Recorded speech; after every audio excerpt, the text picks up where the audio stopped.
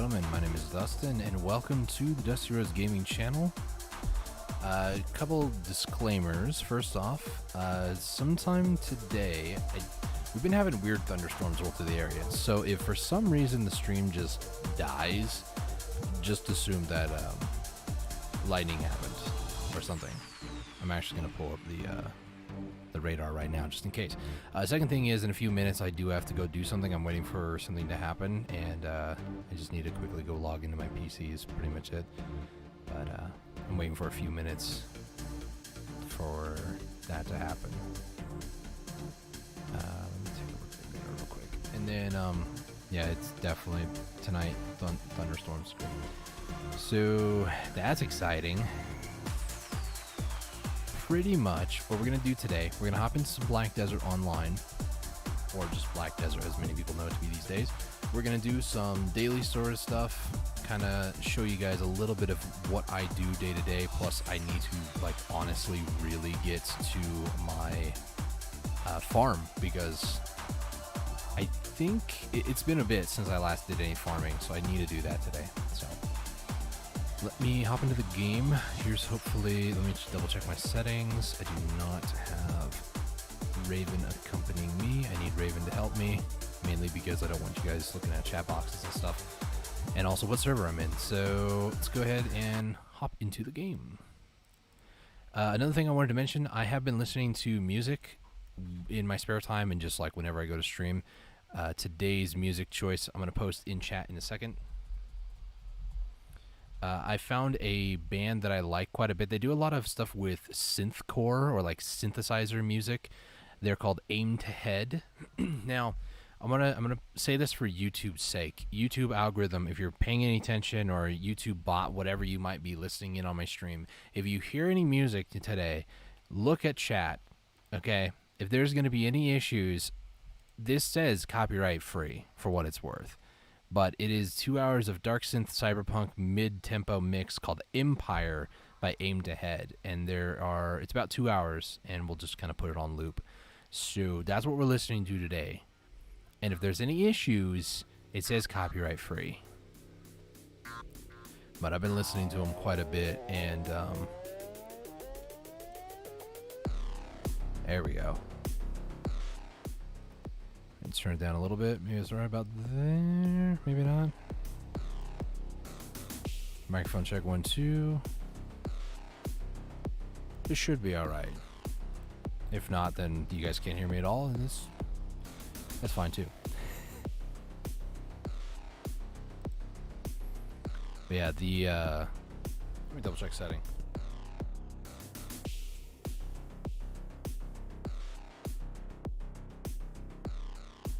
No, everything's fine on my side. Okay, so first things first, what we're gonna do today, maybe I'll just turn it down over here just a little bit. Should be fine. So usually what I do in Black Desert, if I do any like AFK, I usually get some extra large energy potions just for passive reasons. Typically I have, right now it's my Mystic here. She usually goes through and does a lot of AFK and then just, get a bunch of those potions. Well, it's a 41 on her right now, and then I have quite a bit in storage as well. I did also buy like 100 recently, so there's 174. I have over 200. I could start using them. I do hoard them until I get into a life skill phase, which does happen quite often, actually. So we're going to start off with some Voodoo Scrolls, some Peel of Faith Scrolls, and Mew Dailies. We'll finish out the stream with Mew Dailies, and then miscellaneous stuff if I ever feel like doing more past those things. I know that some people might be like, well, did they do a buff to Voodoo Scrolls or Peel of Faith? No. I just have like 250 of them, which is like 50 scrolls worth. So I might as well knock them out. It's free resources, I could sell it for money if I wanted to, but I'm not going to. So, yeah. I also forgot to do farming, which I might do here in a second. Let me head off to Ailton. I was doing Marowak earlier. Maybe I should do Marowak now. So the thing is, the dailies reset in like 20 minutes. So let me finish my Marowak daily real quick, just because I can then do the dailies after they reset. So maybe I should change the list on that. I'll leave it. It's fine.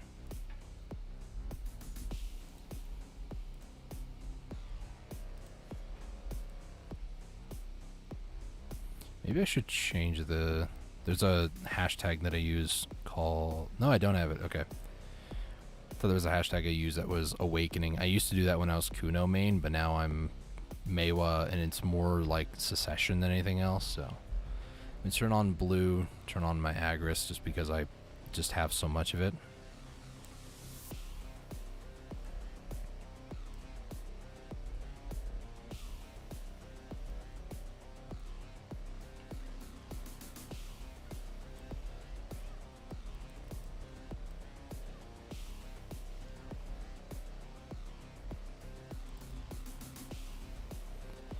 So with the current state of the game 2 being 2 days away from the newest region, I am quite hyped for it. I am looking forward to new content, but from what me and a bunch of people that I do know that I talk to, we've all been playing the game for a few years now, so we kind of have a general feeling of what PA is going to do.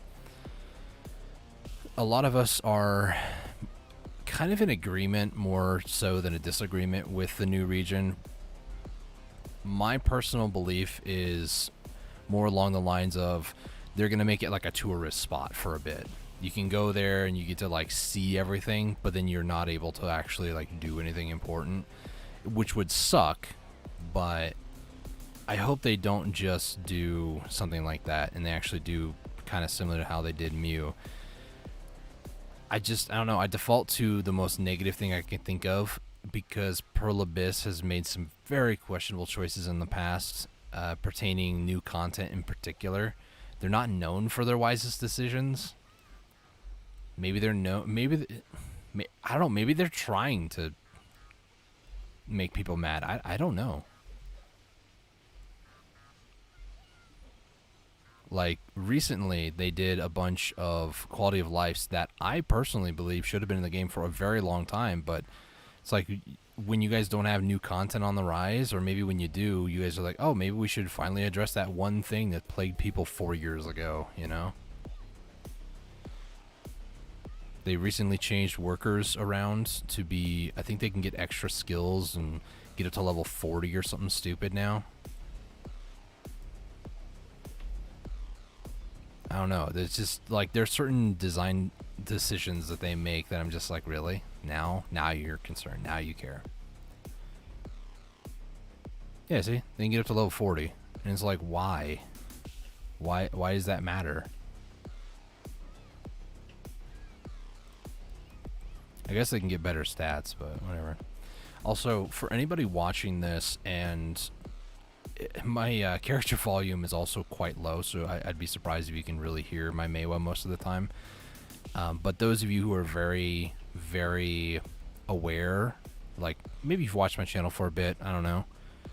I do play Black Desert in my spare time very sparingly these days, and then I also have streamed it even more sparingly recently. So, you know, I doubt that there's that many people watching or like keeping up with my adventure here in Black Desert. My point being with this is that they recently did an update which reset most, if not all, of my characters' voices, which really sucks because I really liked a lot of them how they were. So now I have to basically go through each of my characters again and fix them. Me personally, I don't know what it is. I just can't stand the very high-pitched, like, female screams that are in the game. It hurts my ears after some time. One of the first things I did when I first started playing was I took on my Kuno, I found the voice that I liked, and then I turned it down a little bit. And even after turning it down just like a little bit, maybe like 10% on the slider, after like 2 hours of playing, it was too much. It just hurt my ears to hear. So then I turned it down like maybe to like 25-30% of the slider, and it was much, much better. So no offense to anybody who's got like a high pitched voice, but my goodness, my ears do not like it.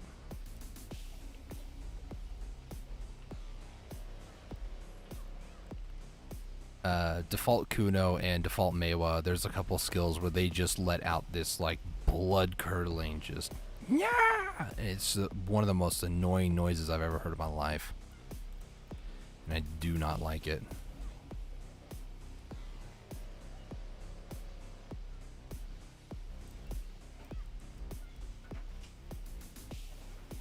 I mean, at some point too, I might, if I want to, I might go to Giants, which might be controversial. I actually do like Giants. Giants has been very kind to me.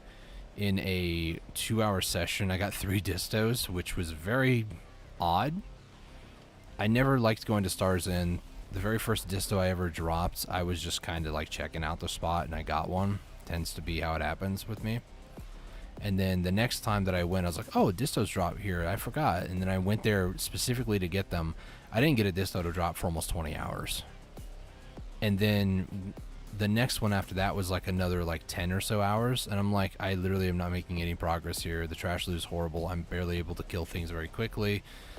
And since then, that was maybe a year and a half ago, they made a lot of changes to Stars End. So Stars End is for all intents and purposes, it is a better spot to grind now. A lot more distos do get dropped on average, and I do have a lot better gear, so I could. I just don't like to grind Stars End. I like places like Jade way better. It's a very similar mechanic, which is kind of ironic, honestly, but maybe Stars Towers. I've never grinded like Stars End Towers. I might give that a shot one day, because they also buffed that recently too, where the totem doesn't take too much damage. It has like a lot of increased DP and HP, so you can sit in front, or like sit next to the tower without killing it a lot easier now. That was an update a while back. I don't know. I've been thinking about things that I can do and places I can go other than like Giants. I don't go to Giants for distos though. I go there for despairs and all the other stuff. Mainly for like weeklies to make frenzies. Hey, look, we got another Mercedes. This is Mercedes number 2 for the day. Off to a great start. This is how you know it's going to be a good day. When it happens twice in one day. Woo! So we'll hop in here. We'll kill Mercedes.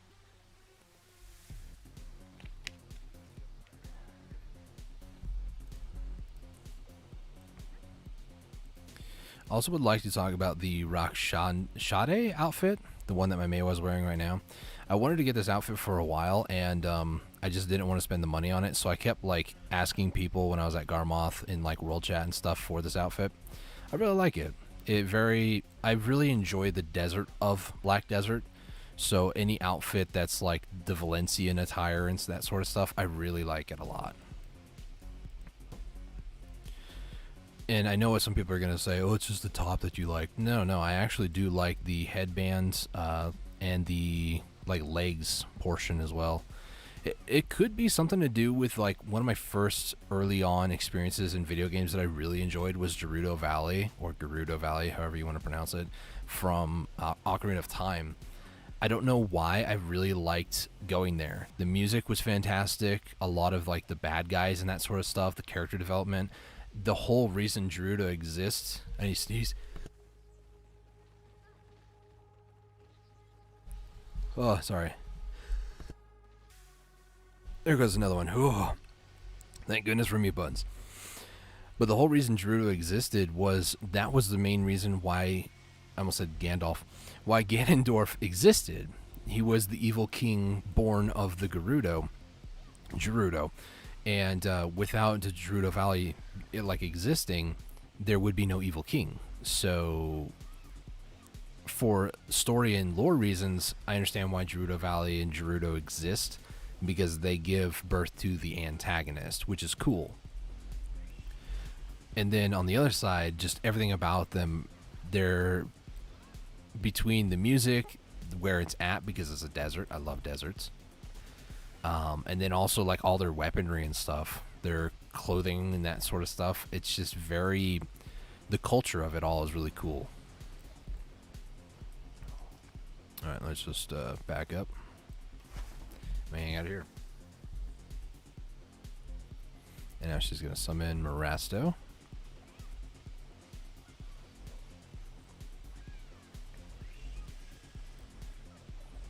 Nacho Libre. We're doing second powerful attack already. Alright. I guess I'll just hang out over here. I do apologize if it might be kind of hard to see because it's so dark in here. It is a cave after all, but it feels darker than usual, which is weird to me. No, I got stunned. No, there's some skill points. Nice. Marasto, buddy. Hey, how you doing, buddy? If I don't attack Mercedes and I attack just Marasto, I'm trying to farm the scales. So Marasto, he spawns 2 leaders to come help him in the fight when he starts getting like half HP. So there's 1 and there's 2. Just gotta watch out for Mercedes whooping me, which happens a little more than you might think, honestly. Yeah, Marasto and Mercedes, just keep your distance. You don't want any of the smoke yet. We're gonna finish Marasto off here. And finish Mercedes off. Hit her with a BSR.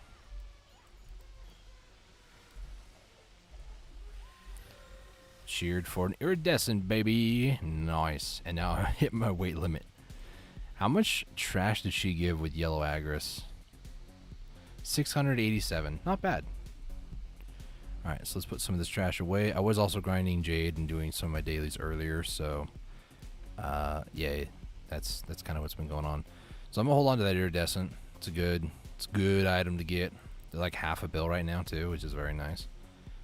415. Close enough. Do not have any scales in here. I have 3 here. Yeah, okay, so all I got is 3. So Tori, my good buddy, good pal, good friend. Let's open these up. 1, 2, 3. No embers. I do have 5 from doing everything today.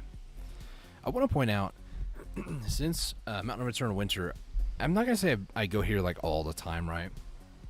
Agris and yellow at Jade is actually really efficient. It's really good money too. All the Caphras and stuff that you get.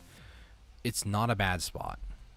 And I haven't been going like every single day, but there was only 2 times where I got flames. I think I got a normal flame, like a despair one from Turos first. But I've gotten a frost flame from an item box one time. And other than that and crafting, I mean, those are 2 main ways you get it. I've had like maybe 10 flames on my entire account. The frost ones. I have grinded in, I think I've done 3 Turo ones. I think one of which I may have sold, I'm not really sure. I definitely have... Okay, so I had one drop, and I think I've crafted 3. So I think I've had 4 of those. So I've crafted 1, I think I sold 1, and then I have 2 more. My goal that I'm going for is to have 2 sets of gear, so that way I just don't have to worry about tagging for gear reasons, just to have that character always be with my other character. So that way there's no real issue with that. Because crystals are applied irregardless now, the way that they're very different. They're not in the gear anymore. So as a result, I don't need to do anything crazy for like my gear. I just need basically 2 sets of gear. I'm also going over here to kill one of these guys because I need him for the daily before it resets in like 5 minutes. And if somebody wants to get mad at me, it's too bad.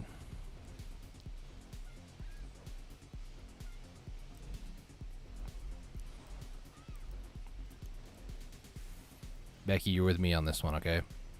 I'm being damaged too. Get over it. Gosh, so needy, Becky. Oh, 6 Caphras for that guy too. Nice. Jade, however, is, because the way that the spot is with the mobs and like spawning and stuff, it is unfortunately more of an RNG spot where you have to rely on getting more elites to spawn, and when you get more elites to spawn, then that was a better hour than anything else.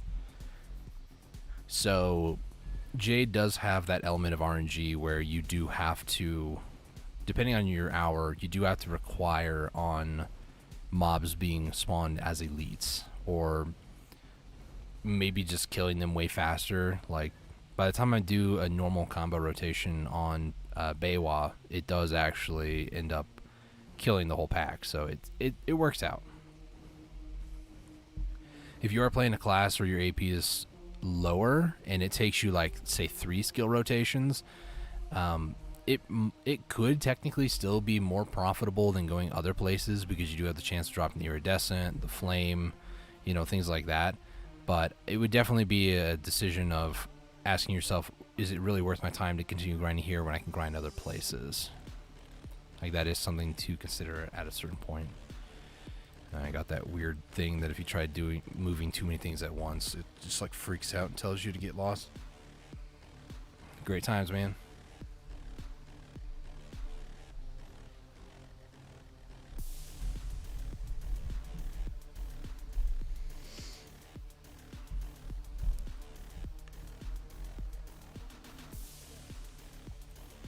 That in there, that in there. I don't think there's ancient spirit dust in here. I don't see any. Let's go over to Serendia.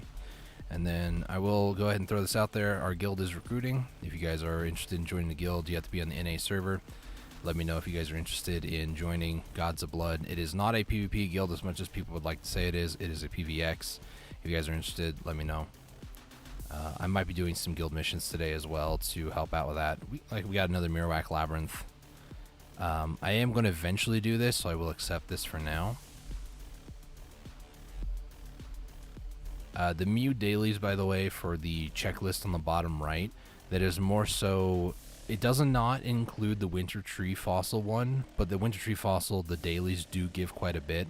The biggest downside is that I have not done the Mountain of Eternal Winter quest line on my Beiwa, unfortunately, so can't really accept those quests. I wonder if my alts, if this DK, if she has, because if she has, I can always just turn them in and then just, I could probably go accept them now, because I don't have time to be able to finish them before it resets in like 5 minutes. Or more like 3.5 now.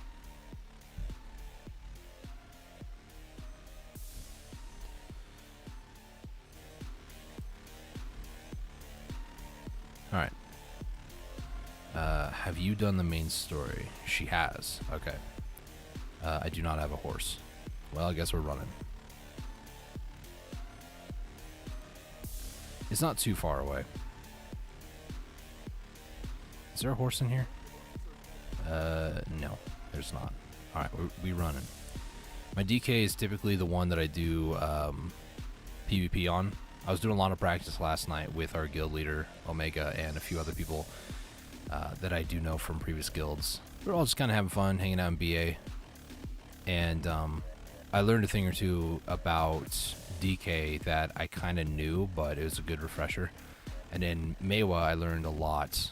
Sorry, Beiwa, I learned quite a bit from like how to fight as her.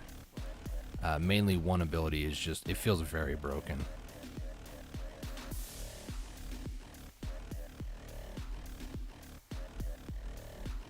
Alright, Falcone is over in this direction. I think she's near the fox one. Pretty sure it is. She is, sorry.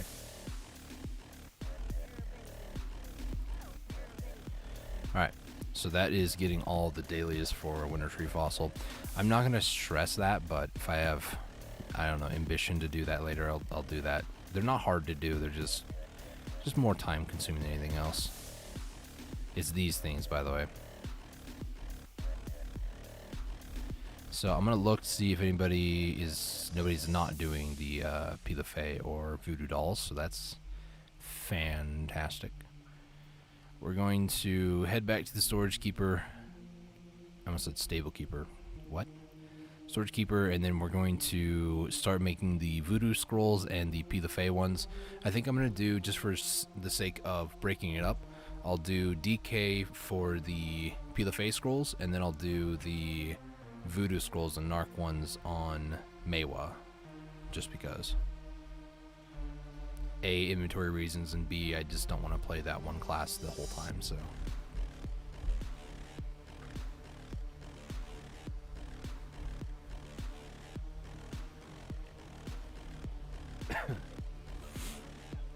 Okay. So this one, you're going to do the Pilafé, which is the scroll written in an ancient language. I have 250 of these. I guess we'll do, what, like, almost? Yeah, that'll work. So I'm just going to start making these. Probably should have made these before I went and streamed today, but eh.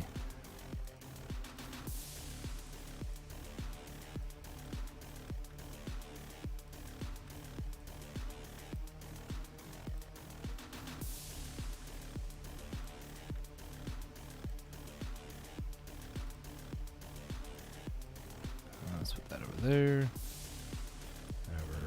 Oops. Over there. This over here. This over there. I don't know why I do this to myself to make my life harder.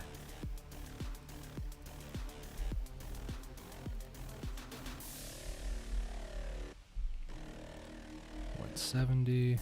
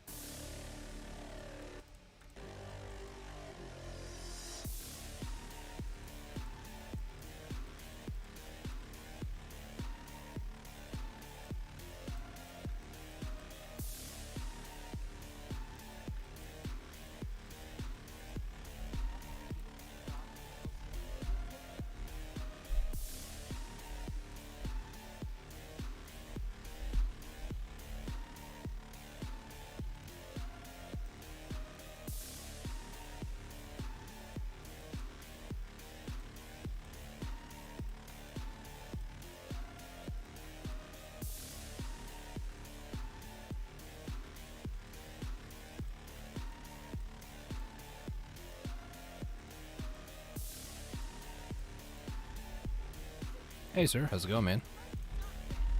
I'm just focused on trying to make these scrolls, sorry. Let's do those. Right there. That going. There. That one. Let's do that and make my life easier. Alright, just 4 more to make here, and then I need to hop on my baby, can't even talk, my Mewa, and do the voodoo ones. So this is 50 Pilafé ones, and we'll hop on back on Bewa. Yeah, I wanted to do some stuff before the Land of the Morning Light. I was going to stream earlier, but I had some things going on, so I couldn't really do too much earlier. I was too busy doing other things, pretty much. So we're going to do Voodoo Scrolls, Pilafé Scrolls, and then I've been trying to do the Mountain of Eternal Winter dailies, so that's Mew dailies, and then if I feel just the urge to do something else, I might grind Giants or something. That's what Miscellaneous is for. How much space? So I got about 60. It should be okay. I just need to move some things around. These big Marnie stones that I have to do stuff with at some point. Let's move this stuff all the way down over here. These are also Glish Swamp. These are for the Naga, because I need more of the shards for my cup pieces. And then this one is actually done, so I should keep that up there. Some of these things are for hunting and other things, so I'll just put these into Central Market. I do also have this from Garmoth. I did actually get that, surprisingly, I know. Let's put the Tri Hunter's Clothes in there. I wish I could put the Prime Manos, but they were just burned. I'll put the Uragon shoes away into there. Odalita should put these away. Actually, these might actually be here. It's fine. Yeah, some of both. Those away. Skill XP, I don't really need that. And then where else did I have those? I think Spring, is it Springs? Yeah, Springs. Springs. It's on my main Kuno. This is another cool feature that they added recently. You can actually go inside somebody else's inventory now and say, I want this, and your maids or butlers will actually move it from this character to your character's inventory. So I just got those 5 over onto my Meiwa instead of my Kuno. Very handy life, like, quality of life thing. Don't know why it took them so long to do, though. It's just kind of like, what? Dusty pottery. Yes, these are my pots. There's also on Safrina Rose. There they are. Alright, that must have been from challenges, I think. Dailies ticked over. That in there, and then I think I got some room now. Yeah. Alright, let's start doing the voodoo dolls. Voodoo. You do the voodoo that I do. We'll do that.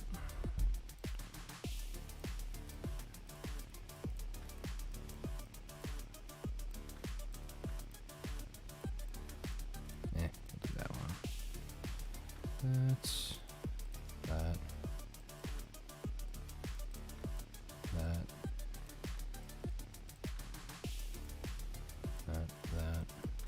That. That's that.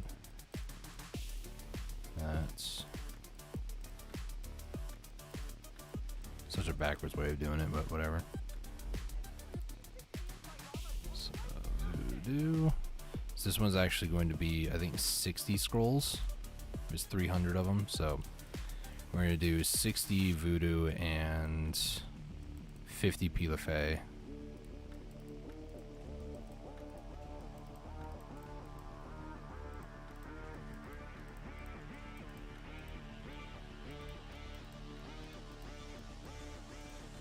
You there. You up here. Voodoo. 1, 2.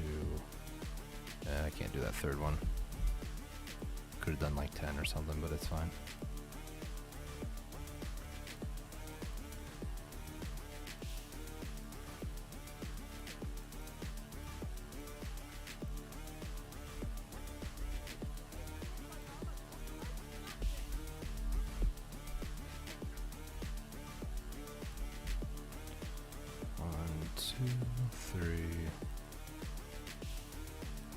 That one right there, there, there,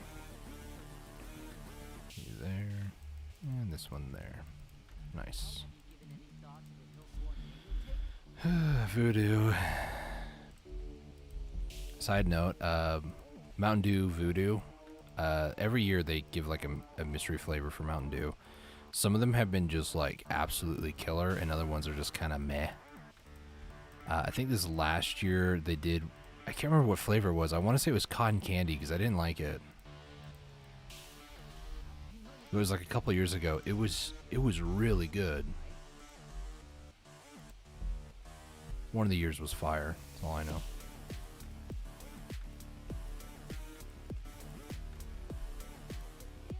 Okay. Voodoo. I will say too, besides YouTube messing with my chat again, and it's just breaking all the time on me because welcome to YouTube. Still better than purple snakes, not gonna lie.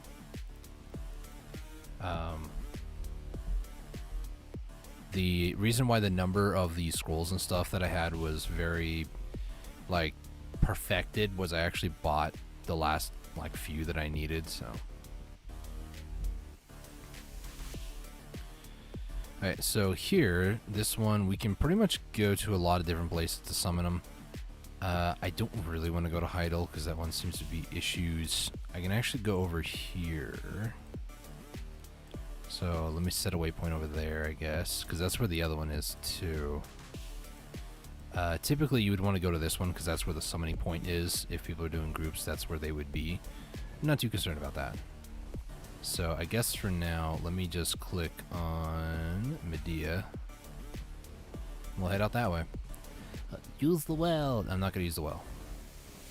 I've got a Pegasus.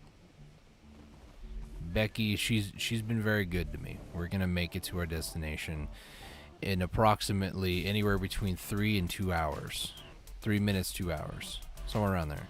Because Becky and I tend to get lost in the woods, and we just kind of do circles for fun.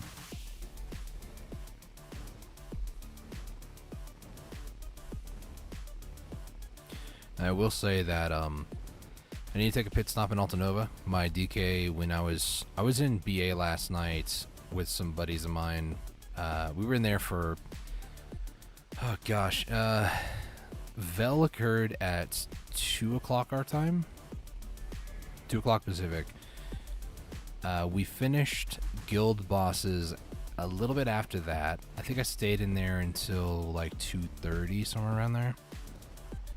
And then I think we did guild bosses. It took about an hour, somewhere around there. So it was like somewhere around like 4 o'clock, 3:30, 4 o'clock that we were done with that. And it wasn't until like almost midnight that I got out of BA hanging out with them. So I definitely did more than like 6 hours in Battle Arena last night. Just messing around, learning things, testing out new things, tweaking with the mentality of certain people. It was funny to me too, because there was one of the guys, he mains Awakened Musa, same thing with some other dude that wasn't there, thankfully. I'm not going to mention any of the names either, but this one other dude that the person that was there last night with was like sparring with and training with, they both play Musa really, really well. I'll say dude 2 because he's a big pile of number 2. Hate his guts. He is so good at PvP in general, specifically with Musa, that you might as well just say he's hacking, because he spent, from what people told me, 8+ hours every single day for like 2 years versing other people in BA, RBF, the whole 9 yards, just getting his butt absolutely killed over and over. He got so good at reading what people were gonna do and just like how to control himself in those situations that he's just a monster to verse, and I absolutely hate him. But the guy from last night, I can tell he improved a little bit, but it wasn't like it was, right to home. He's cracked. He 420 no scope, but no, nothing crazy. He wasn't like a Shroud of like FPS fame. He's pretty good, I'll give him that, but not. When he's like, yeah, I'm getting better, I've been training. When he said that, I was like, oh, okay, he's like miles better. No, I haven't been training, and I still killed him a pretty fair amount of times. And for somebody who's training versus me, who like never trains for PvP, it kind of says something, I'm looking for the church buff person here, by the way. I think I may have went by them. Are they over here? I think it's this person right here. Astrologist, yeah. So I don't need them on my Mewa. I do need them on my DK who is tagged. So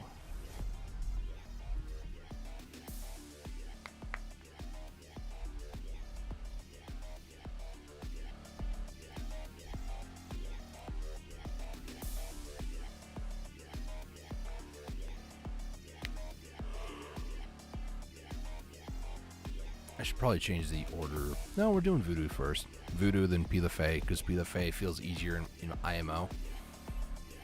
So astrologist. What is your title? Astrologist. I'm going to need my 5 hours of buffs. Oh, we can do knowledge stuff with this person too. Maybe someday. Not today though. Gosh, not today. We'll do eat a normal meal and then head back to Mewa. We'll head out and do the Narc scrolls. We'll start working on those. I really dislike Narc solos now because they remove the ability to debuff them as bosses, so I cannot do DP debuffs and stuff. On my Kuno, I got to a point where I was able to kill him before he... How do I explain it? I'll go ahead and fully explain it. So he does a couple of different combos. One of the combos, he summons like a big shield around himself and just starts doing a bunch of like spinning around and causing like these Veraro, the little trees at Miramok that spawn from the totems. Cause a bunch of those guys to one at a time pop out of the ground. It can stun you on the ground or like put you on the ground on the first two, and every one after those first two, they just don't have the stun potential for some reason. They do a decent amount of damage too if you're not prepared for them or have gear. So they do pack a punch. At my current like level of gear, they don't do anything. It's literally right here. So getting sidetracked, but the Pilafay ones are literally like right there. So this is literally right here. This is great. On my Kuno though, what I was able to do was I was able to get not only him low before he did that, but to kill him before he did his next thing where he does like a big shield charge attack where he gets a shield and you have to kill it, and when you do, he gets stunned for a bit. It's gonna take me a minute to kind of get used to fighting this guy again because it's been so long, but you know.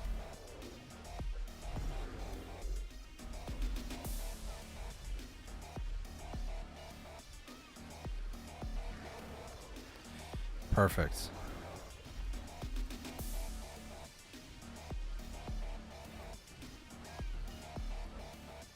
I'll be able to kill him before he does the second phase nonsense. I killed him before that even ended. Nice. Alright, so this is what we're going to be doing now. If I do this pop out, yeah, you guys don't see it. That's fine. I'm going to put that on the left side of my screen so it doesn't cover too much. That way I can at the very least like see the goal over here and just like reach on the left side and activate the next scroll. Let's go into guard stance for a second, get that block, and then get into action. Oh, wait, no, guard again.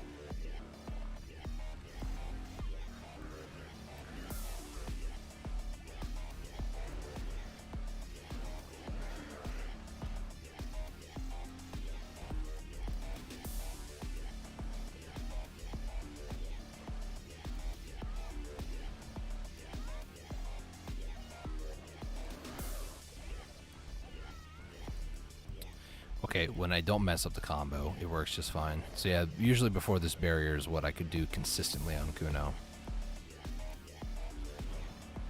And then you have to destroy the barrier, and then he goes stunned, and then you can just finish him off. Even if it gets to that point, it shouldn't be too bad. So we have to do this a total of 60 times, just so you guys can see what number that we're on. I'll put that in my quick slot 3. So we've done 2 so far. You can also see the dead bodies right now.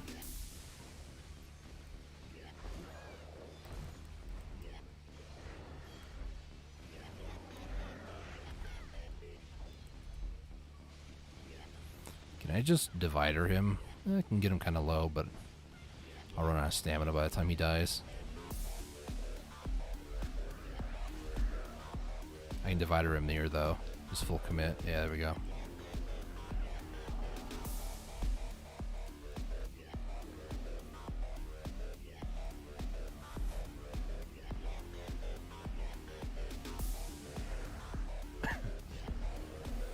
There's a bit of RNG at the start here too, like what attacks he does. That does play a factor. Like when you jump behind him too quick, he resummons his ads, and that can spawn or like put you on the ground. And then depending on how things go, like right now he's immediately going into his move here, which is a little unfortunate. I'd like to do a little bit more damage before he does that, because then it makes it easier to get like kill him before he does his stupid shield thing. If I just full commit to this, yeah, okay.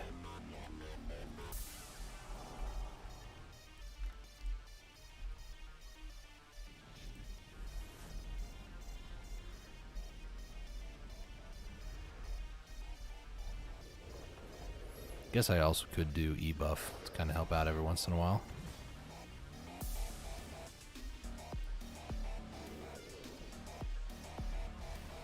I was iframed, I think that helped quite a bit. I think I can be super armored, so I could just divide her through that. Further testing is required. There we go.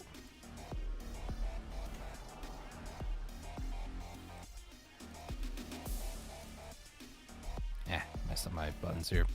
Might have to run over to do Mirwak Labyrinth. If that gets down to like 20 minutes, then I'll head over to Mirwak to do that instead. That guild mission there. Let's block.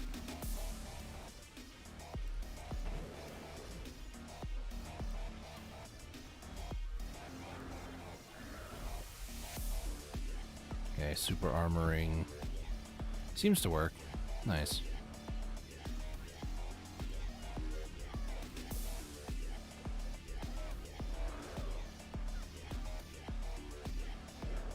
I think it might also be a thing when they resummon into. Not sure.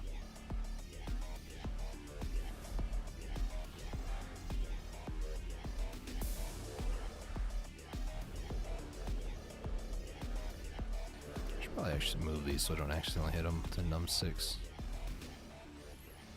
Because I know I won't hit that.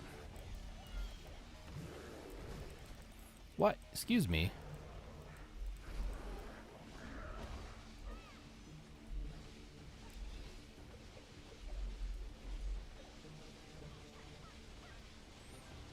Turn and burn, baby.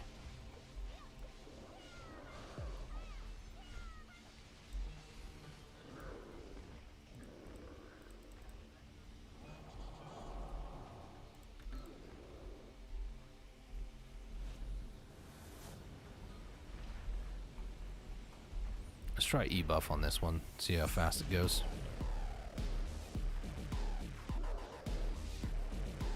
It's E-buff.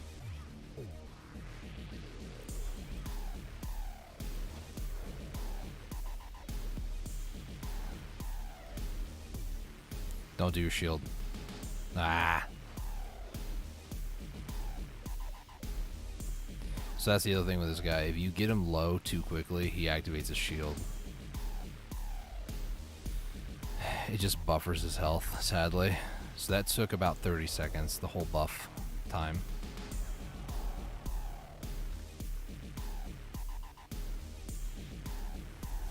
If I didn't have to deal with the shield, I probably could have killed him by the time that I killed the shield. So that would have been better, but... Turn my pets on cautious.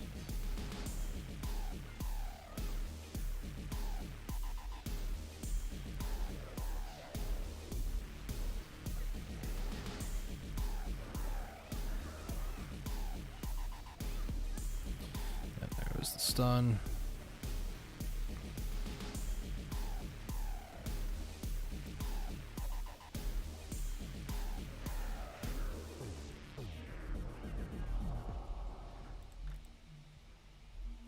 So that is 2 rows of 5 down.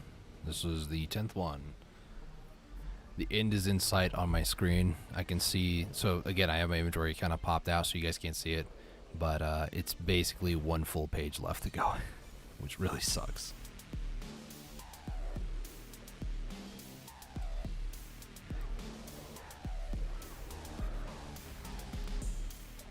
Holy lag.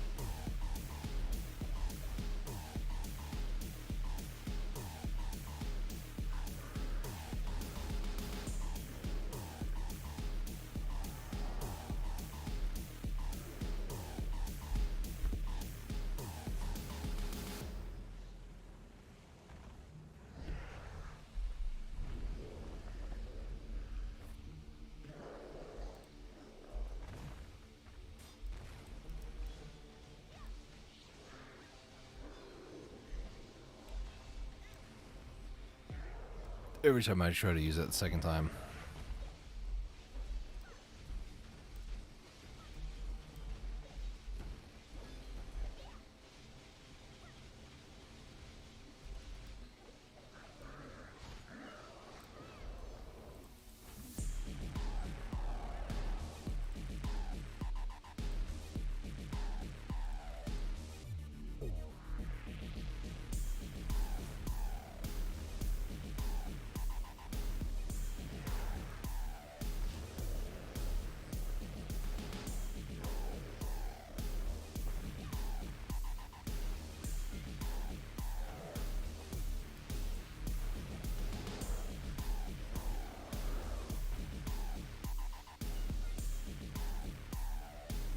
Okay, I wasn't in the circle, but okay.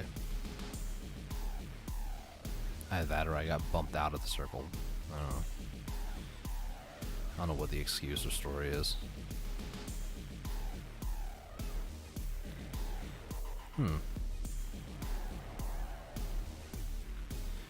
So the weird thing about Divider, right?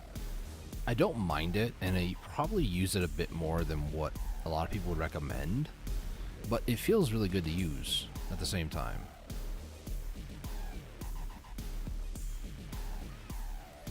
I remember I used to run Olin's with this particular group, and one of them would kind of chuckle. He's like, "What are you using right there?" I said, "Divider, man." He goes, "Are you serious?" I said, "Yeah, Prime Divider, you know." He's like, "Why are you doing that?" And I said, "Because it does a good amount of damage. It's consistent, you know." And you know how hard the APM is? It's just hold E. And you can make all the rush E jokes you want, but you just hold E. It's not that hard. Once you have of course, the red blade effect. Because you can use it outside of it, but it's not as good. This is outside of it. And then you can't just hold it down. So, by getting perma-stunned, you too can be a hold E person. As what it gives super armor too, so it gives me like immunity to those attacks here that would normally otherwise bump me down. So I just sit here and all I'm doing is holding E. That's it.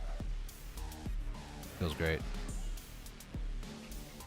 Not playing a class that will literally kill my shoulder. Oh, come on.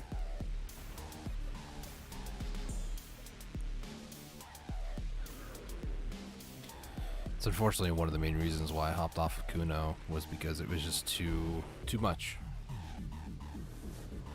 Also didn't do myself any favors by playing the game for, I don't know, 4 to 6 hours a day every day back then.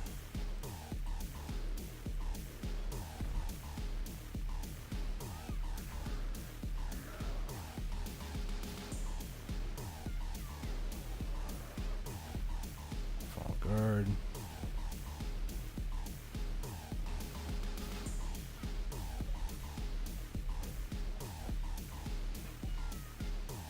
I butchered my combo on that one. Still got him in time, nice. 17, nearly a third of the way done on the voodoos. And then when I'm done with this, I'm going to take a look to see how much time I have left on the subjugation for the guild mission, and then might go and do that instead. It really just depends. It's like 2 rooms at Mirawak, and each room is like 12 minutes. So I'd like to go with 20 minutes left. I probably could go at like maybe 15, but I don't want to risk it. Oh, I messed up. I meant to hit Divider, but I hit Shift E, which gets rid of the red or tiger blade, whatever they call it, buff. Also, what is that move? I need to hold on a second. Remove my inventory. It's Dragon Blade, I think. Yeah, Dragon Bite. So this is what I use all the time to activate the effect, because you get one of the red petals. You guys can't see that because Raven's in the way. But it follows up with this, and then goes into like all these things here that just, it's annoying. So if I just lock these and I do that, okay, it doesn't do anything else. But what do these give me? Just damage, pretty much. You can push the target for PvE, increase attack range. This is considered an air attack. It's like whatever. Yeah, so I don't care about those, so I'll just lock that in with my PvE skill add-ons. Because that is annoying when I accidentally use it. Alright, so inventory.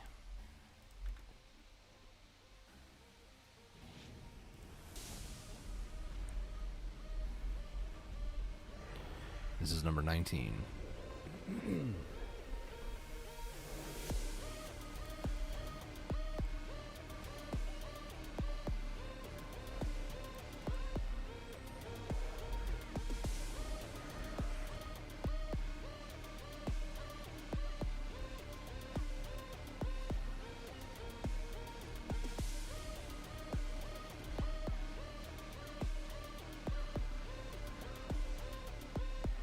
That divider damage is very nice.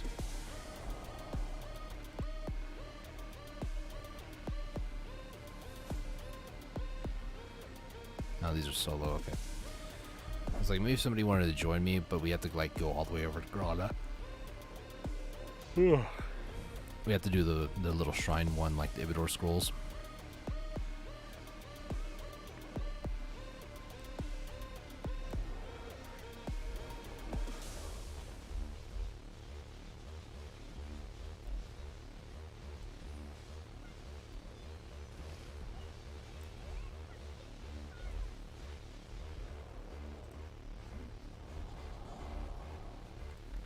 Okay, 20 down, third of the way through.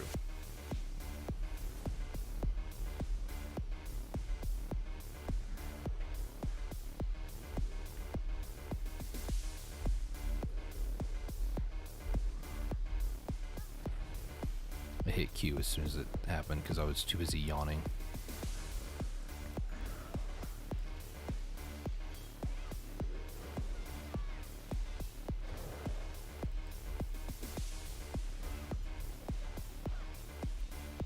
I should hold off on the damage so he does the summon thing. There we go. Hopefully we can kill him here. No, ran out of stamina. That's okay.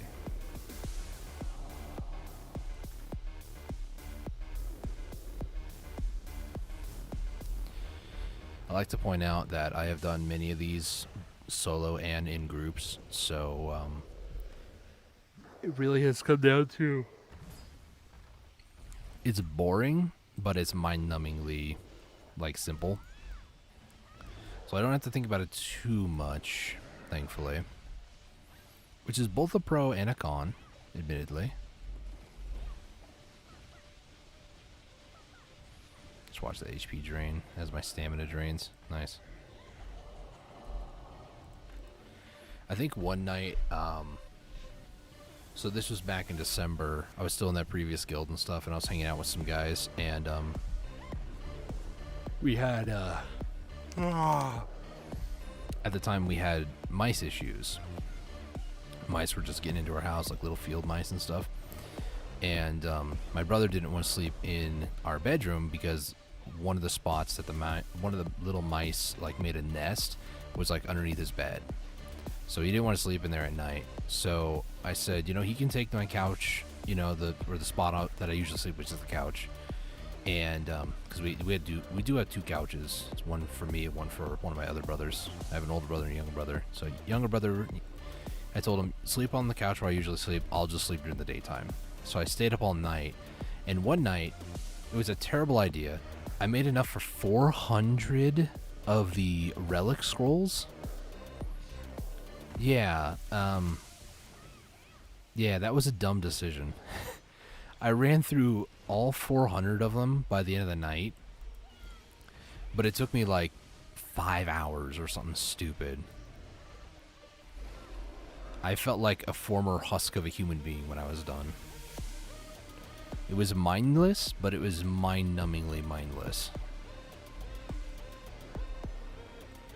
And I was just hanging out in Discord calls with people all night long to kind of help keep me awake. I drank a lot of Mountain Dew that night as well. It was, looking back, it was a fun time, but man, I do not want to be one of those people that's literally all I do is just buy relic shards and then run relic scrolls all day. Yeah, no, I'll pass, fam. I ain't doing that.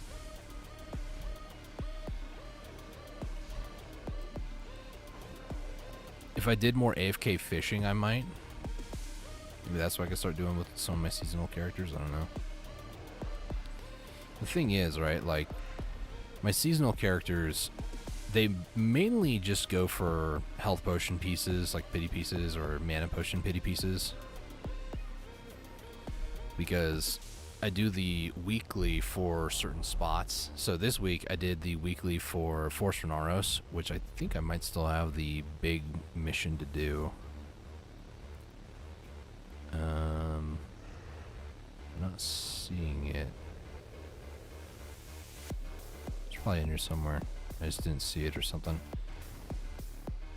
It was the one for the Force Renaros weekly.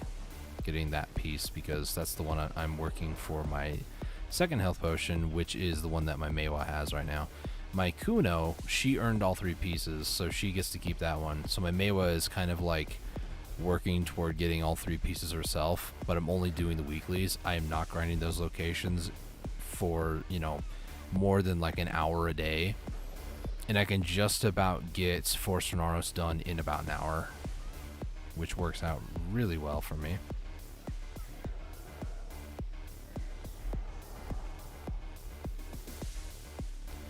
I saw one of my workers got done. What? Like chicken meat? Why is Valia?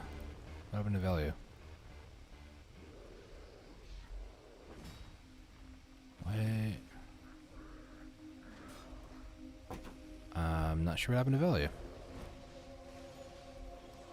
I need to take something out of storage though here in a second. Hang on.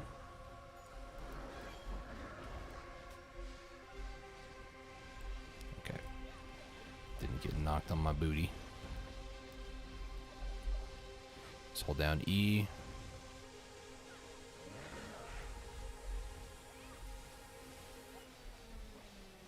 Decapitation? Ah, too slow. Bit too long of a wind up on that. I love decapitation, but at the same time I hate decapitation. The skill, not the actual act, okay? It's got a bit of a wind up. I don't know why I have these still there, but I'll take this one out. Because I need my workers still working. Which reminds me, I need to actually do my farm. I know I said at the beginning, but like, I should probably do that at some point. I don't know why I open my inventory like that matters. I have it open. You guys can see it because again I did the pop out window thing or sticker UI. It's on the left side of my screen. Okay.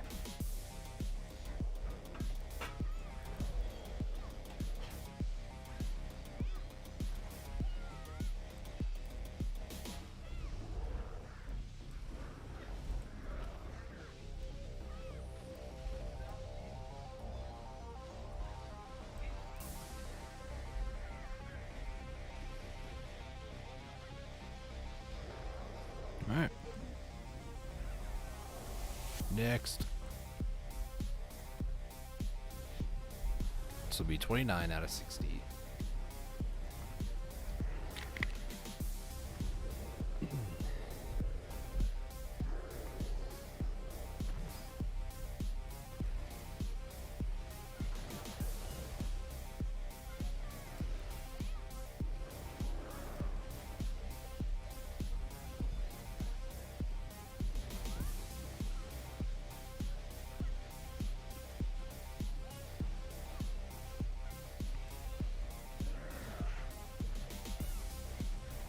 Oh my gosh, don't do this to me. Oh my.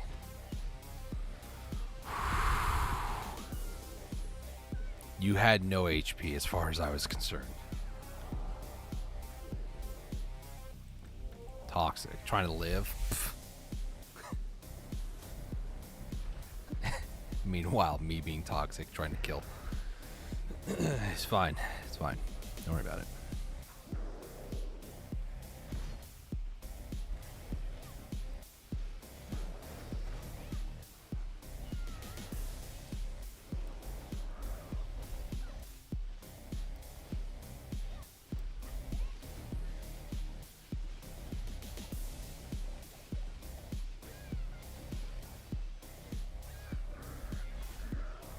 No, we're just gonna sit here and we're gonna divide her.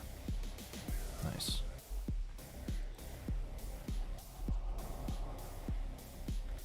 Alright, halfway done. 30 left to go, 30 done.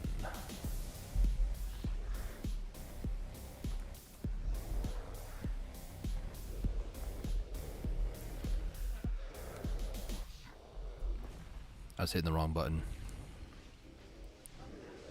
My hand has this like thing because I'm on a laptop. I know, crazy flex. So what I end up doing more times than not is I tend to rest my finger in like it's either my ring finger is going to be on Q or sometimes it's on caps lock, and I'm not sure why. And as a result, I end up actually turning on caps lock quite a bit, or think I'm hitting A when I'm hitting Q, and then I hit like 2, and then I'm like, wait a minute.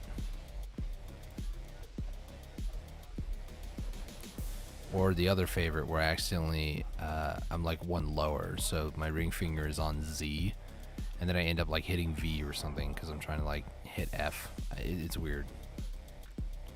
If your hands is not completely lined up where you think it is, like WASD, it's very funny what buttons you end up pushing and then go, oh, why? Like what's going on? Why is it? It's because your fingers are on the wrong buttons.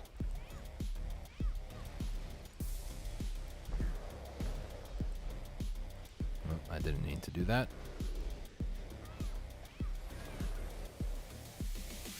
Okay, Narc. Side mission. Can I get S rank knowledge on you anytime soon, my man? Like,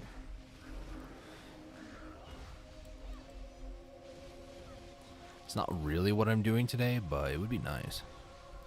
Just saying, balls in your court. Actually, I'm not getting any loot from him, so I could get my knowledge group out instead. And just kind of hope for the best.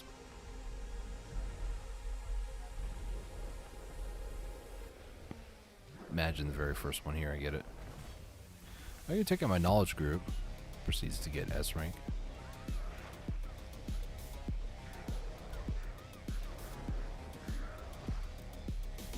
It's been a while, but I'm pretty sure you can get knowledge on these guys.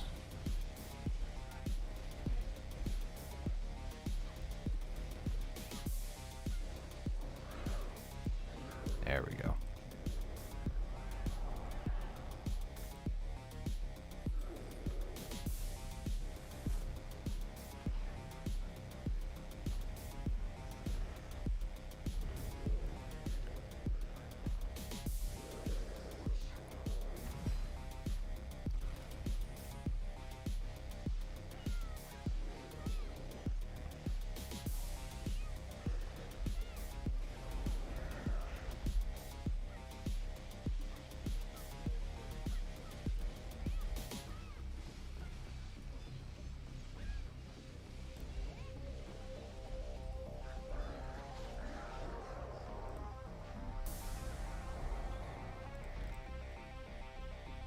Number 35.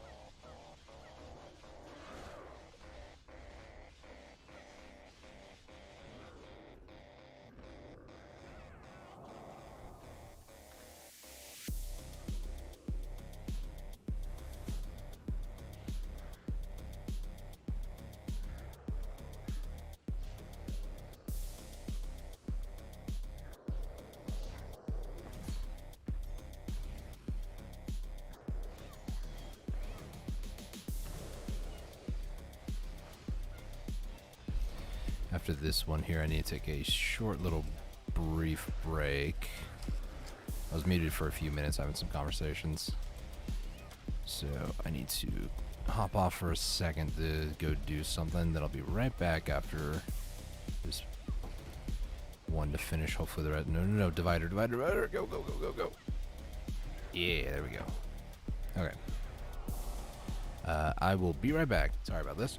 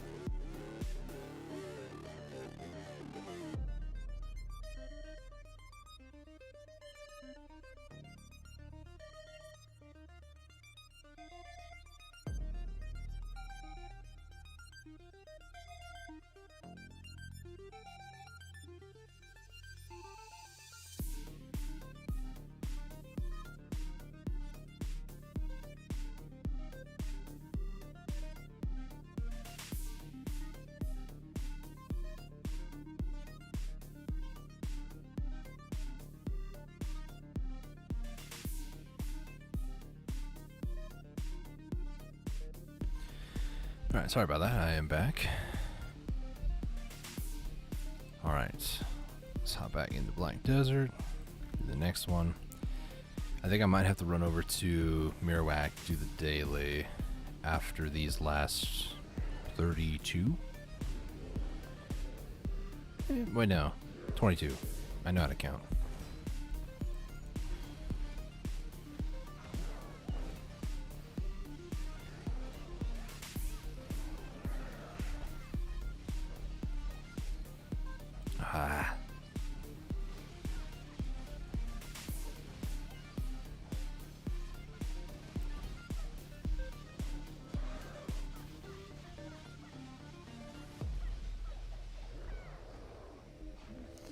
Not gonna lie, I really thought Divider was gonna do that, but turns out I was wrong.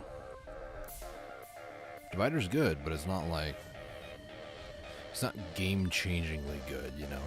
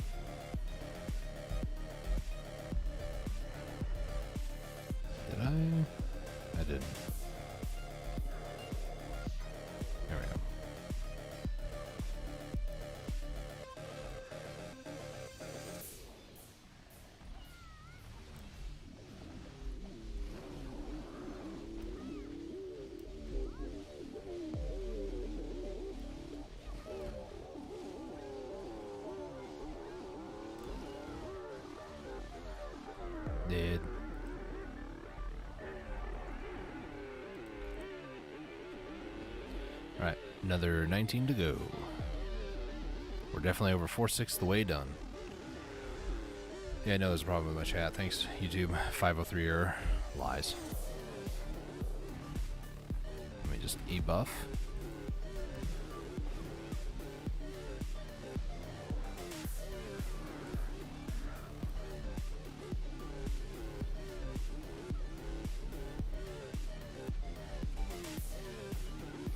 Just divider for the win, baby.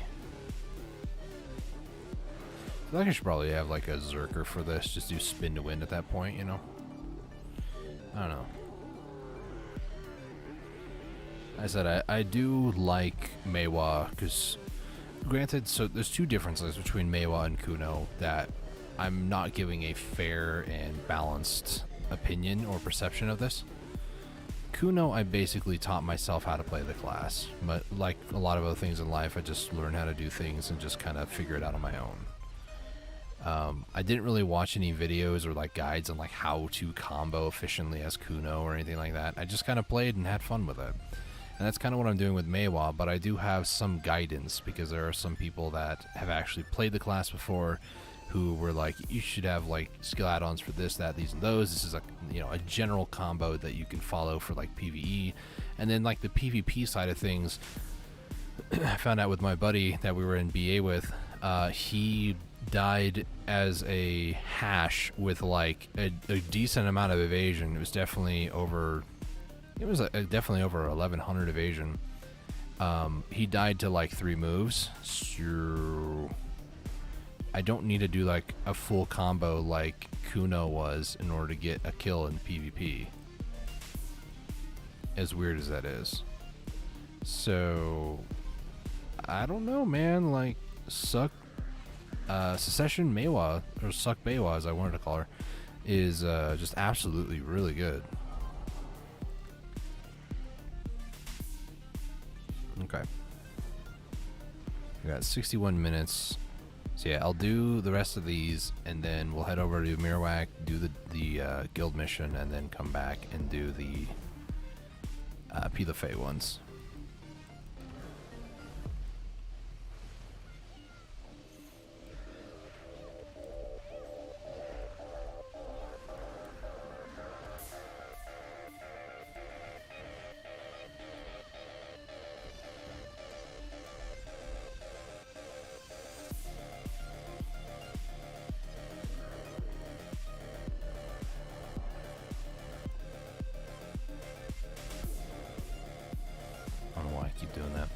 I have this like nervous tendency where I just like hit either B for like Black Spirit Safe or like Y check challenges. It's just like I have nothing better to do, so it's like I feel like I have to do something, but that's not always the case.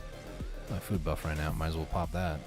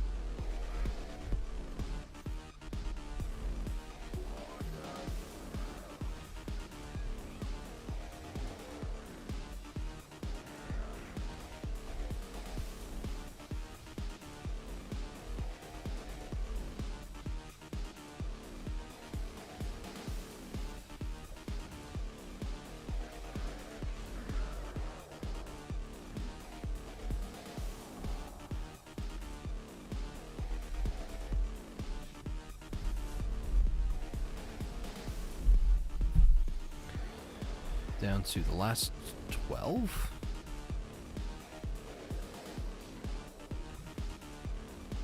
It doesn't feel right about that number. That's 8, 10, 11. Okay, no, that is right. I have 11 in my inventory, that's why. And then there's the one that we're fighting now.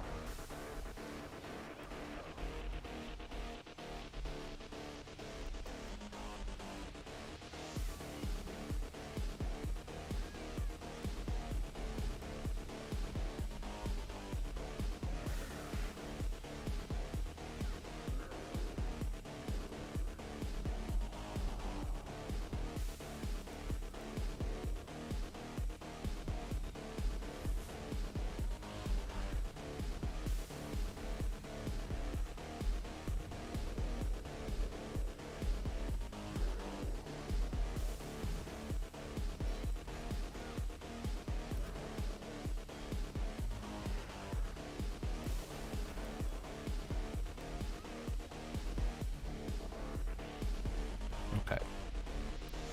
You can not stun me, that'd be great. Hit an E-buff in the middle of that too. Finish him off with Red Moon. Nice.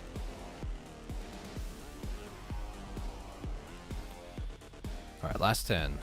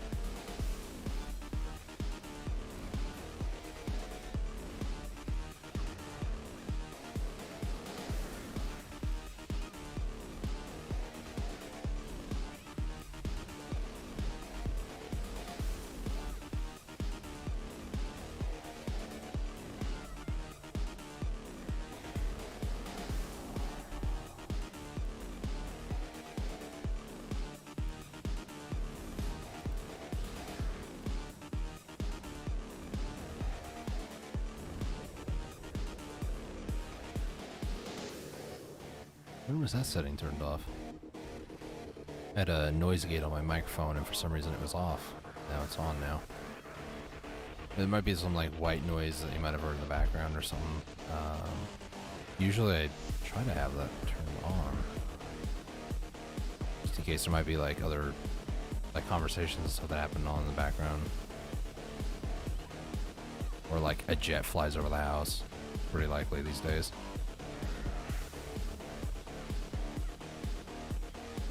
Ooh, just ran out of stamina at the end. 6 more to go.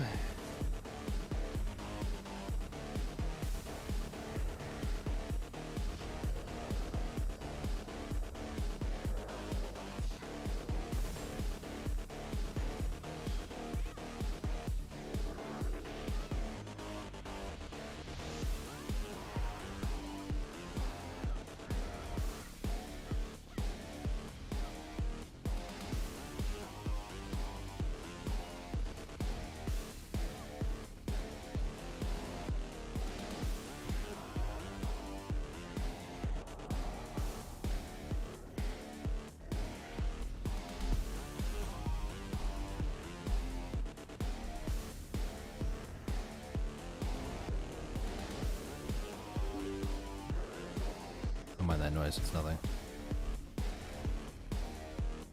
Definitely not loading another program up in the background at all, I swear.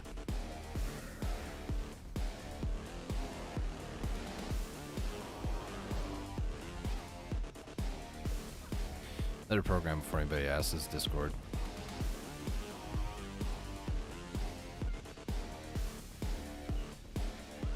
Before it's painstakingly explained as well, I do not have any like bot that plays the game for me. It seems to be cropping up a little bit again on Reddit, I've noticed. I'm not one of those people. And how dare you assume that I am? Rude. Get all judgmental.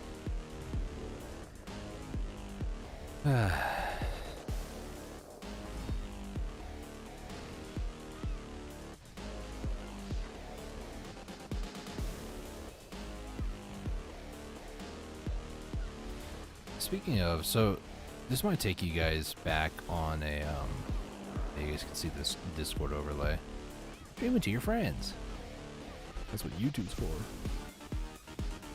I feel like, in my opinion, YouTube does have better quality and a lot better of a time with like streaming content, especially if I'm comparing YouTube or like OBS to Discord. It's better. It's just better.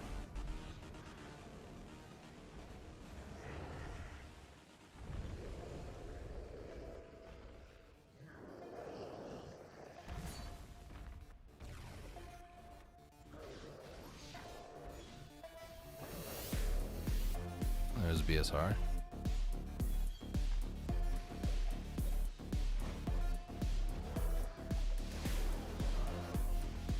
Just use for stamina. Almost get hit by that second one.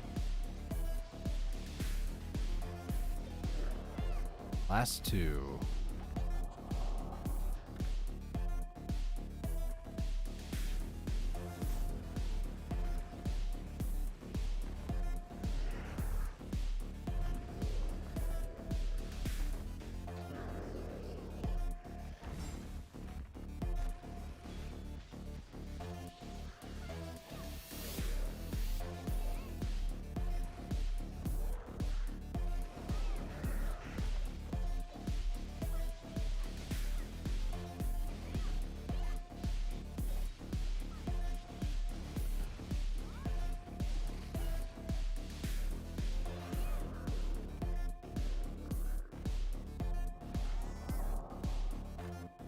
Last one.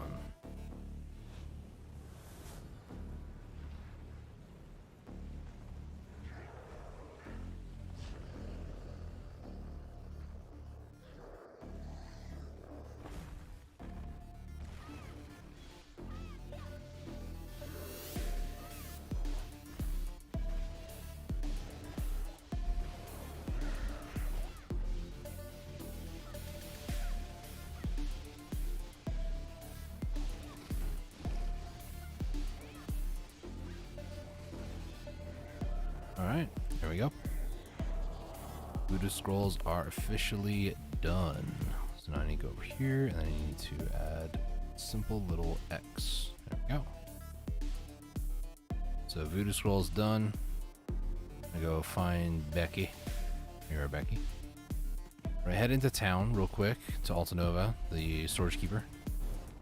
And then from there, we're going to open up all 60 of these bundles, and then we're going to go ahead and head over to Out of Eternal Winter, do the guild mission. I got 48 minutes, plenty of time. I just don't want to have to wait till like the last 20 minutes, like I said. Those went a little faster than I expected to, but the next one we're about to do, the Pilafay, oh my gosh, they're going to take forever.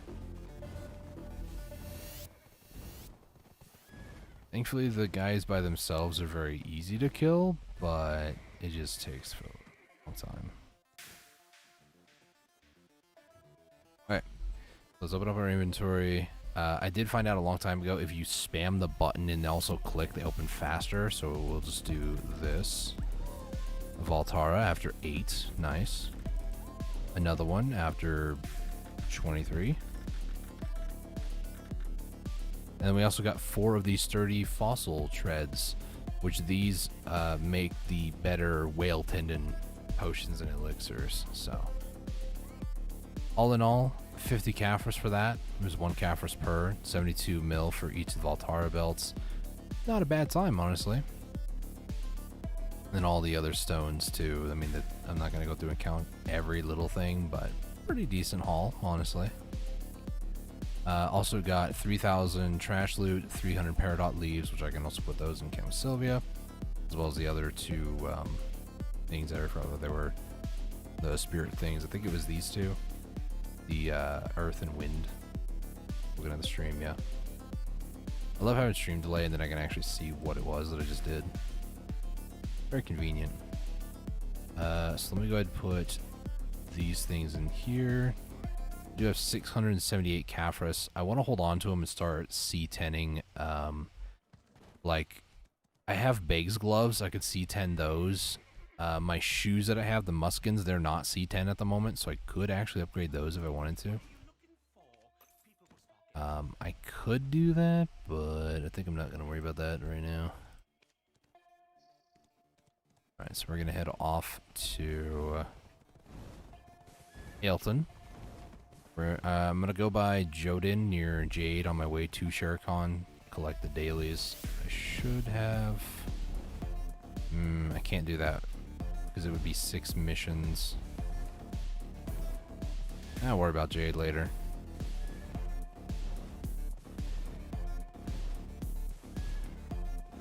So yeah, in total, if I were to go to... I'm going to auto path for a second. Garmoth.com. Alright, so Garmoth.com, you go to, I think it's Tools, Caphras Calculator. If we're looking at pen boss grade gear, we want to get up to level 10. That is 7,224 Caphras required. And I need to do that on at least, if we're just talking Slumbering Origin set, 2 more Librescas, 2 more Fallen Gods, and then eventually I'm going to go for 3 gloves as well. So you take that 7,224 for the 2 other Librescas and 2 more Fallen Gods. I'm going to need a total of 4, and then I'm going to add another 7,224, 7,224, 7,224. Excuse me, that is 50,000 and a half, 50,568 Caphras. We're going to times that by, I think it's 3 mil per. That is 151 billion silver. That's how much money I would need for that. That's just armor, by the way. That's not including if it's a dim tree, which is 8,260, which that alone is 24 billion. So... I will say as well, interestingly enough, that Caphrases, I've noticed they've gone down in pre-orders. There's only 1,000 pre-orders on the market right now. 1,199. Like a month ago, it was 80,000, 100,000. So I don't know if people are just like going out and grinding them themselves. They just don't care. They haven't put up their pre-orders again because they haven't realized that their orders have been bought. Whatever the case is, there's not that much Caphras required anymore, which is weird.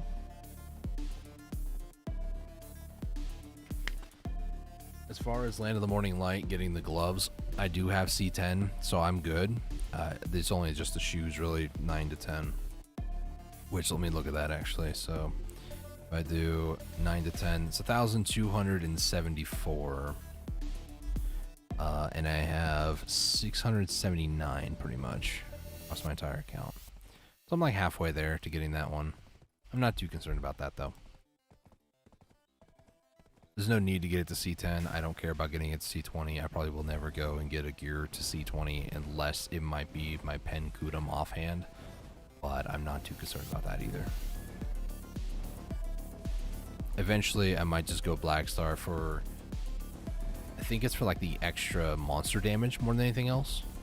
But I'm not all too concerned, I'll be honest.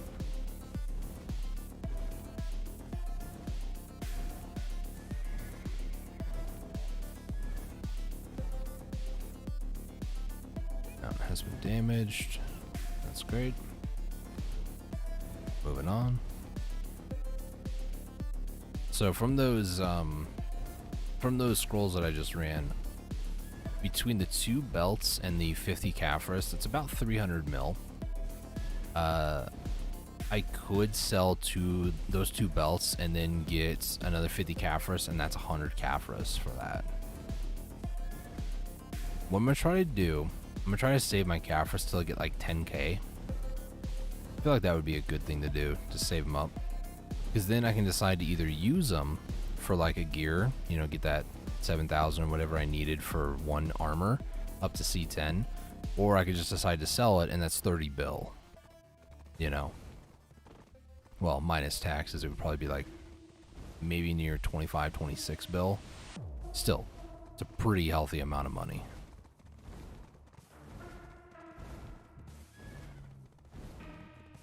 Either way, I need to... Oh. There she is. This, if you've never seen it before, is a Arab Jork, the field boss version. She's a lot tougher, and I hate her guts.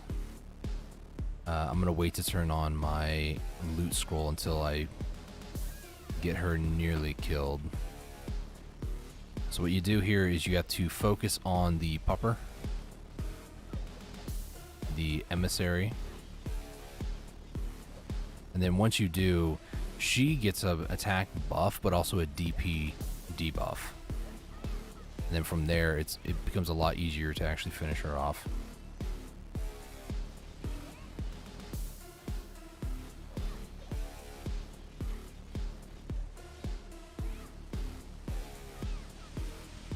Pupper, don't move. She was like frozen there for a second. I like that. She wasn't moving around, wasn't trying to attack me, none of that nonsense.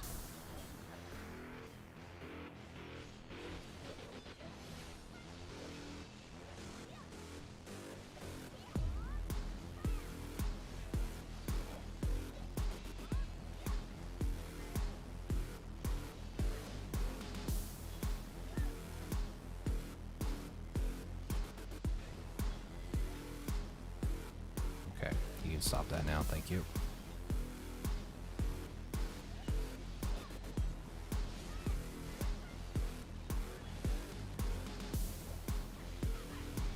Probably get out the right pet group too.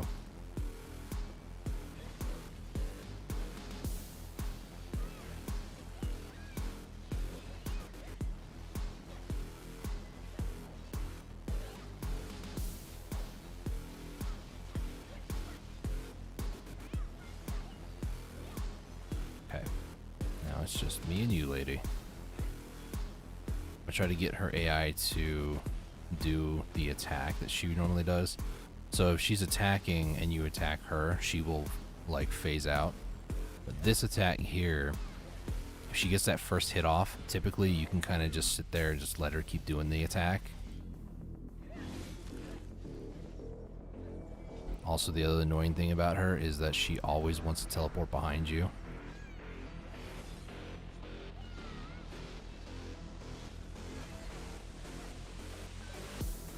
So, technically speaking, you can do something stupid like this.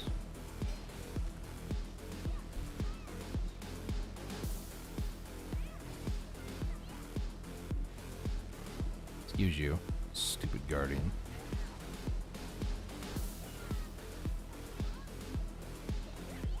Unless they fixed her AI. Nope, they didn't.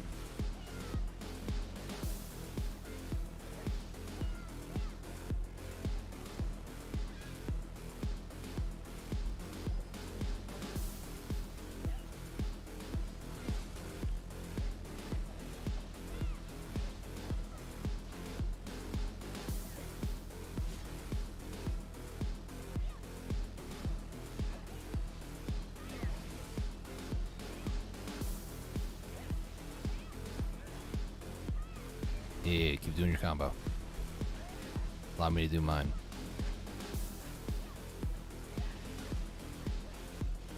You can abuse the AI that's, you know, rather abusive.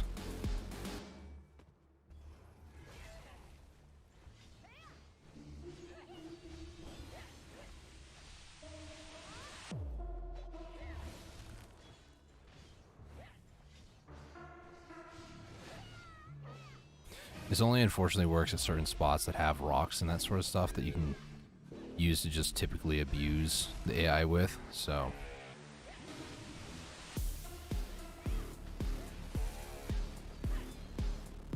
I'll be honest, until the devs fix this, this is the best way to fight this thing. And I don't think they ever will fix it, I'll be honest with you. If they do, I'd be surprised. My divider actually does a little bit of damage behind me. Oh, I forgot to throw on the loot thing. That's whatever. I did use, hopefully, some Agris. I don't know. Alright, off to Merawak. That's where I was going to begin with. Wait, where? That was up north? Really? Two things. One, I didn't know that spot existed. And two, I'm glad to have found that today. Because now I know another place that I can check. I was wondering how come the terrain looked very different, like I didn't recognize it too well. Almost as if I've never been there before. Interesting.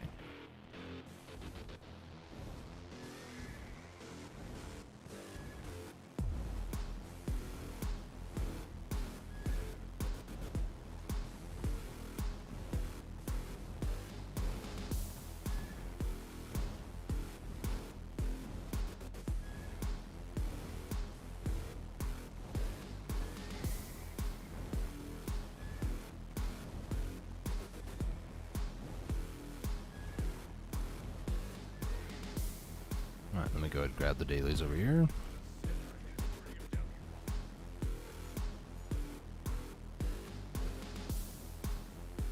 Let's go inside.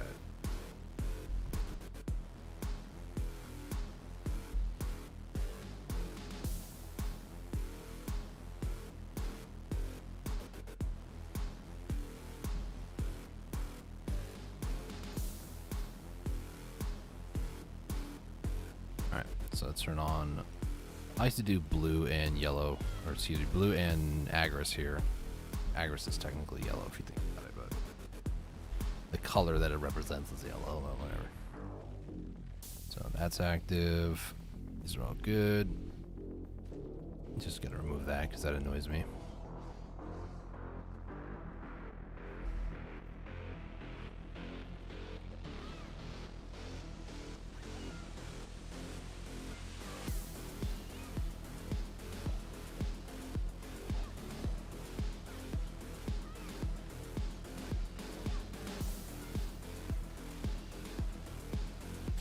So talk about Merawak. I know I've talked and kind of explained this spot quite a bit, but just in case you're new to it, it is a spot where you get your own room, pretty much.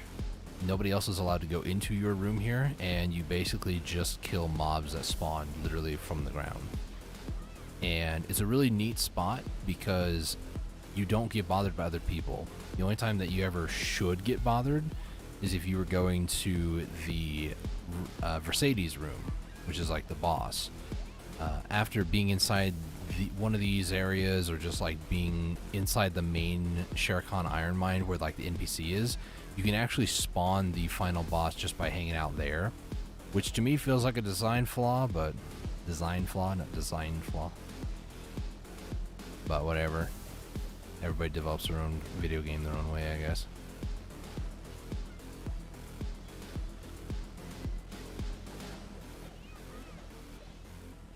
So what ends up happening is each room you're locked to for 12 minutes. You can't leave. You might be able to like escape, but you're not able to really leave under normal circumstances. You just survive the onslaught. And as time progresses in these rooms, there is a bunch of elite mobs that will start spawning. There is normally a daily here called the Real Army or something like that, Real Army. And it basically is to defeat 7 generals or leaders or something like that.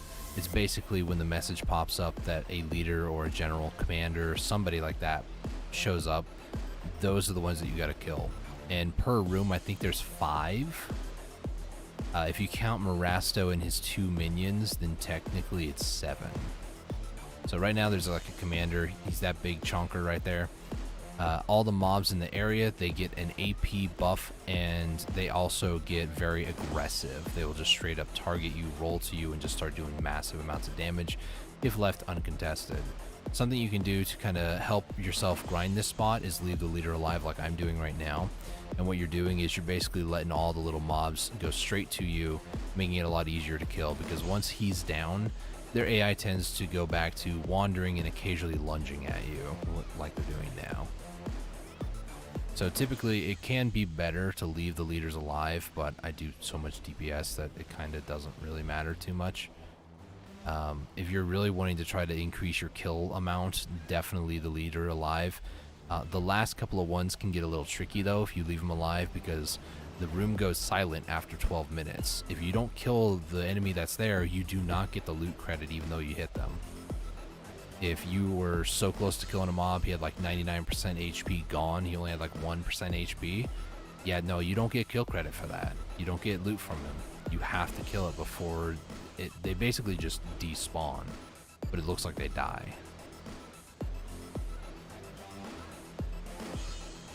So there are, I think there's like 7 rooms here. I don't know for sure because I just have never had people like show up and be at the spot, unfortunately, like that many people. It's not really a good spot in a lot of ways. If you use yellow in Agris, it can be alright. It's a pretty good spot to burn Agris in my opinion, but not as good as places like Jade or other places. And due to all the changes over the years that they've made, or I guess the year that they've made to this spot, it has gotten better. It truly has. I liked it even back when it first came out because you'd call me a boomer, I guess. I just didn't like dealing with having to move around on grind spot and rotations. It's just one room. You kill things as they appear. Simple. Some of the other mechanics are these burrows that I'm killing right here. If you leave those alone and the room gets 4, there was 3, there was 2 over there and 1 here. If the room ends up getting 4, then you can pretty much die pretty easily. The room starts becoming very unstable. A message actually displays on screen saying something about how it's unstable. There's tremors that will start happening. There'll be a lot more mobs that will appear. It gets really like crazy, like from the ceiling, all the different stalactites or stalagmites, whichever one it is, because I can never remember. They start falling down. There's a bunch of Earthshaker guys that show up, and there's like all these little red circles that if you stay inside, it can like put you on the ground, bound you to the ground, and it doesn't become very fun. So taking care of that is like your #1 priority, making sure that those burrow things don't get to 4. If they get to 4, you're in for a bad time.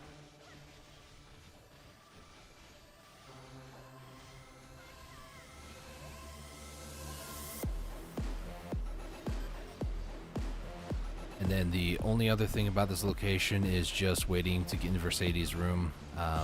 The 3 dailies are kill 2,000 mobs, kill 7 of the Marowak leaders, which is the Real Army one, and then the last one, which is defeat Versailles and talk to Tori.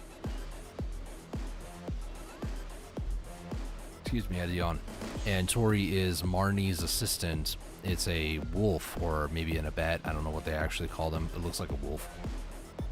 And she's just chilling in Versailles' like area inside her room. As you kill the elites, I don't have any to show, but you get like these carapace. They look like crystals. You get those, and you can exchange those for like an RNG box from Tori at the very end. So they can be very, very good. One time I killed Mercedes. I think I got 3 frost embers from killing Mercedes. I ended up with 4 at the end, and I think I only had like 8 scales. So for what it's worth, you can get a decent amount of embers here now after all the updates. Beforehand, I would never see one from a normal mob or an army or anything like that.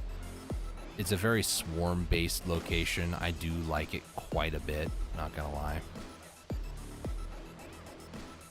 Morasto is now here.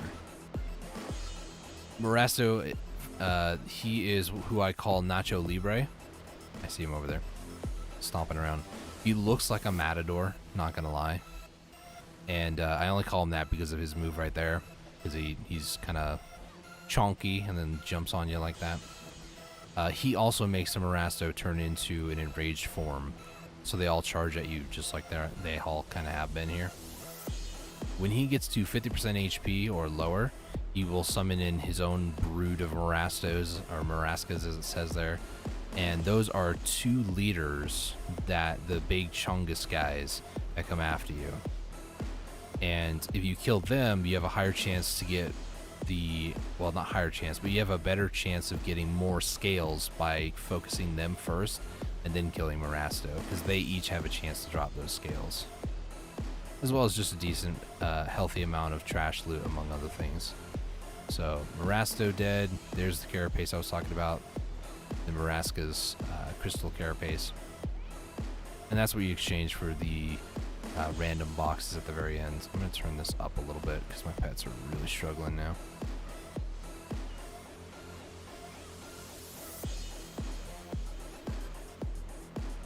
Get this loot faster because I don't want to lose this loot. I worked for it, dang it. And I can't tell if the spot is based on, I feel like it's based on time. Has to be, because it seems very consistent, about 12 minutes every time. My kill count can be as high as almost 950 for one room, or it can be as low as like 600. So I don't think it's related to kills necessarily.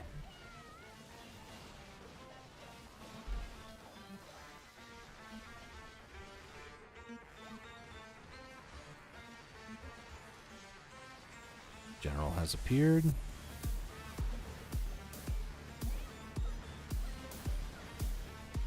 Same thing with before. I'm going to try not to kill that general too fast. I don't know what the difference of like chain of command is with these guys. General, commander. I don't think there's a corporal, but that would be kind of funny. So I'm just going to... This is the double spawn. It's near the end of the room. You have 2 spawn, and these are the last 2 that spawn for the entire room. Again, I'm just going to try to farm a little bit here. Try to get more of these little guys to spawn, get on me. I feel like that big guy is the one who provides the buff to everybody else, so I want to try to keep him alive as long as possible. If I get the clear message, then I might have to turn it up and kill everybody else faster. He's pretty close to dead, though, so I could probably just snap my fingers and kill him. No, he does not provide the debuff or the buff. It was the other one, because now they're all just normal. That sucks. Oh, we got a crystal. I almost said adamantinine, but that's... it's alright.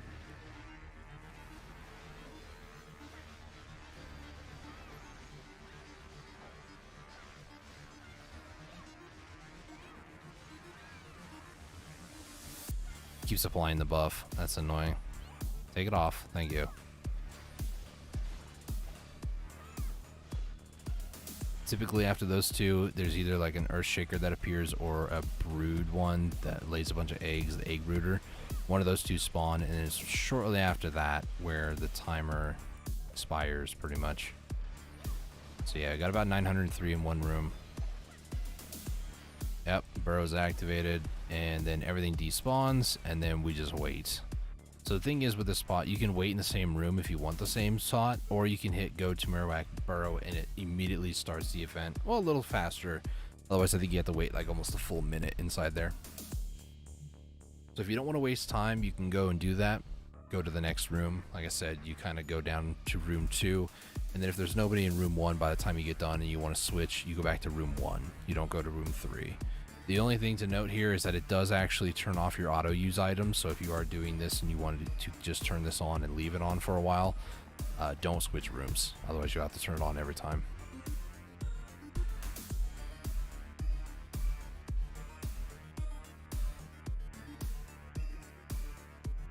Got a nice ember just sitting there. I think that was from Arab Jork, Guild Boss one. Now, I don't want to do a full another room here, as exciting as that might be. What I'll end up doing, just in case, is I'll get to probably like 1,200? Something like that. 1,200, 1,300. We'll go 1,300 just to be safe. And then if the final room doesn't activate, that's fine. If it does activate right about now, then I'll just farm a few more Maraskas inside there. But the whole intention of this is when I come back, I only want to do one room. And the Mew dailies, what I do for this spot in particular is I will do the 2,000 kills, which is about 3 rooms. And then the leaders, you kind of do as you're killing the little guys and when they spawn in and such. The one for hitting or like beating Mercedes and talking to Tori, I don't worry too much about that. If I get it, cool. If I don't, it's whatever. Each one of the dailies gives 10 Caphras, so if you stick it out long enough, you will eventually go to Mercedes' room. But I don't really make a point to be like, I need it, because the money I get from trash, I could, if I really cared to, I could put in a pre-order for like 10 Caphras for it. Kind of defeats the purpose of getting Caphras, but if you're going for Caphras, you shouldn't be grinding places like this. It's not nearly as efficient as places like Thornwood or Manchom, to be honest with you. Although this spot, again, because it is rather uncontestable, you can go to places like Arsha, and you can just chill out here and get the extra drop rate. This is one of those spots that actually benefits pretty wildly with Arsha, because nobody can really kill you in here. Until you get to like the final room, which might be just an actual cluster. But as long as you do some damage to her, I think up to 5 people can get trash loot, or it doesn't make sense then if there were 7 rooms, but I think it's 5 people you can get, or maybe 5 people in a party can get trash from, or get trash from Mercedes. You can get some rather decent stuff. Iridescence, she does have a chance to also drop a flame, so it's a possibility. I can't tell you how many iridescence I've gotten just from Mercedes alone. Like, it's actually really good. Mercedes is a very respectful queen of the labyrinth, I guess. She knows when I'm feeling bad. She likes to give me iridescence, you know. I respect that, and I appreciate her for that.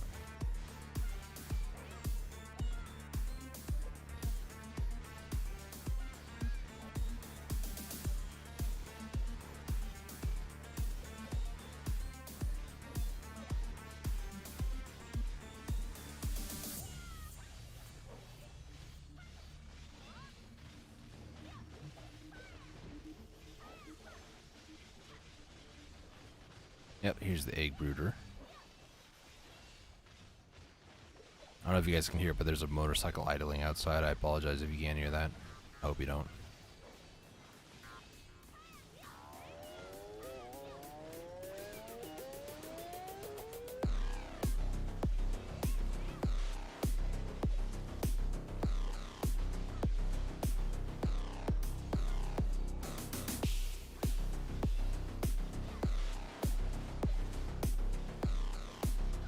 And I hear Jet outside as well.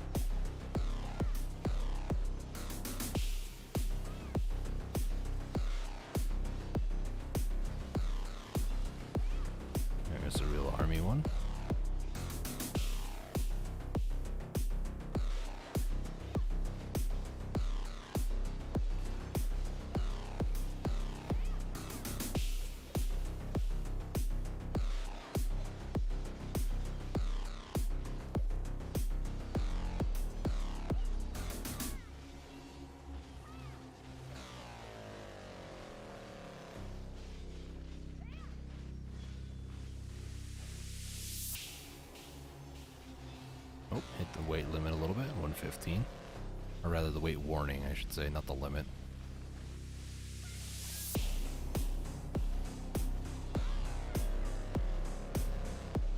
Alright, I'll do the next 30 or so. If another, I feel kind of close near the next boss.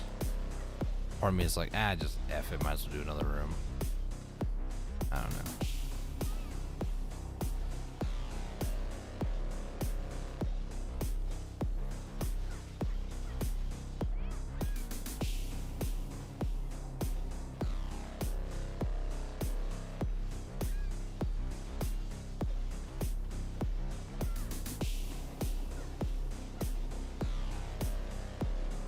Just to show you guys, you can interact with it. Oh, you can actually go back, can you? When did they have that? Never mind, me, I'm dumb, apparently. I really thought you couldn't. I thought you were just stuck in there, but I guess not. I was supposed to say, watch me be low HP or something now. Alright, let's hop on Becky.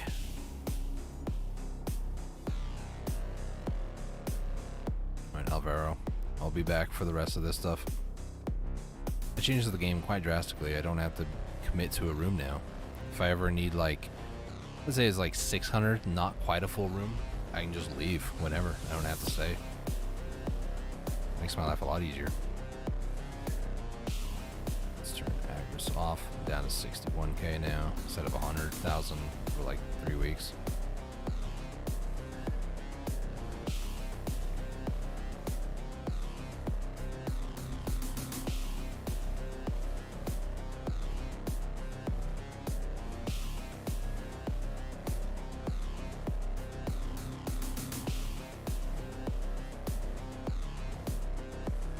So we're going back to the storage keeper. Let's call it stable keeper again. Then we're gonna head off and do the Peel of Face scrolls now that that guild mission is done. I might double check here in a few minutes, probably after I do my storage stuff. Even before, because the missions might reset by the time I get done with the storage. We got mission wise, refreshes in 2 minutes. What do we got? What do we got? Oh, giant post. X. What does this give? 30k?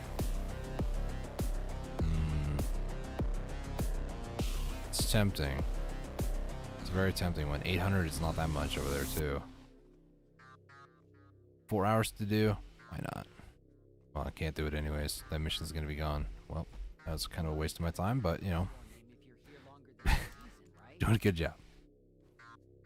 Spirit Dust. It's the only ones I have. I'll do armor. Jab flying again. How long do you plan to stay? Goes in there. And here.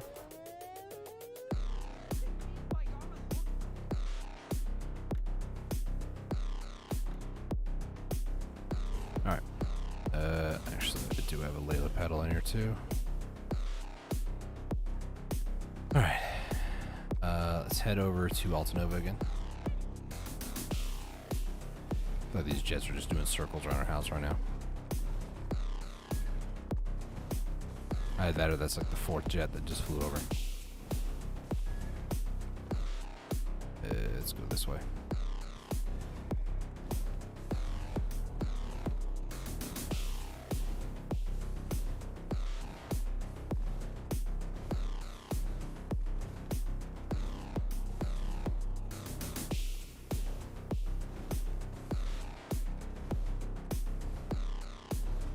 Probably turn off the Bell's Heart for now.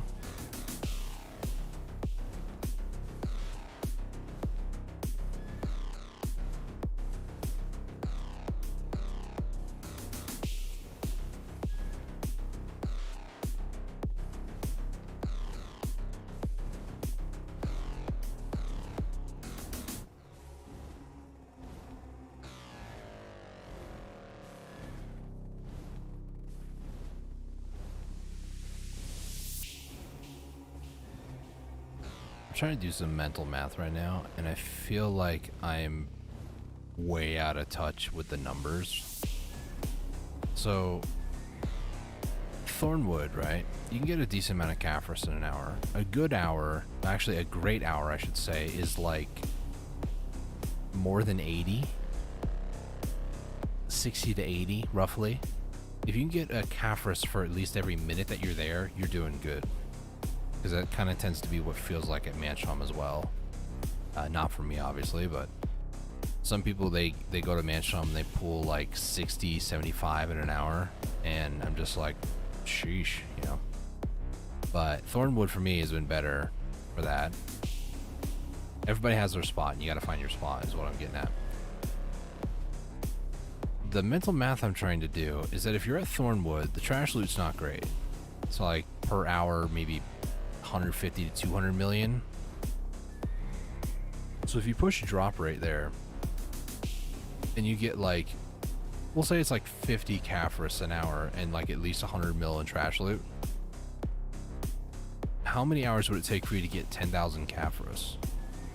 So I take the 50 times by 2, which would mean 100 Caphras in 2 hours and 200 million in 2 hours. These are low numbers, by the way. The trash loot might be like 150 to 200, but we're going to go with 100 mil for this example. So for 1,000 Caphras, that'd be a total of 20 hours, which would be 2 bill, and then at 2 bill in trash loot. And then if you were to times it by another 10, that would be 200 hours, and that would give you your 10,000 Caphras with 20 billion trash loot money. So in 200 hours, you would make 50 billion over there. It's not that great. In places like Olin's exist, and you can get way more like trash loot money-wise, as well as Caphras. I think typically, like when I did 2 hours over there with the group that I was running with, we would average like 600 to 700 mil in 2 hours, which might be a little low. I don't really know the average of numbers, but when you walk away from that spot with over, it's about 200 Caphras. It literally is 100 Caphras in an hour.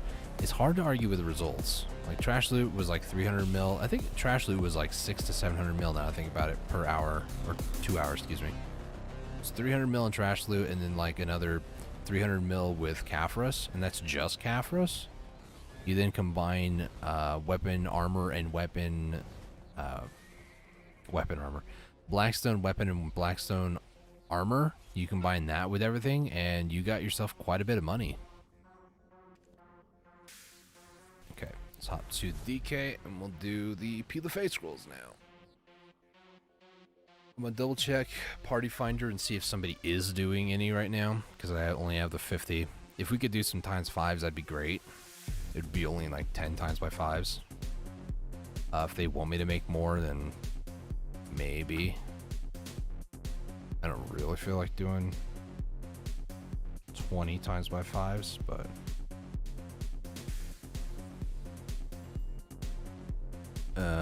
no, there's Ibidor scrolls, but that's about it, which is another reason to grind Thornwood more than other places, because Thornwood, you get the ones that you get there, but you also get the Ibidor scrolls, the fangs, to then make more. So somebody was doing Yolu. I should deal with Caphra. 295k. Think I can join? I have actually run with groups like that, and nobody asks. They just assume that I'm of that level, I guess. I don't know. Alright, same thing as before. I'm gonna sticker UI this. Let me turn on Vel's Heart. So Peel the Face is a little different. Instead of like one mob to kill, it's actually 2 waves of one big guy apiece. They do spawn little minions, but this is a normal scroll by itself, and I'll be honest with you, this guy might die in 1 skill. And I'll try to do like a basic attack and then like a basic skill. It's that move. Oh, that didn't kill him. That did though. what I was doing was the space soul snatch, which like doesn't do any damage. By the time this guy spawns, the skill I use is off cooldown. Okay. So now we have 2 bundles. I'll just put these down here so you guys can see them. And then I want to move that over, that over, that over, and move this down there. Oh.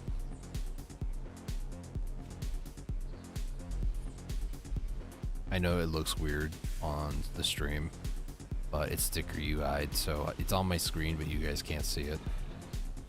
It covers up quite a bit of my screen, actually, over there.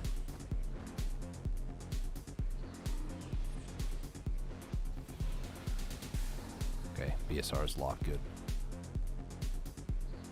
Do you think? I got time.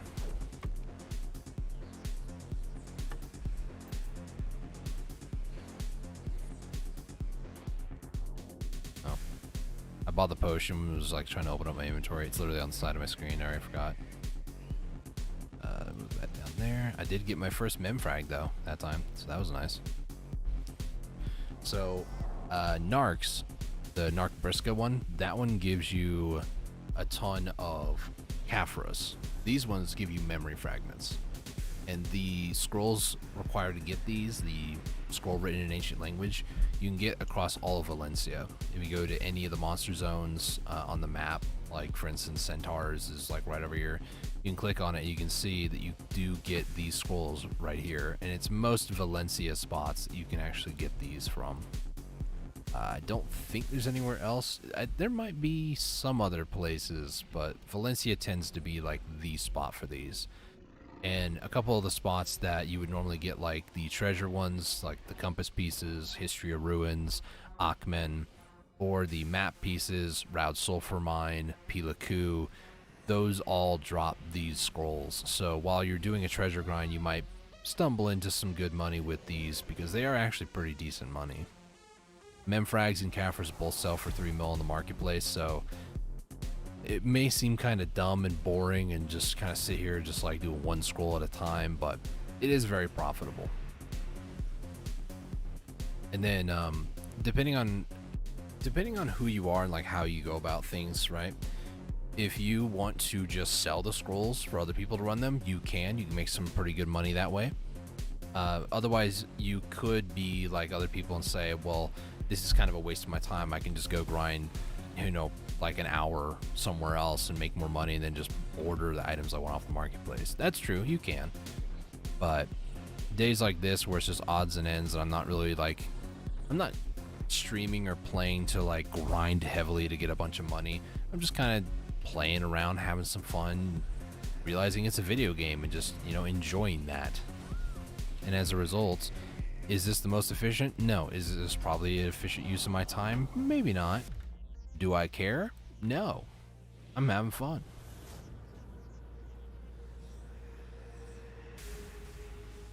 It's just like if I did actually have like 15 to 20 bill silver, I'd probably end up getting the new Vercant outfit because I technically could do that twice over. I just need the money for the, I think they're called Hesed crystals or something like that. It's in Odraxia, some merchant or vendor you have to talk to.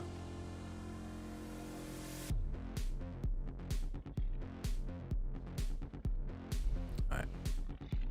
Boop, boop. He dead.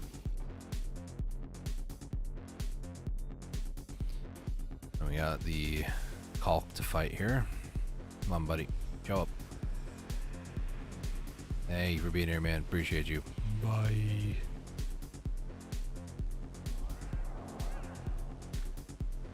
First 5 done. 45 more to go. How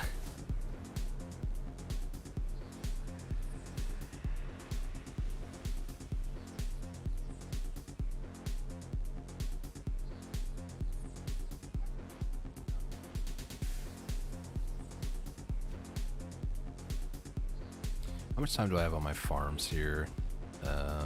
Day 11 hours, day 11 hours. Okay. So I have to do these before almost, I want to say this time tomorrow, but it's more like a day 11 hours from now, so it's like, wait, what? Oh, he summoned one of his little dudes. I was confused there. I was like, I see a health bar. Where'd that come from?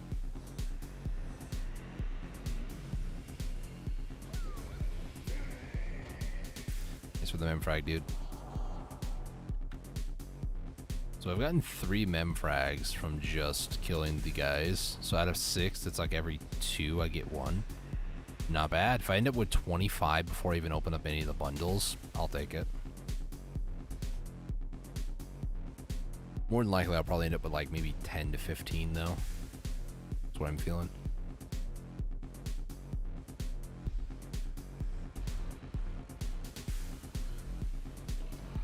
I really dislike it too when you go to summon this because it always is like behind you. The like little pyramid is there, and then it's always like behind. So I was standing here when I summoned. It would always be behind me. I really don't like that, but you know, it's one of those niche little things that I don't like. Shocking. There's another mem frag. Okay, so see, I'm not going to move at all. I'll let it summon in front of me. And then the first boss, Magram, will spawn right behind me. Watch it show me to be an idiot now. It'll spawn right in front of me.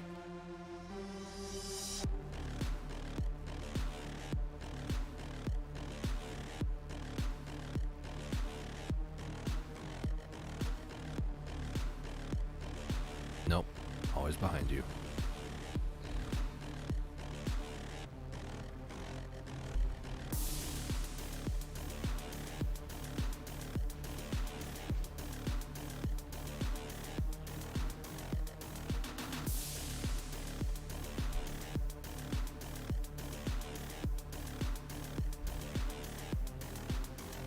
Oh, that time he was behind me. What? They just always spawn behind you? What? Oh, this requires further testing.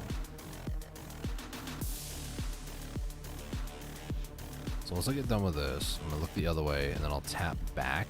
That way my character's back is toward the pyramid. Or I can tap forward either way. Okay. I'm looking away from the pyramid. Now is he gonna spawn in front of me or behind me? In front of me. So the call kind of spawns more so like directly on the pyramid, is that? Or was that last one a fluke? I'm glad how this is what I'm focused on because I have nothing better to do and I'd much rather not try to like fall asleep doing this because it's just boring.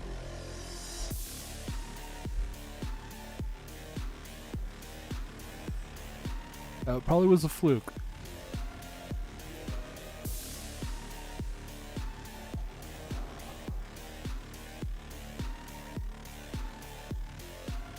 Okay, we're up to 6 mem frags. I guess I'll add that to the hotbar too.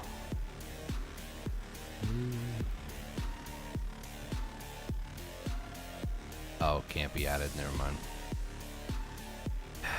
This sucks. Some items just can't be added to the quick slot because it can't be used. So, used in a way of like a consumable, like how any of these items are. Like these are usable or equipable memory frag because it's not something you can just like use or equip. You have to go to like a blacksmith to use it. It's not something you can put on your quick slot, which is something that I tend to forget more times than not. Like a hunter seal, can't put that there. Apparently though I can item count it and put it over there, which is weird because I kind of want to do that for mem frags, and I don't know if it's possible to do for every item. Anyways, 10 are done. We're a fifth of the way done.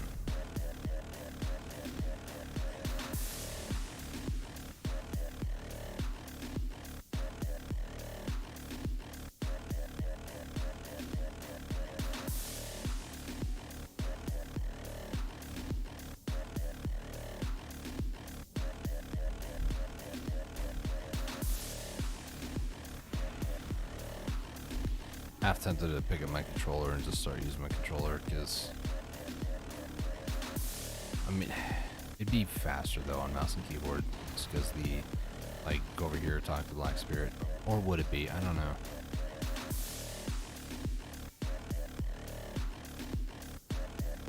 That's the weird thing, right? Because some of you may not know this. I do actually play sometimes on controller because if it's like a low APM sort of grind, I will actually swap over because I don't really care like the most about efficiency in this game. I will actually just say, F it, I'll just play on my controller for a bit, and my grind doesn't suffer too much. It might be like, if it's not an RNG heavy spot, it might be like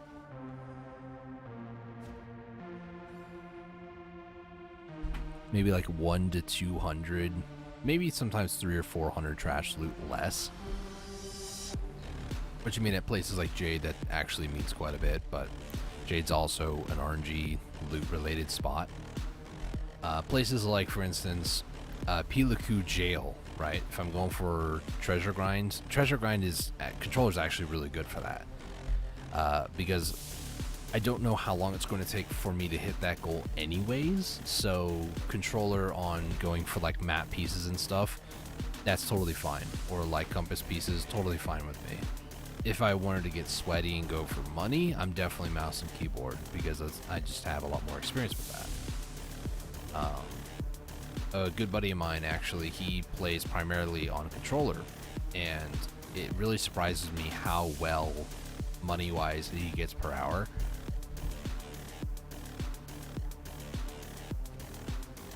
Oh man, I'm just trying to stay awake at this point. It's not even that many scrolls, but I'm already bored out of my mind. That's why I'm talking about anything and everything under the sun. But yeah, he gets quite a bit of money, and I feel like the game, I'm not gonna say the game pities him, but I feel like he, generally speaking, gets quite a bit of good drops, a lot of distos and a lot of other places. Just he's on his own adventure, his own journey, and it's very different than mine.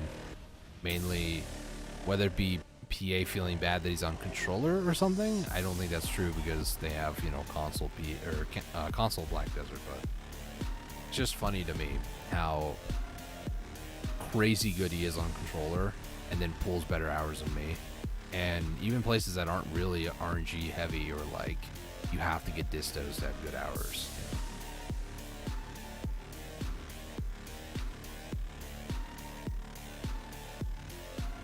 I don't know.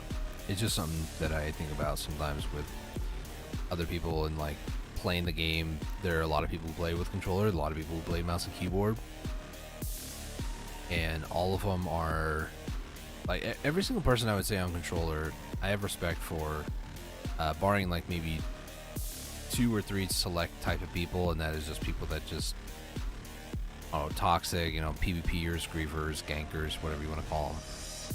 Those people I just never have respect for anyways, regardless of their choice of playing the game. But I can just imagine somebody's like, hey, I'm on controller, I'm better than you. It's like, okay, oh man.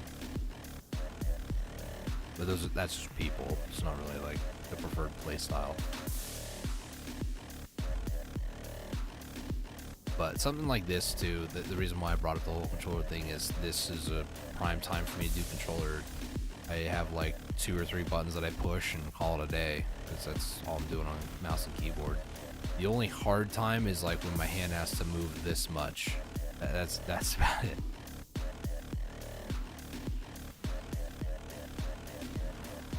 Yep.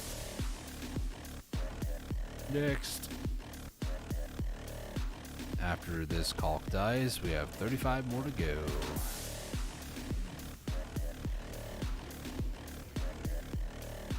Another memfrag, nice.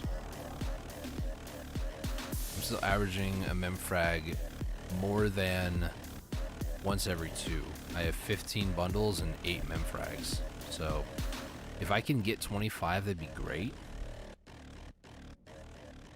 I still kind of feel like 10 to 15 though. Hopefully more than that though. Change this out to the knowledge group again. Hello, Magram. Mr. It looks like I have my muscles on the outside of my skin. Is he a Titan? It's like the only fun fact I know from Attack on Titan, because I'm about to trigger like everybody in the anime community. I don't watch anime. I know, shocking. Cardinal sin or something like that. I don't know. Yeah, you got S blocked. Sucks to be you, dude.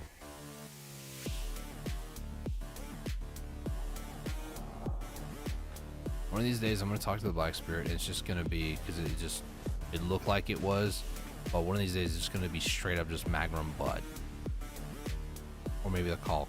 I don't know, but it just hard pass, hard pass.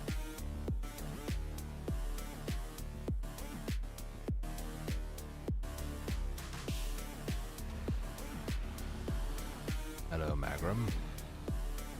Get off the ground. Come on. Hey, there you go. Calf cramps, man. I know. I know the pain.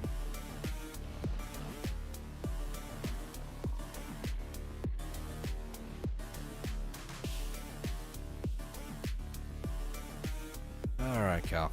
Come on. And dead.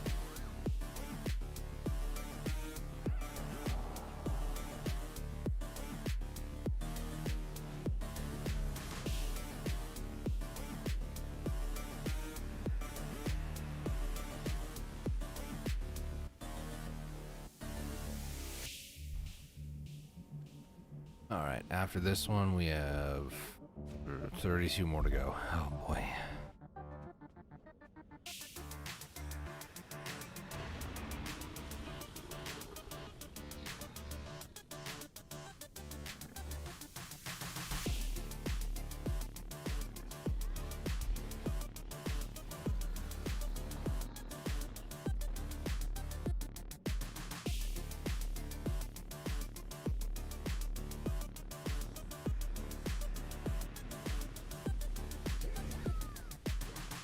I wish Magrum would be like the Hulk. As soon as he spawns, just starts swinging right away. Nah, doesn't seem to be the case. Alright, so now we're back to the every 2 scrolls, 1 extra mem frag. We have 18 bundles, 9 frags.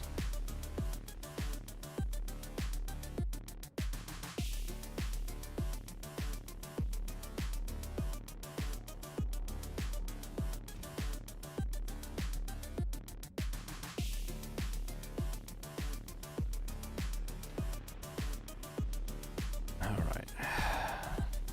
Yeah, I know. Calf cramps, man. Suck. What's even worse, actually, is when your Achilles heel. Ooh. I don't know how many of you guys have ever experienced that one before. That one really hurts. One morning I woke up to my Achilles heel. I could feel the Achilles tendon just starting to like contract. I was like, ah.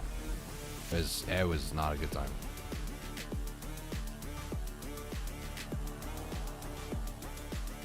It's about as painful as it sounds. Believe me on that one. 0 out of 10. Do not recommend.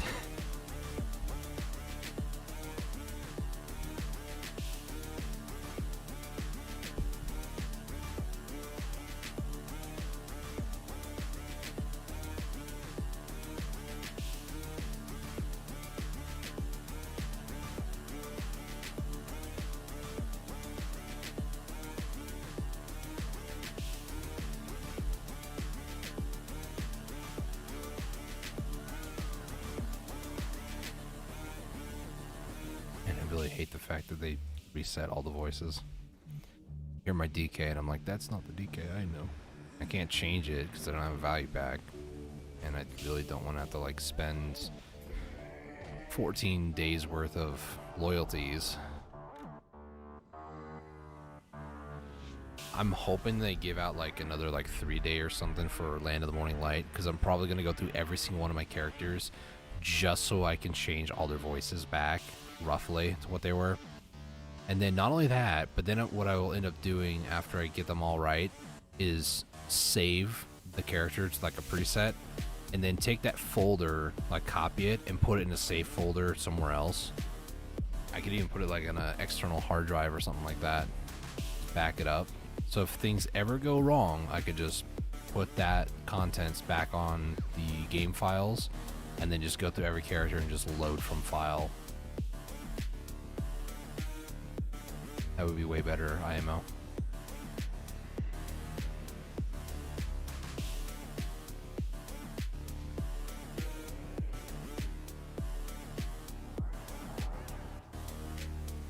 Alright, we're up to 21 done.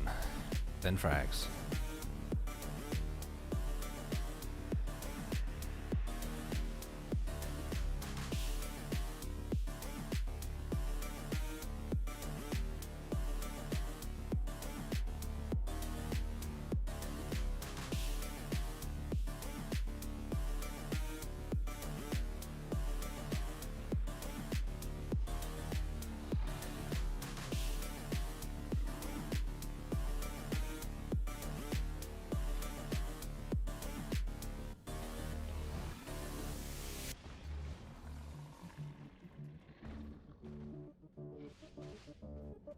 Abashi warrior. Comes the caulk, and the caulk's dead. Takes him longer to actually spawn than it does for me to kill him. It's kind of how the relic scrolls are, honestly. It takes so long for them to summon in and do their whole like dramatic entries, like "Rawr, you know, look at me, I'm scary," and then they die in a blink of an eye. Faster than that, actually.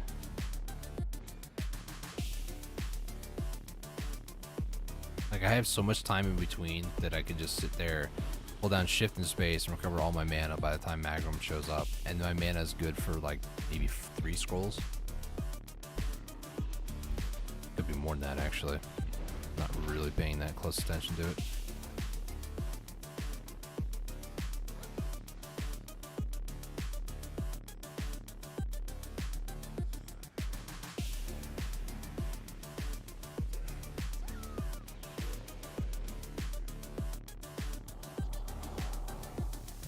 Done, 11 frags.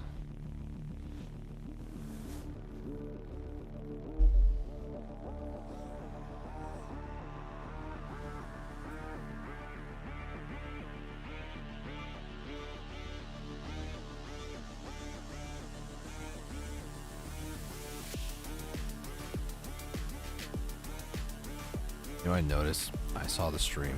That is straight up Magrum booty. Alright. I told you guys it was gonna happen.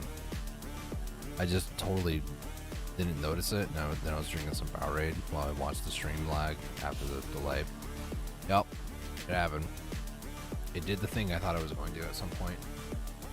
It's almost like I've done these before. Fun fact, the guild I was in before the one I'm in now,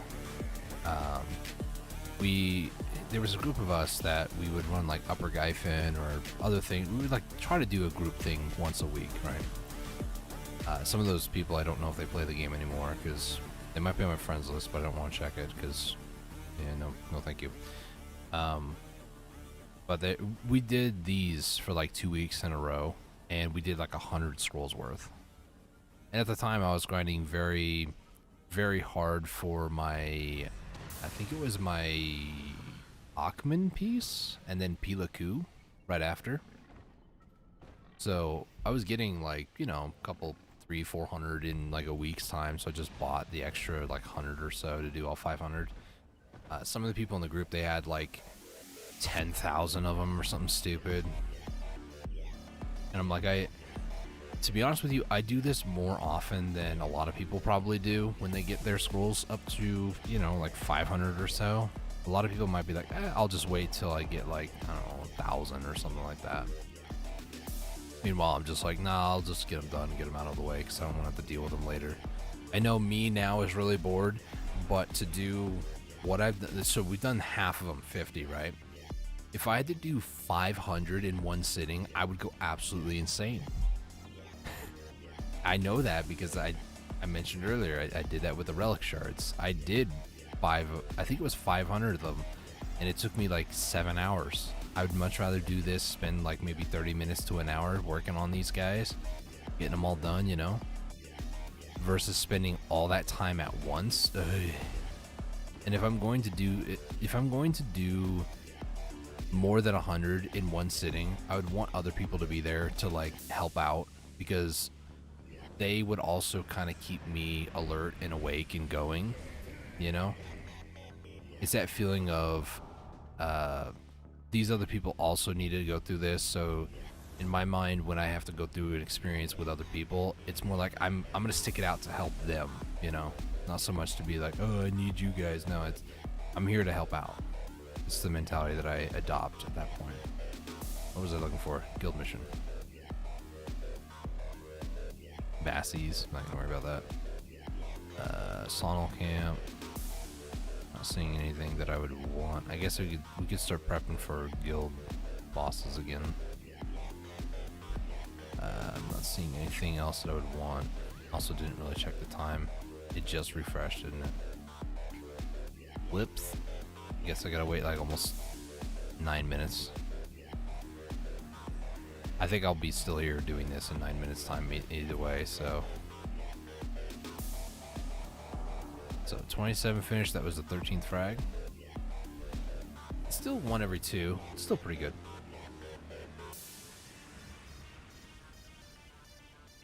Oh boy.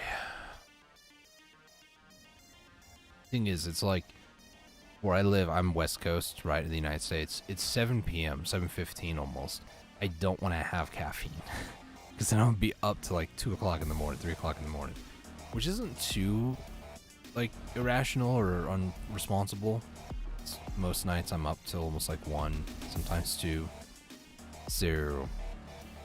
But I'd rather not. I'd rather not do something that would almost intentionally cause that to happen. And it's not like an insomnia thing. It's more so I get distracted and watch YouTube videos when I should be trying to sleep. So does that count as insomnia? My brain says no, but you know, some people might say yeah.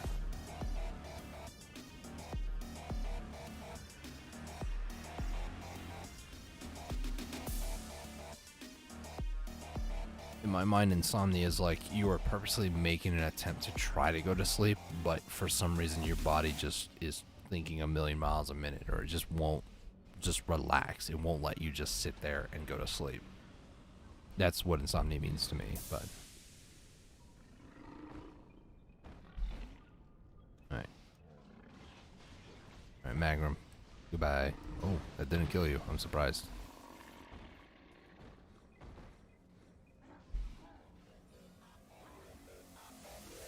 Bye, little guy. Alright, Calc. Come here. And pop. Another memfrag. Nice. Alright.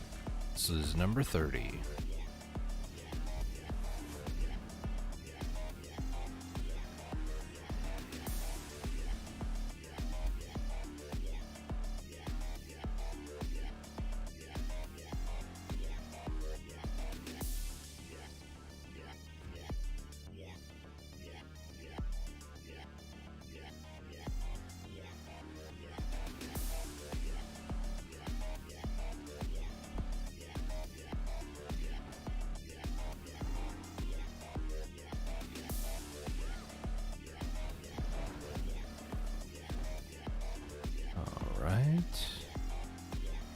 Let's turn up the music just slightly again, I think.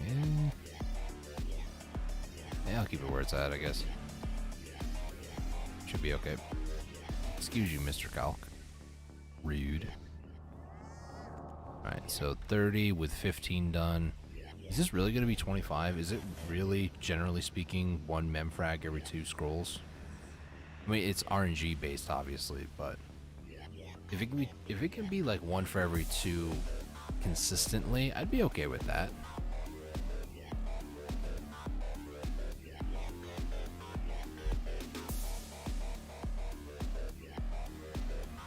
I was gonna check something on the market, but whatever.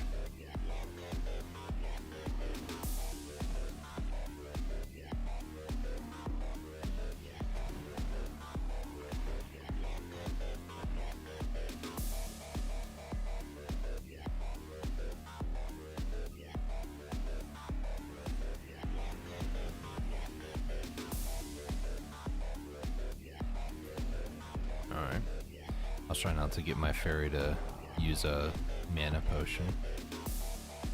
Oh, she's not going to anyways because I don't have the right potion set up. Oops. No, don't. Oh. Help it. Alright, so we do this, and then we do this. And get my mana back. I'm probably wasting some Vel's Heart time on this too. That's okay. I'm not really known to be like the most productive person or the most efficient. I waste resources all the time. What are you talking about?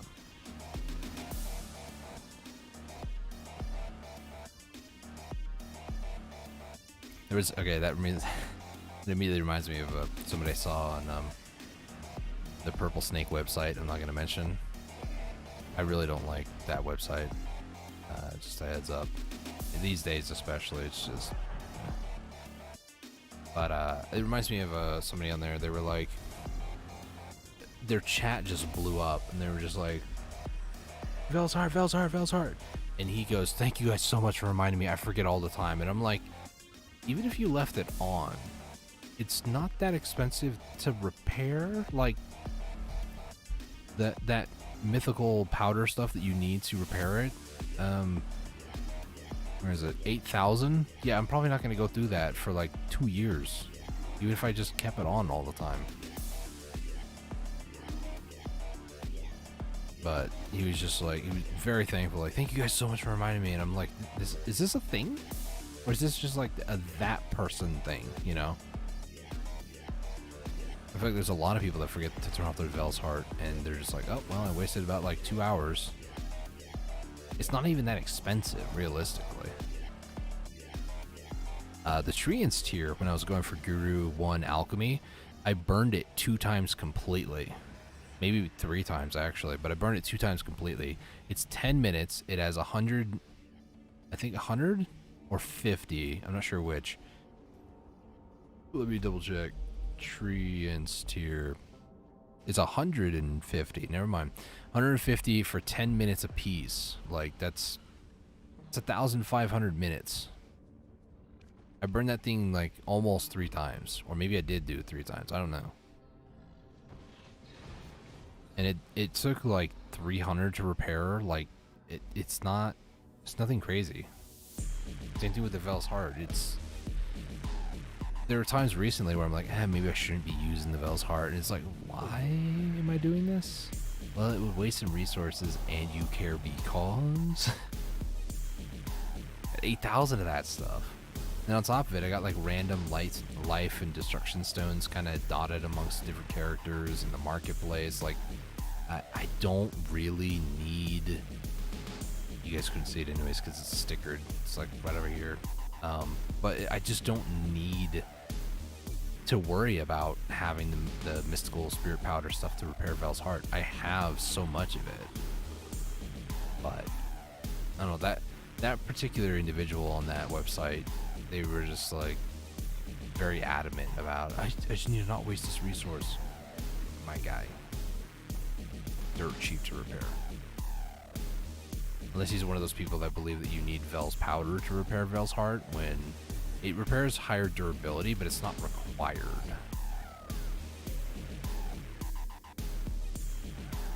I can't remember how much Vel's powder does. I think it might be like 5 times more, so instead of like 2, it repairs 5 or something. For the cost that is, it's just not worth it.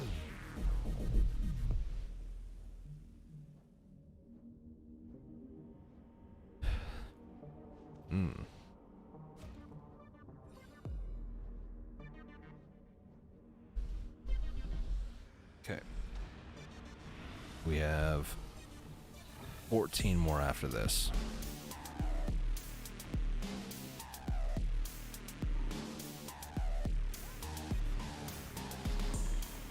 It's weird that I'm getting the timing down for that.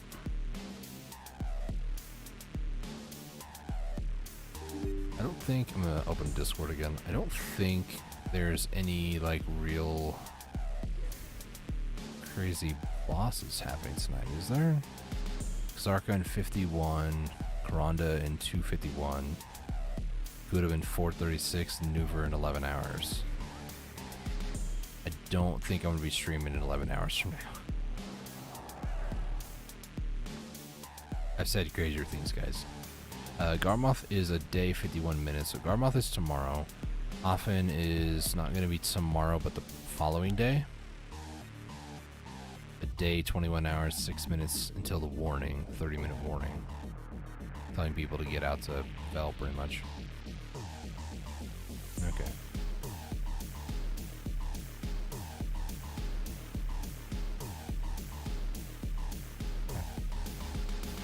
Hello, Magrum. I only need to kill you another 14 more times. 13 after this one. No.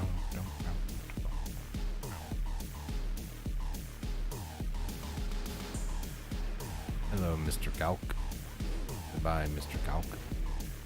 Or Mrs. Calc, I don't really discriminate. We were all, like, horrifically horrifying bat creatures with sharp claws and insatiable thirst for blood, probably. I don't know. I don't know what they do in their spare time. Not my business to know, you know.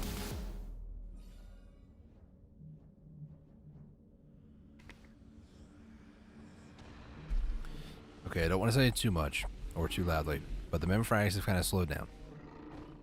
This is going to be number 38, and if I don't get any on this one, then we're at 17 memfrags. That's what we're at right now. If I do get one, then it's almost one memfrag for every 2, because it'll be 38 clears with 18. 18 is half of 36. We did get one, nice. So the next 2, that'll get me up to 40. If the next 2 gives me 1 memfrag each, then it goes back to 1 for every 2. 1 frag for every 2 scrolls. I also feel like I can't be the only person who calls memfrags meme frags. The only reason I call them that is because the meme that was guaranteed to pen, you needed so many memory fragments for that. And they're a resource that it goes in waves, right? You either have like all these people that are just buying memory frags like it's their day job because they just need a ton for enhancing. And it tends to be when new content comes out, typically like Land of the Morning Light. And look at this. 3 months ago, they were like 2.4, and now there's 6,000 pre-orders. It's like people are trying to gear up to tap their new gloves or something. I don't know. Alright, so 39 clears. This is number 40. I have 19 memfrags. This will be, if I get another meme frag on this, then that will be 1 for every 2 again. We're back on track.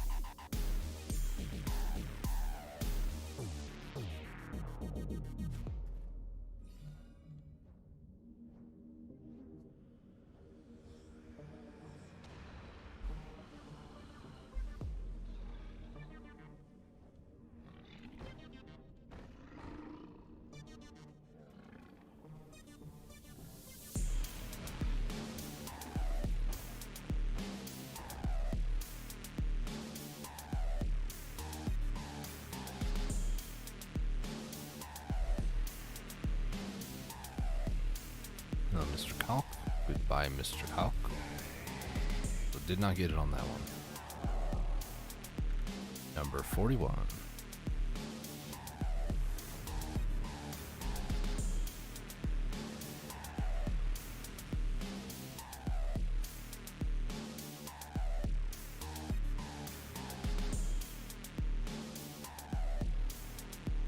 So the other thing I wanted to do, that's why I kind of put it as miscellaneous stuff on the stream. I'm not entirely certain if I want to try to go for them today, because it's one of those things that I don't know if I'll ever get, and I don't know until I try, sort of a thing. But the artifacts that I have, as I was showing there, those are extra AP against monsters. Now, the build I'm running right now is actually Olin's Descendant. I want to get a just damage reduction, like all damage reduction, because my DK, I want to build her to be more of a DR than an evasion build. Either one is completely viable. She, I feel like, has better stats suited for DR than evasion though, and it seems to be kind of the census, but I don't really know for sure. Again, you die so quick anyways in PvP. The TTK is just ridiculous, so it kind of doesn't really matter what your gear is. Getting past 401 just gives you that extra 30% like damage reduction, but like that's also on evasion too, so kind of seems like a moot point. But if I wanted to go like full on DR build, then I could, but I'm not gonna worry too much about it. But eventually I'm gonna get a second Olin's Descendant for my Meiwa, so that way I have a target opening and a Olin's Descendant both for melee accuracy. And then my DK, she does magic, so I'm going to get 4 magic accuracy artifacts and then use that. Or I could go with the, instead of accuracy, I could go for like a defense sort of a thing. So on the Meiwa, I would need probably to do the all DR for that one. Or I can do a little bit of evasion too. I can do all evasion and then maybe have her evasion spec'd. I don't know. Point being is I need to find the spots that certain artifacts drop. So that's kind of what the miscellaneous stuff is, because I don't really know what the miscellaneous stuff is going to be until I start doing that. And it's not, I didn't put a check mark box next to it either, because I don't think I'll be able to complete that today because it's drop rate related. The last time I went for artifacts, it was Thornwood, and it was for melee accuracy, and that took a while before I got 2 of them. So I think Thornwood might drop the other ones, the ranged and magic. And if it does, which I can check here. Go to, oh, okay, here's my world map. Alright, once I get done channeling here, I guess I'll take a look at that. No. Let's go to Grana. Thornwood, do you drop? Yeah, so magic accuracy would be where I would go for that, so I might start grinding Thornwood a little bit more for those. I would need 2 of those, and then I need the Strike Fire Lightstone for the target openings build, and then Olin's Descendant, I think I just need the artifacts. I think I got everything else that I need for it. Because Mountain used to be the one that took a while to get. It was very expensive. It was like 60 or so, maybe 200, I don't remember. There's a lot of Lightstones just kind of chilling on the marketplace waiting to be bought. I did buy one recently because I just had like 2 extra, or gosh, that guy sounded loud. I do have 2 bill right now, and I have quite a bit of money on me, as well as I could sell the trash loot that I have over in Ailton from the dailies. When we get done doing the dailies from Mew, I'll have about maybe another bill. Maybe, we'll see.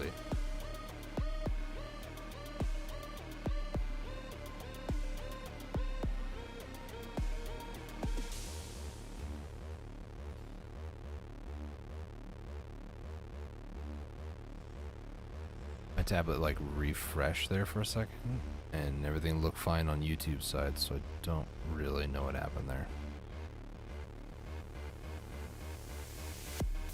Very strange. Oh. I might take a closer look at the artifacts and find out which ones I need and that sort of stuff. That might be what the miscellaneous stuff is. Also, I need to do farming, so I might end the stream doing some of that stuff too. Excuse me. Some of you might know that I'm an avid life skiller.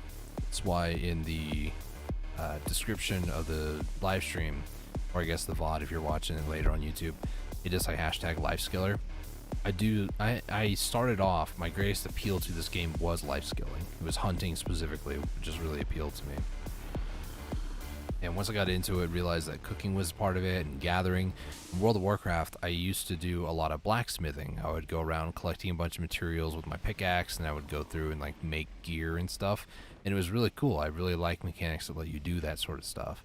So when I found out that Black Desert had that sort of appeal to it, go out there, collect resources, and do things with those resources, make some money off of it, it was really cool. It was not meant to be like the end all be all, the only way that I make money. It was like one of the first season I ever participated in, which was like the second season ever. They I made a secession kuno, and I went around to Shira Ruins. In like an hour of killing monsters, I made more money than I did all my life skilling for maybe 3 or 4 hours worth. That was before I got into cooking and cooking boxes. But then even then, cooking boxes I could only do so much a day. There was like a specific limit of how much I could sell. Nowadays, that limit is much higher, but there's still a limit. So if I want to make more money, yeah, I can make like 200 mil a day from setting myself up for a couple of months doing all the harvesting, collecting of resources. But it sets me up for like right now I have like another 28 more days to sell cooking boxes, and beyond that I need to start like collecting resources. Most of the resources that I would need are going to be the various meats that I need. So I'm going to need snake meat, scorpion meat, lion meat.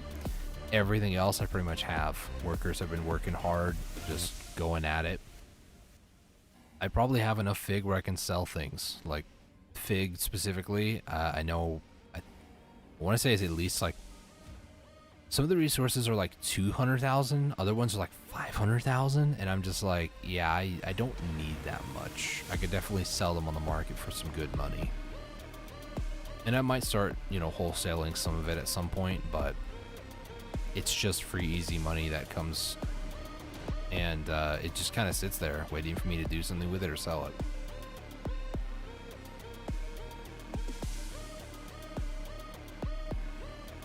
And with Narcian being what it is, where you have deer, rhino, and wolves, and some lions, it's a pretty good hunting spot. So for me, I'd rather go over there and hunt lions. There's like a rotation where it's 3 different packs of 3. I call it main rotation.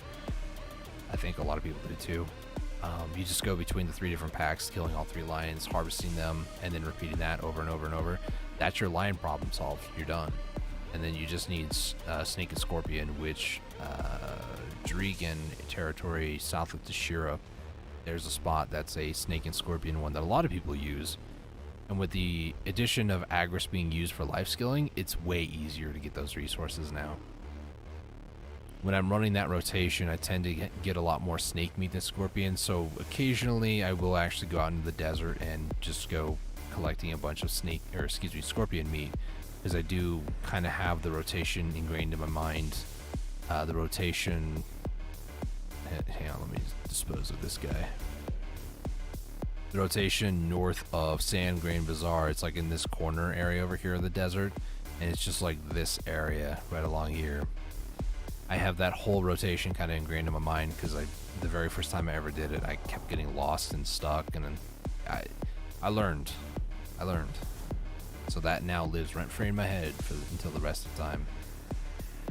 Speaking to the rest of the time, this is the final scroll.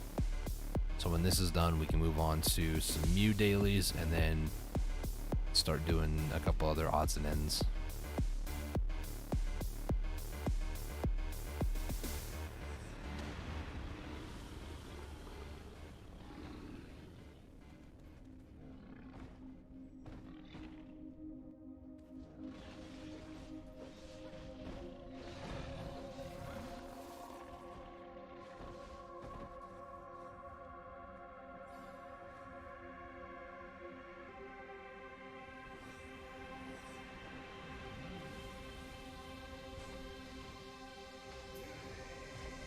Alright, that was the last one. They're just so dramatic, Alright, let's swap back to the Maewa because she has the horse. We'll go back to Alta Nova, open up all the bundles, sell trash loot, I think you also get potions on these, health potion, mana potions, so we'll get rid of those. Get all the mem frags, put them in Velia with all my other stuff. And then as far as the gloves, I don't think I'm going to get them right away. I mean, you never know, RNG might favor me for once. But the gloves, when I get them, I will do a stream where I attempt to just tap them. I don't know how much resources that I'm going to consume, but I at least want a +2 glove, much like the Libresca and Fallen God, it should be about the same as a C20 armor piece, pretty much. So that's going to be the goal. We'll see. Try to get maybe, I want to say maybe 5 or so thousand memfrags. But 5, that's like, that's a lot of money. That's like 15 bill, I think.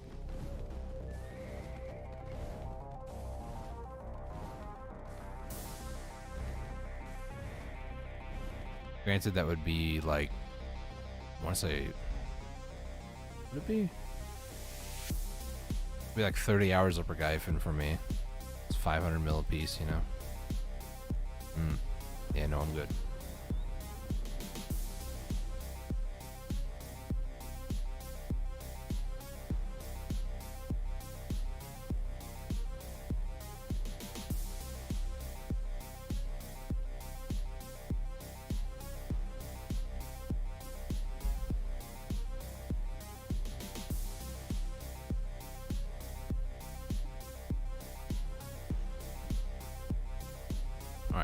So from here, same thing as before, we're just gonna click and hit the number.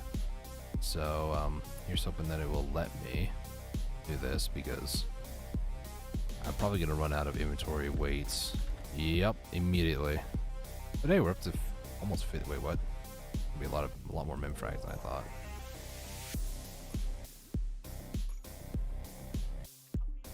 I'm so heavy in my inventory. LT potions. Huh. Yeah, as you can see, a lot of my potions that I have are the battlefield ones from Battle Arena, because that's where I was. I might even get my normal grind group out, because they actually have increased weight capacity as well. Do that, and then sell, that, and then this one. Yeah, so the Magrum gives you health potions, the Calc gives you mana potions. And that was 300 memfrags for 50 scrolls. Not bad. It's about 389. I technically have about 3 bill between Mems and Caphras, but I'm going to hold on to them for now. Alright, so Peel of Face scrolls, they are done. Let me just add that there. And then Mew dailies is the next thing that we're going to work on here. Let's hop over on the Maywa again.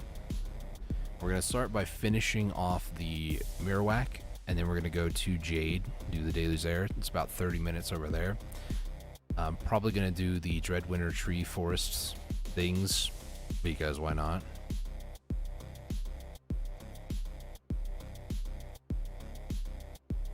It's been a bit since I did them. They're not bad for Caphras either, they're just not really known for Caphras either. So, it's kind of a half of one, not half of the other sort of a thing.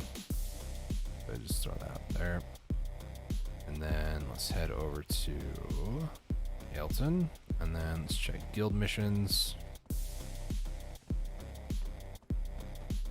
Not seeing any for that.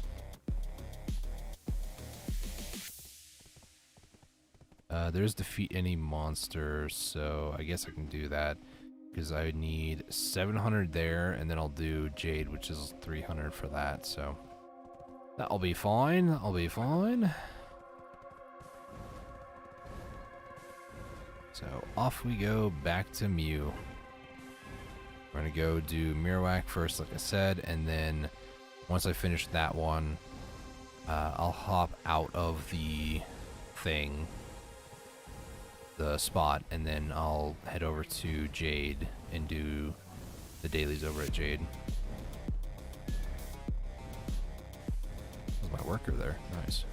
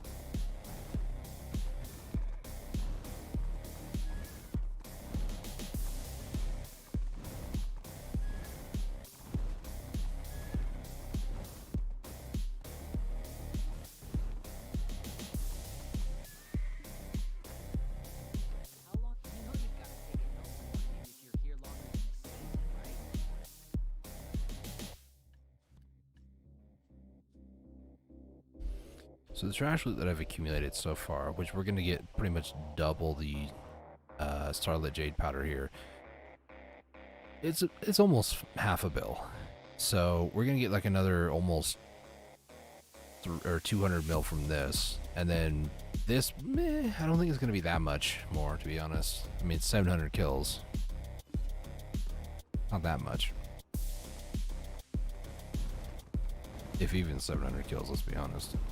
I'm probably going to do 700 just so that way when I go to Jade, the 300 from there will hit the 1,000 mark. And this is also assuming that nobody else in the guild helps me clear it, but, you know. I tend not to rely on other people anymore.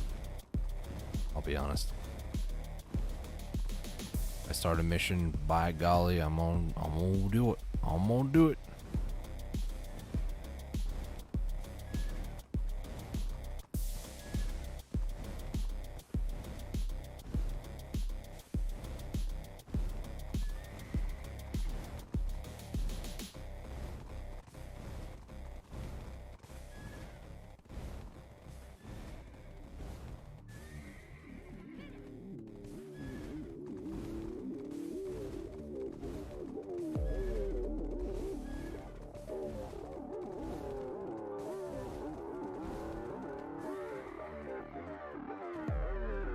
Double check. Yep, got all the missions collected.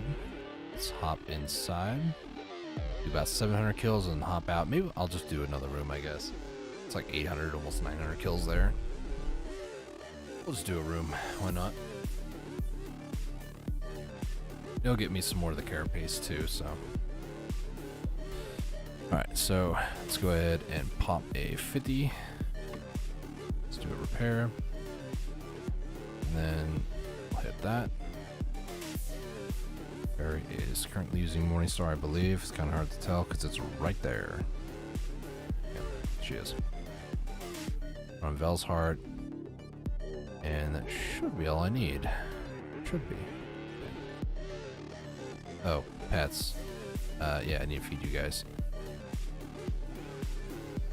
Actually, turn on blue.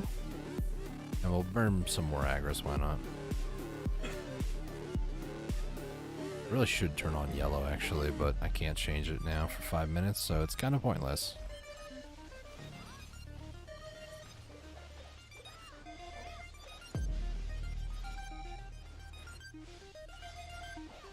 Something you can do as well in these rooms, you can kind of find like a choke point like this in the main room.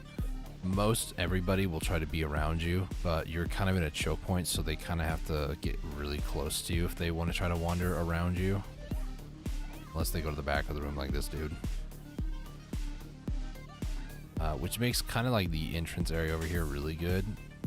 You do have to be a certain distance from them to aggro, I feel like, but as long as you're basically, as long as you're not like way back here in like the back corner, they should all be able to go over to you, and then you can just kind of abuse their AI.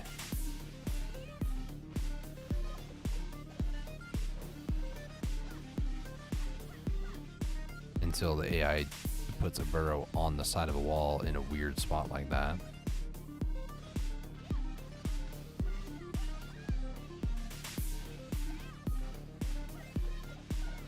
Let's hit the Z buff.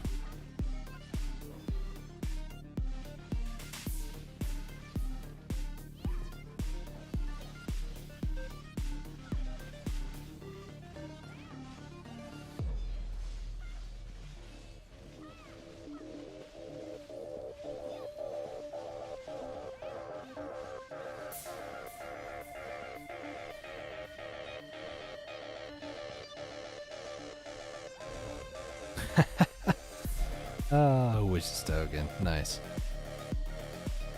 So they do drop from like the normal mobs. I feel like I remember that every time and then I always forget. Very nice. Can't wait to run that later.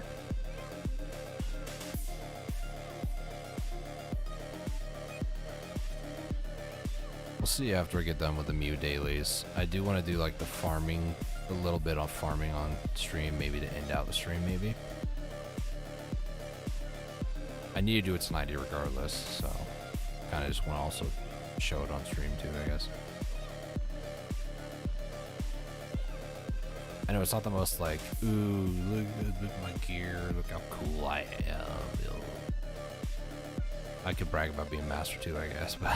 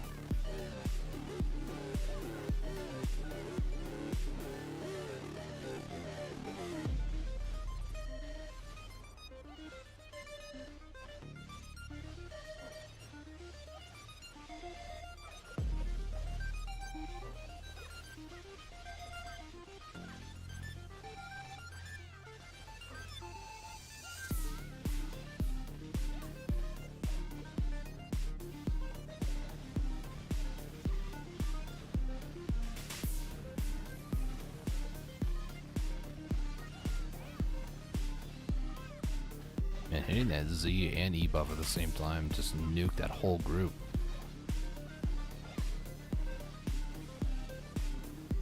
Jeez. Sometimes too, the effect of the mobs, like these little guys being angry, for some reason sometimes it kind of stays, and I'm not really sure why. It's not from killing the like boss monster faster.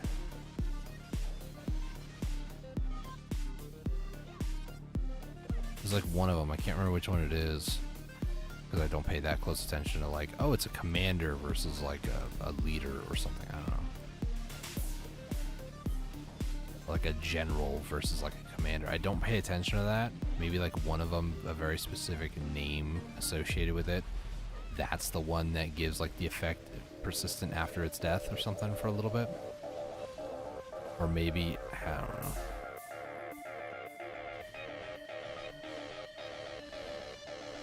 Oh, there's somebody else helping. Nice.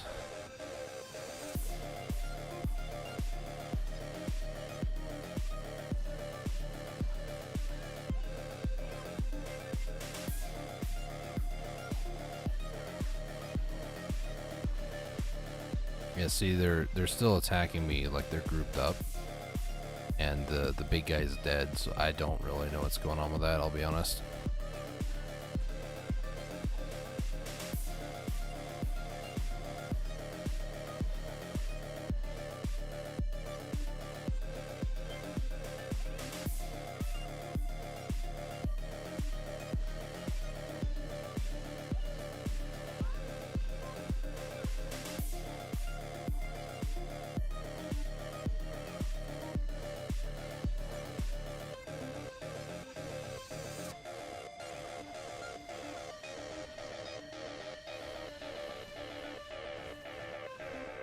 Rasto has awoken.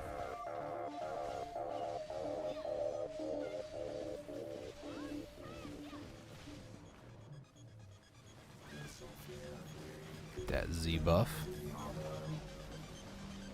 And immediately everything dies.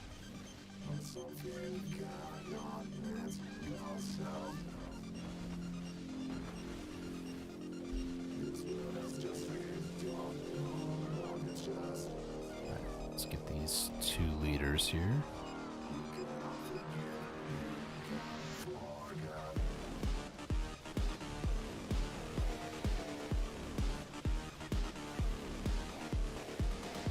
The leader with the divider.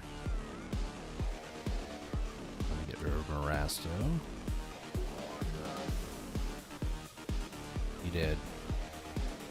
With 800 of his closest relatives. Is the leaders still related? They would have to be, right? Like a hierarchy sort of a thing. Maybe the leaders got like special, like food or something. Like Mercedes, you know, she allotted them better food because they showed more combat power or something.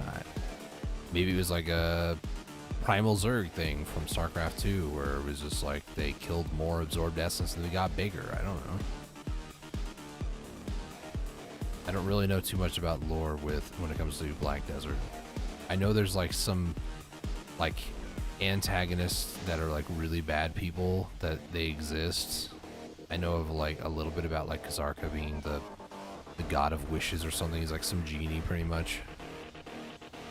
It's a very dumbed down version of it, but that's just kind of how I feel about it.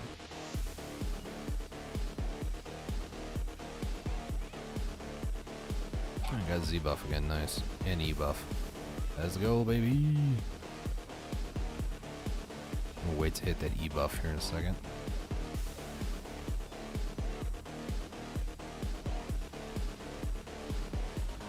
Yep, here they come. That E buff. Got 40 seconds left on the Z buff. Gotta get maximum use out of both stacked together. Nice. I do this thing where I'll either do E and Z at the same time, or I'll do Z for like 30 seconds, and then I'll try to time it out to where the E buff has like the last 30 seconds as well. For some reason, that guitar riff there too, just kind of a side note. That one right there reminds me of like Super Mario 64 for some reason. Not sure why. It kind of has the same sort of like you're fighting Bowser feel. Oh my gosh, there's so much loot. 501 trash loot? That's blue and Agris, my guy. What?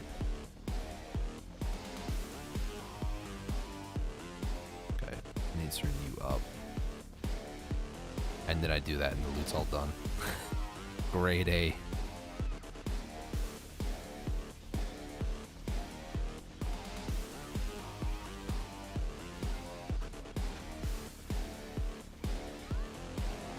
That was the 2 elites, by the way, for the end of the room, so I'm just waiting for the room to finish. There's the last egg brooder.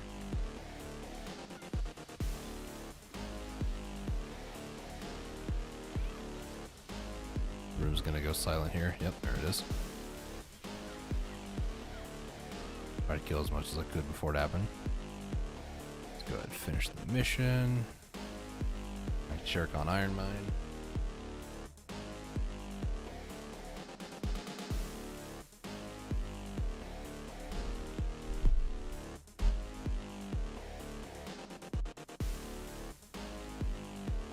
I said I'm not going to stress too much about going to Mercedes' room. I really don't care. So we're not going to do that one. Those 3, okay. Next up we go to... not you. Not you. Alright. Yep, here. Oh, he's right there. I'm blind. Okay, sorry. Let's turn that off. Head over to Jade, grab the dailies, do the Jade dailies. Pretty much all I'm doing now. I just finished the mission, so I don't know why I even looked. There's a guildless back there. Usually I try to invite people. There was somebody else earlier in the stream too. I was just flying by them. They're just running around, auto-pathing somewhere. Almost stopped to be like, hey, you want a guild? I always wanted to be like, I'm the I'm the nice advisor. The guild leader, though, whew, he's a treat. Somebody, it was one of the Garmoss recently. He told me about it. One of them was like, "Oh, God's Blood, so you guys are PvP, huh?" And he was like, "Well, not entirely. Like we're more like a PvX." And they're like, "I don't think you're PvP." And so he said, "I flagged up, killed him, and like 16 other people at Garmoth. Nobody else like went over to kill me. I went completely red karma, and then proceeded to just GTFO." I was like, "Oh, okay, cool." You want to see me do something like that? Alright, so we got the Okjin Shini quest going here.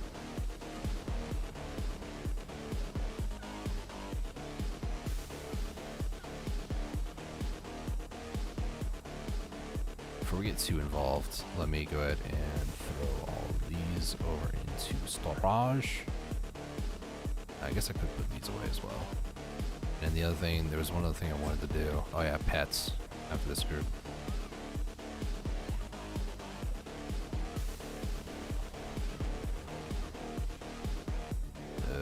That's a float.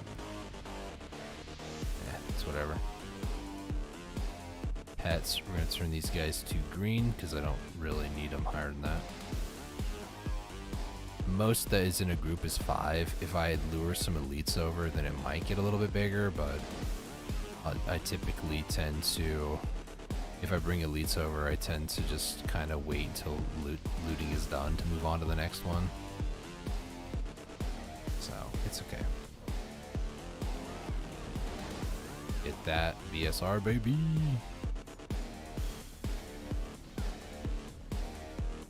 Action's currently unavailable. Thanks for stunning me, dudes. Oh, he's dead already. Never mind.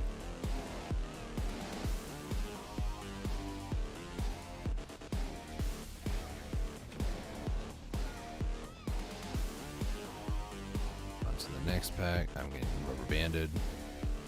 I hate that in this game. The amount of rubber banding that I go through is so annoying.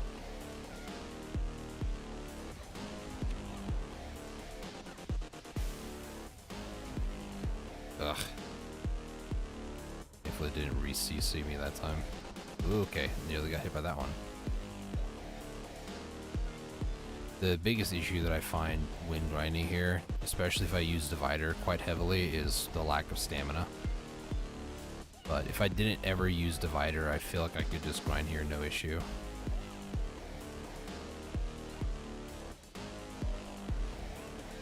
Get that E buff. Let's go. So it's about 10 rotations, by the way, because it's about 30 every time. Unless I get elites, then it's a little bit less. Maybe 1 or 2. 1, 2, or 3 less. That's pretty much how the elite packs work, really, right?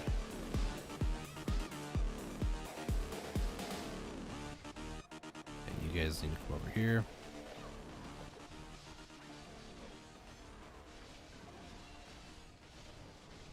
It's only one of you. Get over here, you cretin.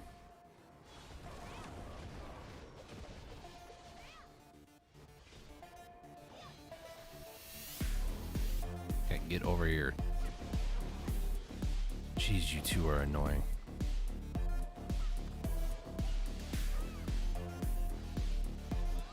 Don't you dare reset. Thank you.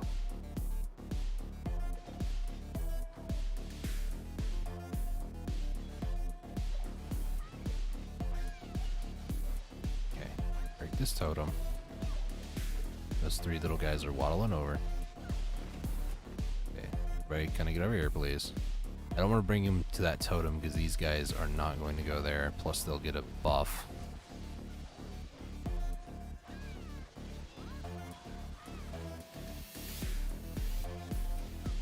Just divider these guys to death, or get them low at least.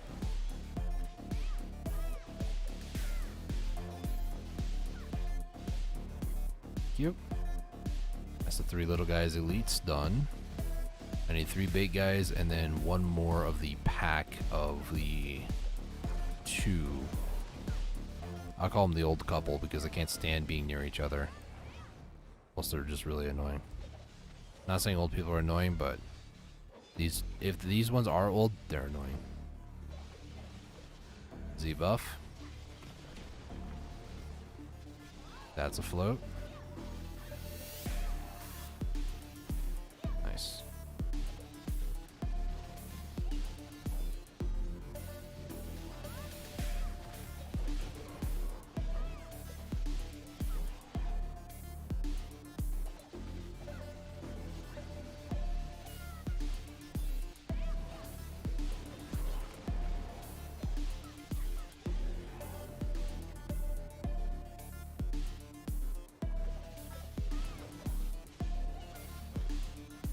Yeah, I just don't have any stamina when I use Divider.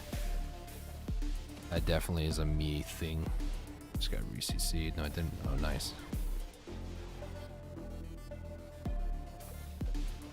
The only time that I ever care about that message that pops up is when it says the Wayne Winter Guardian has appeared.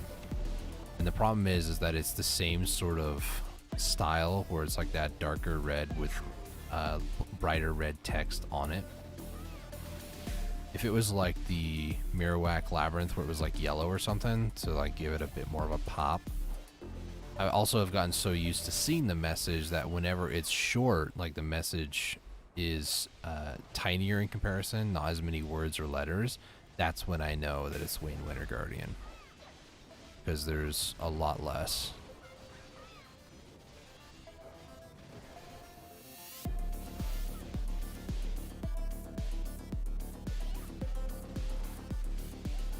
Next pack is going to be Elite. It's the 2. And it gets stunned. Thankfully not re-CC'd though. Alright. Head over to you two. Hey, come attack me.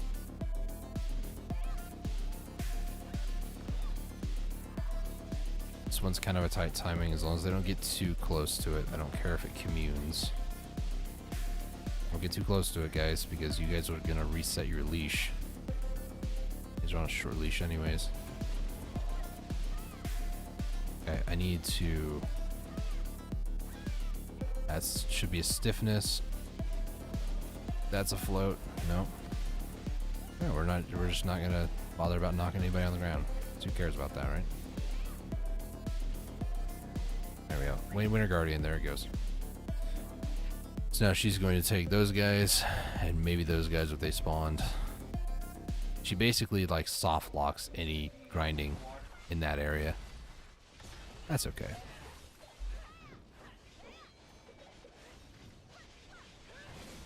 This one's actually a lot easier than the field boss one.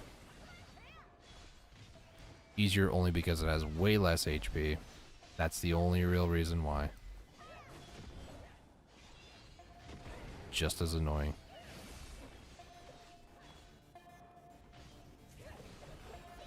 Yay, Frost. And then I'm just going to sit here and farm these guys when they come back. And just continue from here.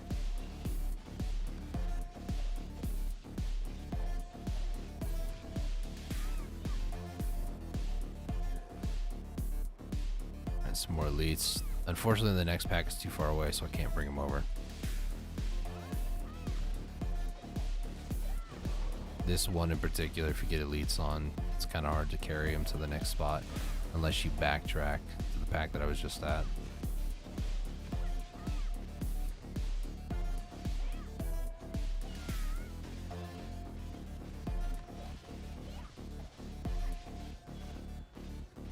Next arc is going to spawn here, just hit my weight limit.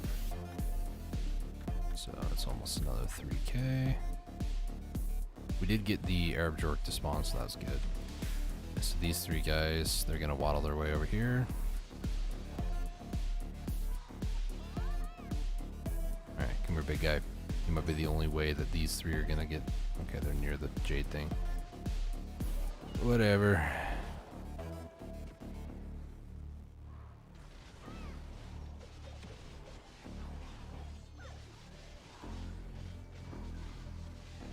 There we go. Should have looted everything. We're good.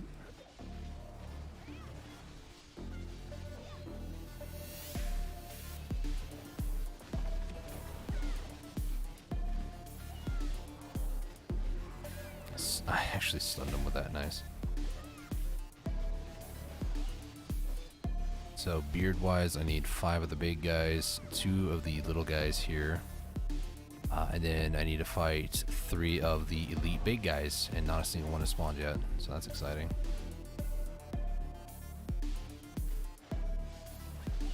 Again, with these, there's some leniency because I don't really care.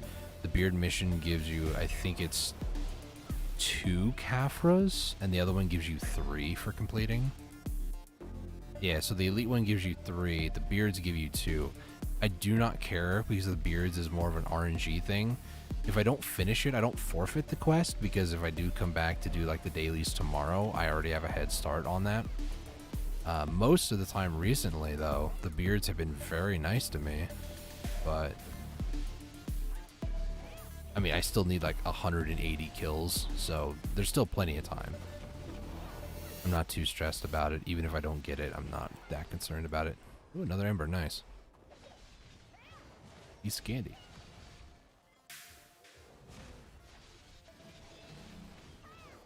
Get that Z buff. Hit it with divider. Okay, we're getting a lot of elites to spawn now. It's nice. Wait another like 15 or so more seconds. Hit that E buff.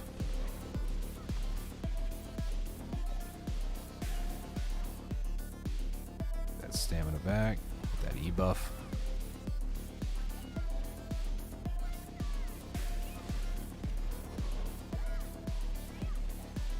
I may want, the more I hear her like screaming and yelling, she's starting to sound more and more like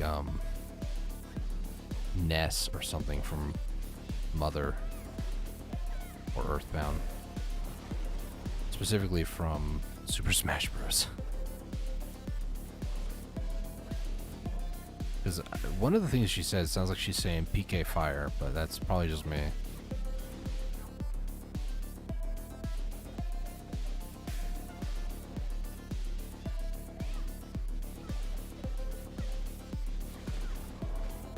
Ugh. Got not re-CC'd? Weird. Okay, some of these times I swear I should be re-CC'd, but I'm not being re-CC'd. There's no shot they fixed if it was broken. There's no shot they fixed it, right?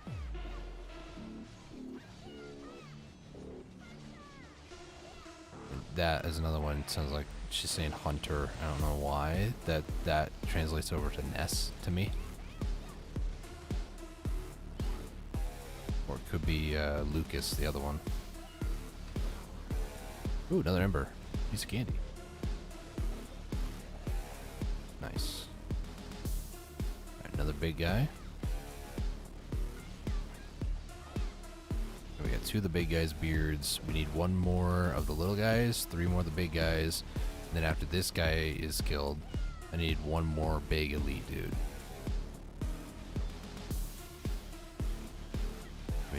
I wasn't trying to divide her from this distance, but you know, might as well just keep going.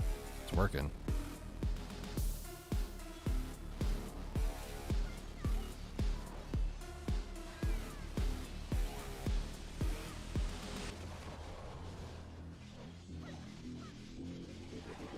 There we go. Another big guy. Take you. Now these guys, it's kind of a weird spot. I need to get them over to this one. So the big guy would actually reset going to that one.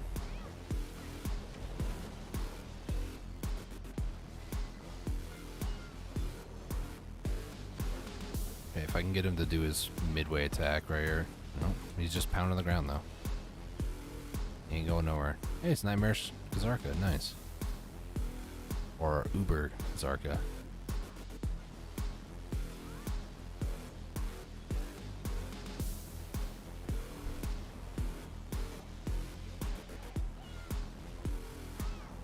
I'm probably not going to go to him, honestly, because I want to try to get these dailies done and do farming.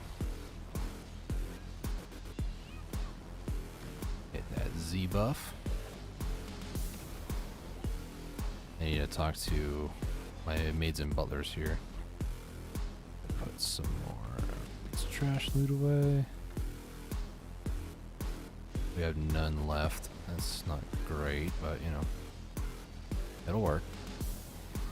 Get that E buff. Big guy's on the ground, that's all that matters, I guess.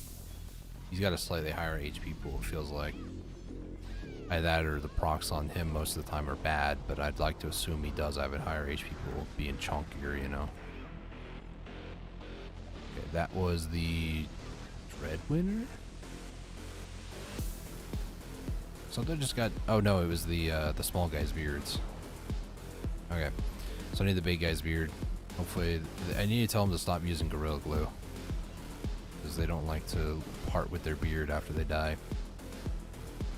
This action is currently unavailable. Did I get stunned, or did the game just decide I'm just going to be bound because this action cannot be available?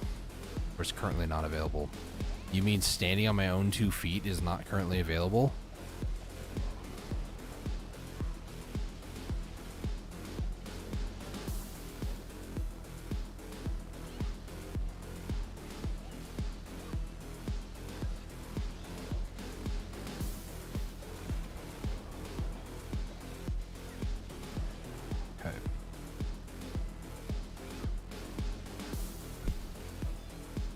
It's just a matter of killing about 120, or it's actually 113 more, and then trying to get that big guy's beard 3 more times.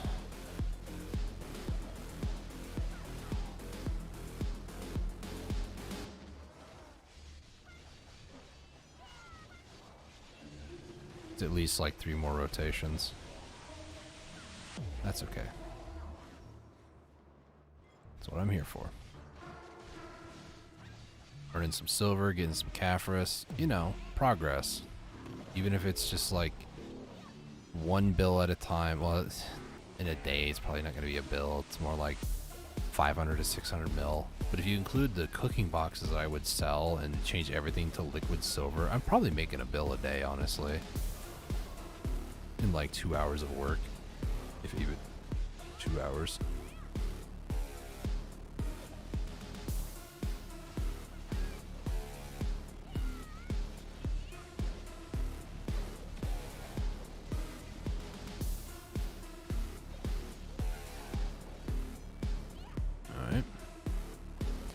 About 3 more rotations if it's 30 mobs per rotation, which it typically is.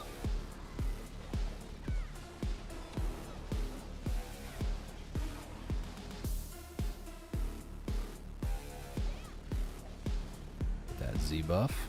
Oh, you don't regen stamina when doing that. That's great.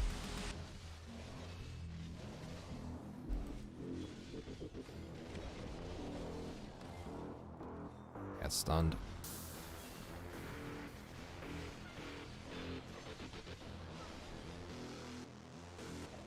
You 3, follow me, please.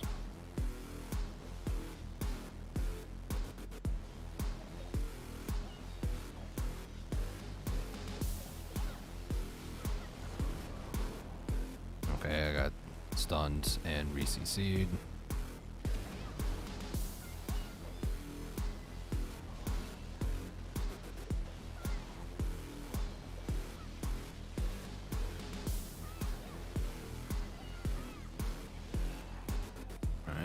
Oh, wait, another Wayne Winter? Excuse me?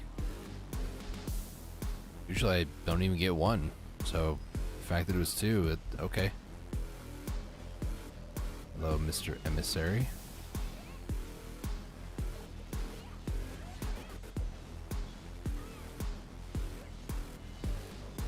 Focus the wolf, and then focus her down.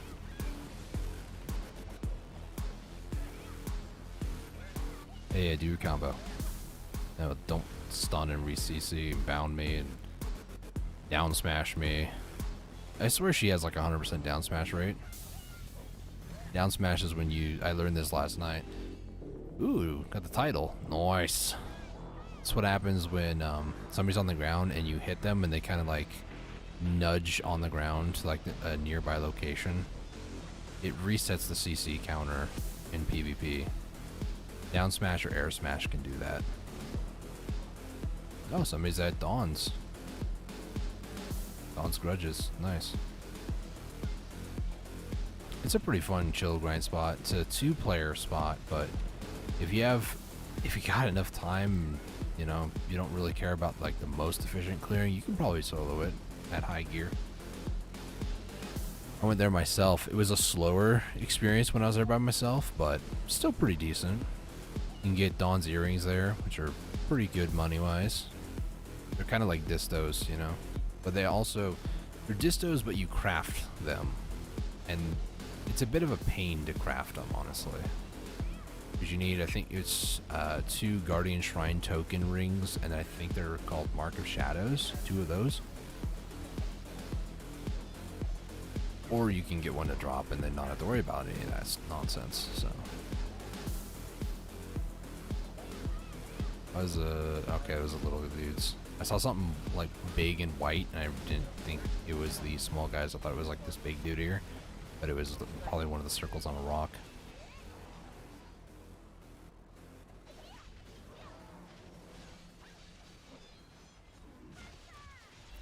Let's do BSR again. Everybody's dead. Move on to the next pack. If I don't rely on Divider for killing things, it's not too bad.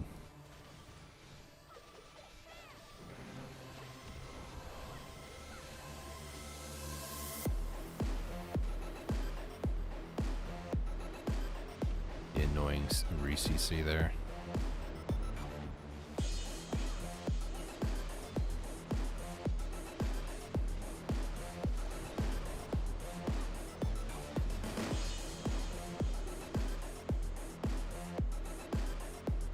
These 2, you guys are coming with me.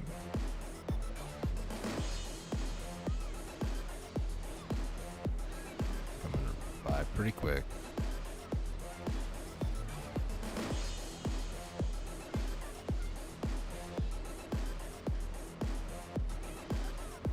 That was in the air.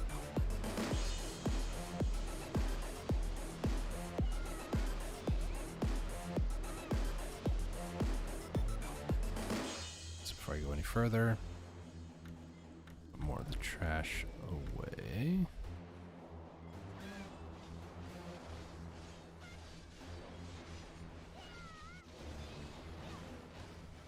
Another 38 more to kill. Then after this, I am going to do the Dread Winter Tree Fossil, and then after that, I'll probably save the Witch's Token for later. I'll probably just do the farming and call the stream after that.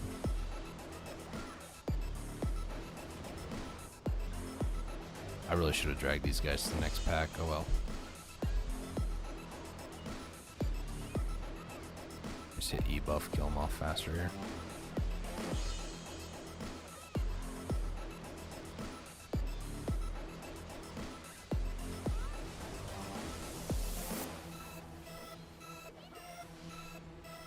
By the time that the totem dies, they're already like on the ground and already starting to pop a little bit. It's crazy the like clear rate difference between Kuno and Meiwa is. Like they're barely on the ground and they already start popping. Like what? Need to come with me.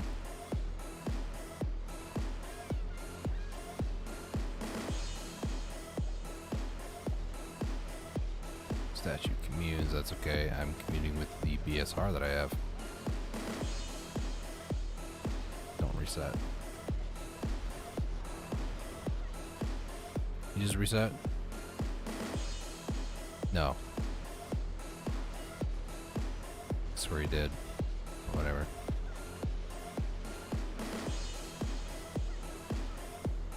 Everybody dead. Oh, another Guardian? Say less, dude. I'm glad I'm streaming this, because that's 3 Guardians.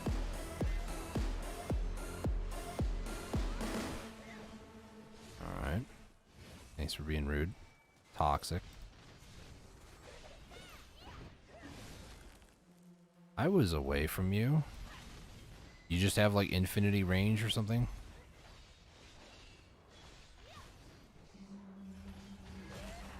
That Jade Lamp is gonna pop, and I don't really want it to because it doesn't affect her at all. It just would affect me if I get stunned by it.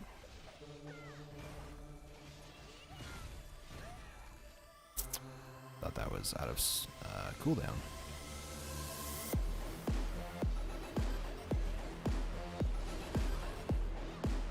Alright. Let's pop this. 16 more kills. Now, some people might disagree with what I'm about to say, and that's fine. I usually don't like to leave elite packs for the next person. When I first started grinding here, it was impossible to find any elite packs. Some people, when they're done with their rotation, they just don't care and they don't kill the elite packs. I do for that extra little bit of money.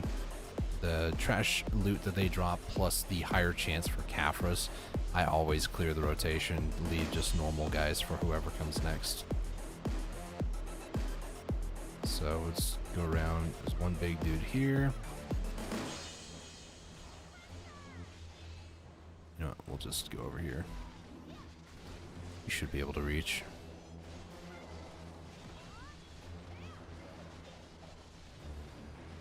Yep, there's big boy.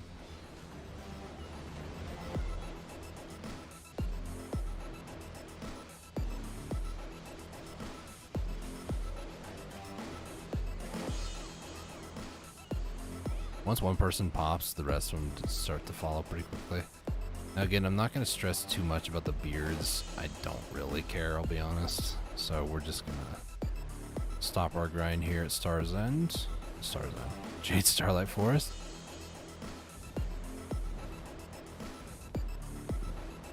There's a couple of elite packs here I could go and kill too, just a little bit extra if I cared, but not really, not really. Alright, 5 embers today though, pretty good. Alright, so next up, do I have the Falcone? And yeah, I do. Okay, Manduru. Falcone is the fox abet, and then Manduru is, I believe, the deer abet. Falcone is usually over here, but because I haven't done the main story, she doesn't appear for me over here, which is interesting. So what I'm gonna do this one. So we'll do the difficult one first. This will really stress my paying attention skills right now. So interesting thing about this spot, I think Agris might affect them, but loot scrolls do not affect these guys. What you get from them is what you get. There's no way to increase what you get from these. Maybe Agris doesn't actually affect. Might as well double check. So 44863. No, Agris does not get consumed here. So there's no way to increase the trash loot you get here. Even to grind here too, it does cost 100 energy, which kind of sucks, but that's the limit. I guess it's your price that you pay for not using loot scrolls, you know. Tachyon is this little guy right here. We have to kill him before he makes it to the objective, because it can actually prematurely end the entire run. So let me go ahead and put that away.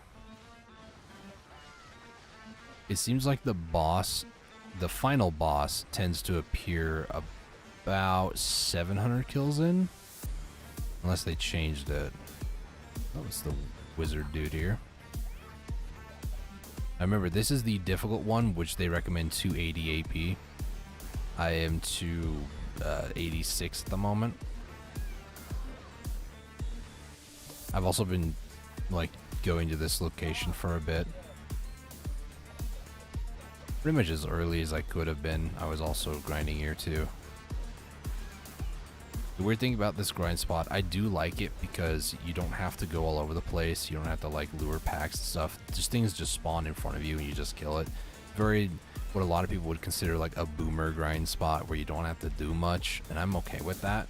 In fact, I prefer grind spots that are like that where I don't have to do that much, like we all do. But the biggest issue is that it's constricted by the amount of energy that a character has. So if I wanted to grind here, realistically, it would be like 400 energy an hour, because each one of these events can take about 15 minutes to do. So I have 500 energy, 574. I might be able to, in a time of like an hour, get enough to get that 600th energy. If I had energy regeneration buffs and stuff, maybe I can grind here for maybe 2 hours, I want to say. Get up to like 800 energy. But realistically, it's just not worth it. Oh, we got Penvala.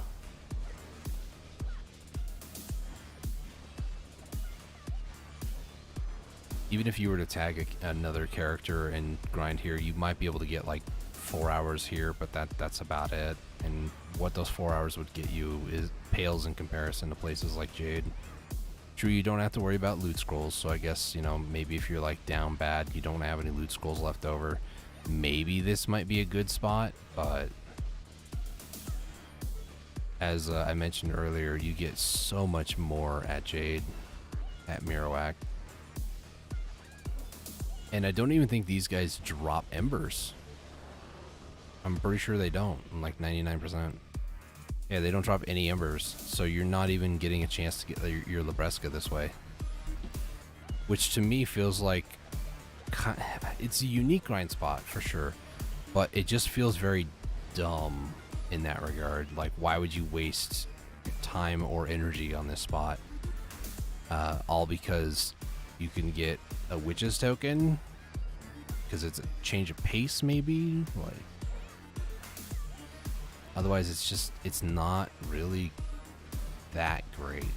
It's cool. Don't get me wrong. Cool is not useless, but cool doesn't really equate to being functionally good. It is also like free ecology, I guess. Like most of these, I have S rank. Maybe I think I have everything here S rank. If not, we're about to find out if I get one tonight.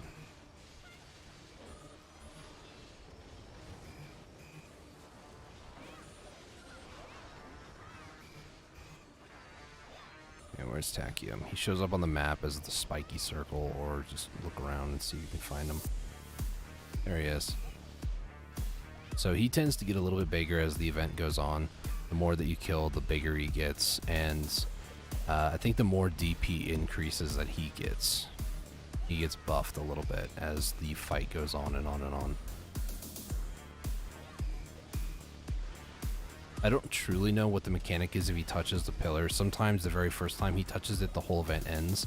Other times he has to hit it like 2 or 3 times. So I don't really know what causes that. Like maybe the bigger he gets, the more unstable it is. So if you let him touch it once, then you know you're doomed. If you just started the event, then maybe there's like some wiggle room, some grace period or something like that. I don't really know. Yeah, he's already got a DP increase already. He already has a DP increase already. Great English.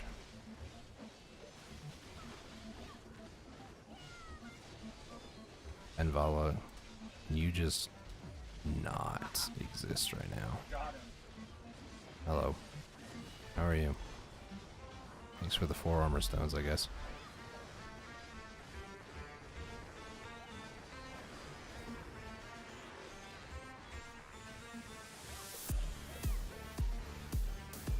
Hit that Z buff.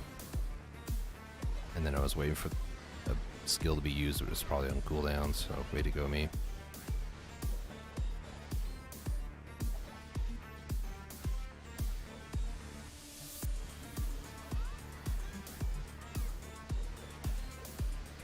Powerful energies emerge from the dread winter tree fossil.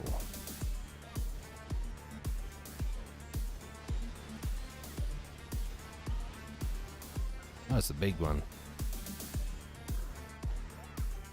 You know, he's already S rank too. I think everybody's S rank. I think it's just Miraska's and the Arab Jork, the field boss variant, or maybe the any Arab Jork really, because you can also get the knowledge from the Wayne Winter Guardians at Star's End. Star's End. Jade Starlight Forest. I don't even like Star's End. I talked about Distos earlier and it's been stuck in my head ever since.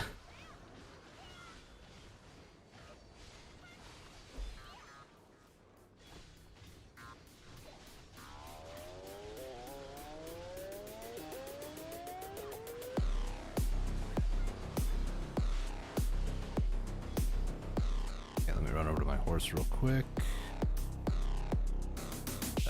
Oh, I still have. That explains a lot.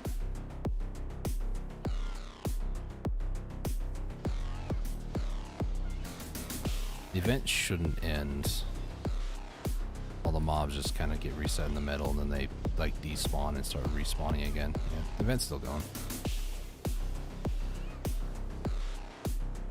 Okay, a little bit of Caphras. I'm not really keeping track of like what I get from here specifically. I do know that the dailies here, killing the 800, I think gives you 10, or maybe it's 5. Doing the easy version of this trial is like another 5, and then doing the hard version of it, I think, gives you 10. I'll have to double check those numbers. I think it's 20 you get total for doing the 3 dailies here. Kind of like Jade. Tagium's dead. Benvala is almost dead. He's being a coward. As most snow leopards are. I don't. Totally truth.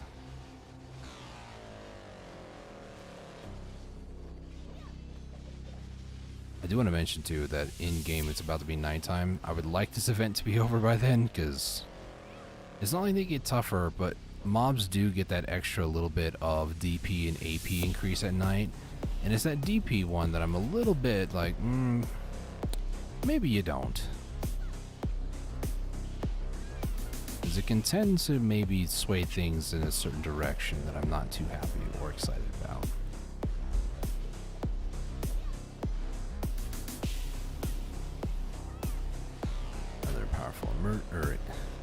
Powerful emergencies. Powerful energies emanate from the fossil. If you don't pay attention to that message that shows up, you might miss a Tachium, but I feel like they show up like almost every 50 to 70 kills, I'm not sure. Also, that crystal that I got, that was a crystal that before the crystal reworks, it was very difficult to get. So I feel like this spot was almost made just to have people farm those crystals, the special evasion ones. Actually a pretty good crystal too. Like, I used it for the longest time as well, and I had extras because I used to grind here all the time. When I needed a break from Jade and from Mirawak, I would go here. It was new enough to me that it didn't feel boring, despite being the same region, and the mobs kind of looking very similar.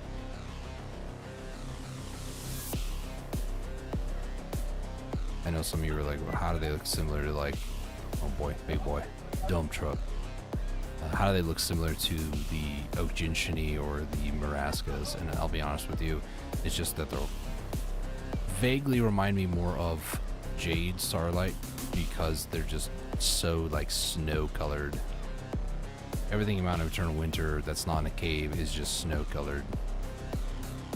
The ground would be snow if I wasn't playing in low graphics.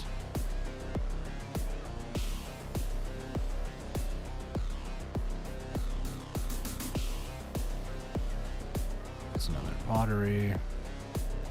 That pottery is part of an event right now when the new region, Land of the Morning Light, comes out. You can go talk to, I think it's a ceramic dealer or something like that. I can't remember the actual name, but it was somebody who like makes pots, and you can exchange it for like all the different like sharps and hards and all the other different things that you can typically do for events like this. Memory frags. It's one of those RNG things. Exchange it for these items at a set probability. Ever since they coined that phrase, they use it on literally everything. According to a set probability. According to a set probability, I might consider pulling out my credit card according to a set probability today, and buy outfit boxes according to a set probability. The set probability is always never.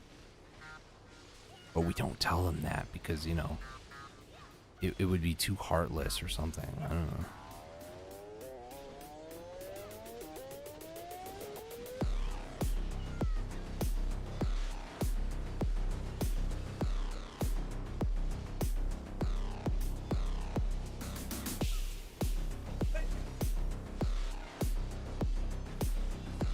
I've thought about, there are like tournaments and competitions that Pro Abyss specifically does, mainly like fan art or maybe like oh, here goes the final boss. Other ways that you can like get pearls and that sort of stuff. I don't know where I was, but there was these people like advertising like a PvP contest, and first place prize was like, I don't know, 100 or 70,000 pearls or something like that. And I was like, can I just have like the money instead? Like, I don't care that much about pearls. If I got that much money anyways out of pearls, I probably would just more or less just buy a bunch of outfits just so I can have. I'm one of those people that I really like collecting different types of outfits. Okay, so the other thing you want to do when you kill the big boss is just jump on the thing here and just try to do as much damage as you can as everybody goes in to disappear. So that is one of the dailies done here. Go ahead and put all of these away. And then we go ahead and take these out. And then I'm going to put 1, 2, 3, 4, 5. And now that was 5,000. Usually I get like 4,000 from doing in the past when I was Kuno. We'll head to maybe this one if it's corrupted. I can't see it, so it obviously is. So that was the hard version. Yeah, so now we're gonna do the easy version, which you guys will see just how much easier it is at this gear. It's no contest. It's so easy.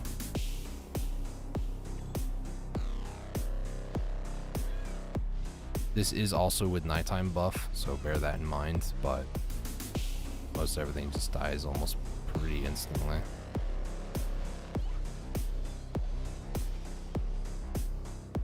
Maybe they have the same HP. It's just they hit harder on hard difficulty or something, I don't know.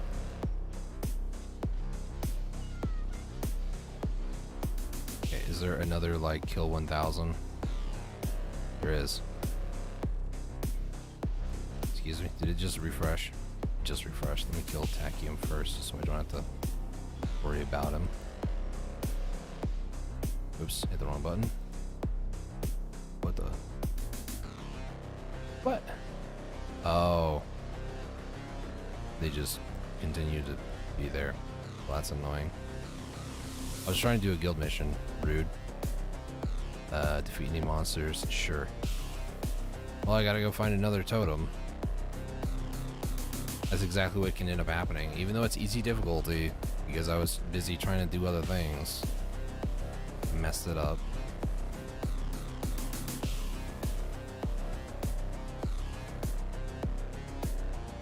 Alright. Let's go ahead and head over here. Let's do another easy one. I feel like I need to increase my mouse sensitivity a little bit. Mouse horizontal. Yeah, never mind. Can't do that no more. I guess I could hit the button on my mouse to like increase mouse sensitivity.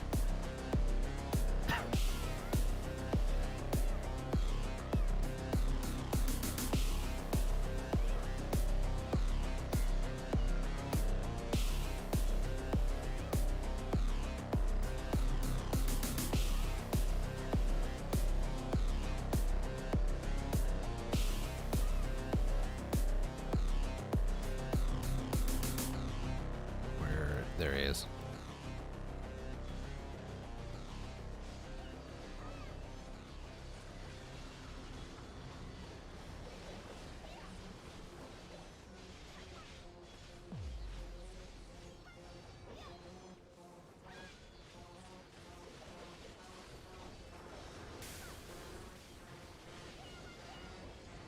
Oh, lightstone, nice. I don't know if Tachyon spawned amid that. I don't think so. You get really good grinding your 2 of doing a like 360 while still trying to kill things.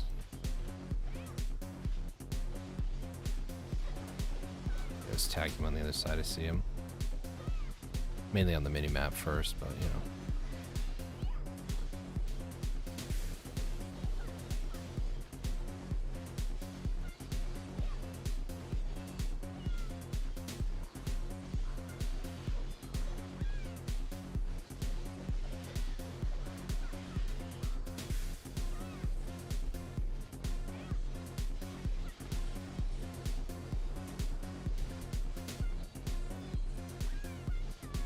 So the main reason I popped that guild mission was to kind of see roughly how many I did or how many I had killed, but I'll be honest with you, if somebody else is doing missions or like killing things too, it's kind of difficult to keep track exactly how much you're doing.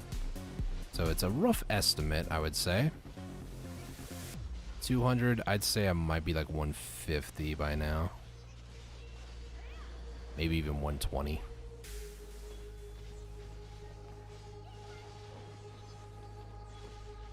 Glancing on my mini map, looking to see if there's... There he is. Or you have to be at the weirdest possible spot, as close to that rock as possible. Because who wants to be a normal person? Being a normie? Ugh. At least I hope that's what that word means.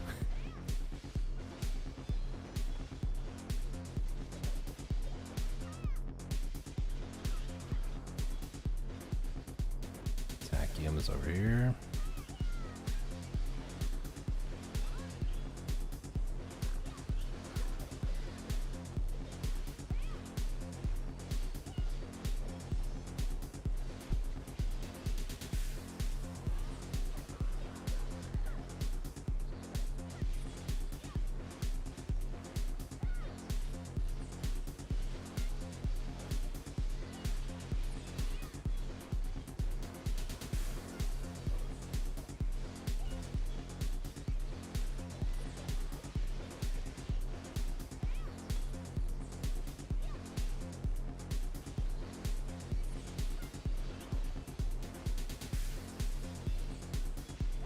Tachyon is somewhere.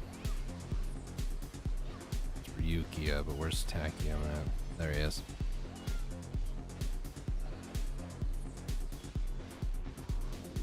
I'm gonna say of that number, I want to say it's more than half. So I'll say probably like 225, fast going up to almost 3 or 250 is half. So I'm gonna say like maybe 300 by now.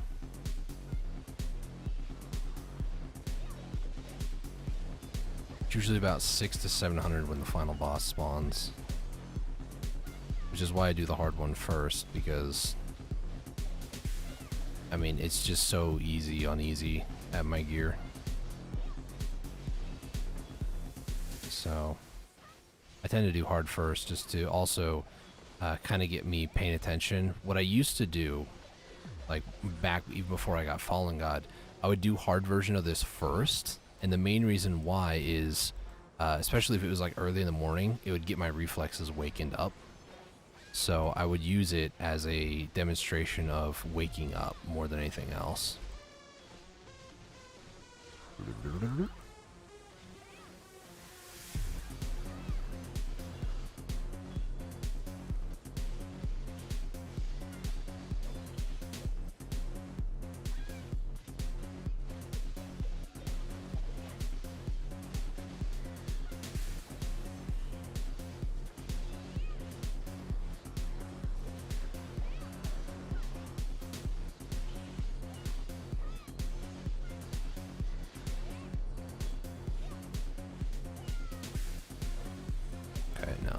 I thought for a split second, I was like, nobody's respawning. Did it end? No, they just respawned in a wave. Because it killed a lot of them pretty quickly. Tachyon is again.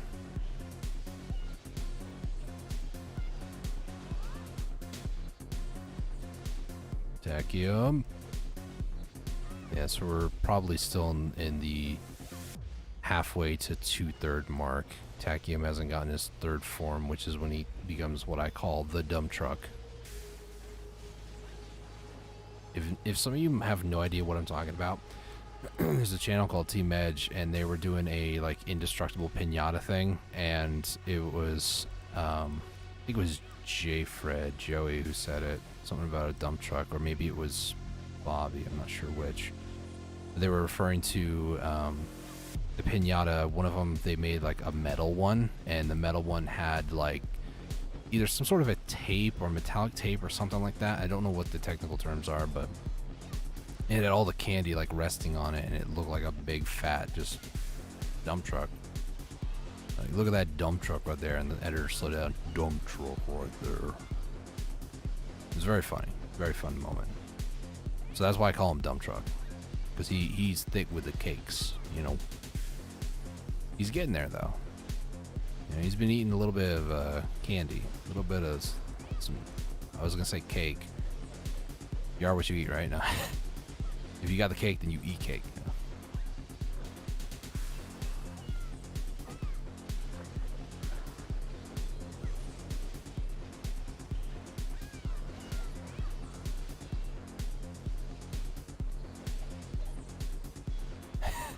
Our guild leader's on. Said something in chat I need to respond to here in a second.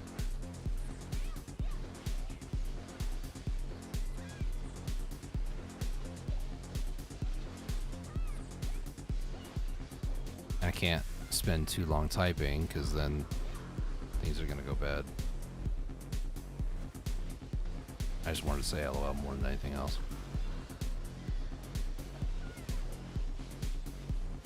Like I'm actually at a grind spot where I just can't stop whatever I do. That's the other downside of this grind spot, is it tends to lock you in, kind of. Somebody else comes along, I mean, the spot might have been yours to start, but if somebody else takes it, it becomes theirs. Are we at, we're not at third phase yet. Maybe he has more than 3 phases. He has 3 recognizable phases is what I would say. Let me just...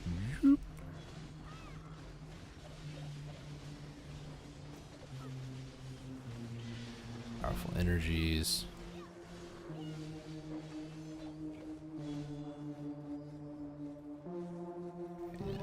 Powerful energies. Am I blind? Or did I kill them already? Was it like Panvala or something? Oh yeah, it is Panvala. Okay, where is Tachyon at? Sometimes the powerful energies takes a while to actually... Yeah, it's... There it is.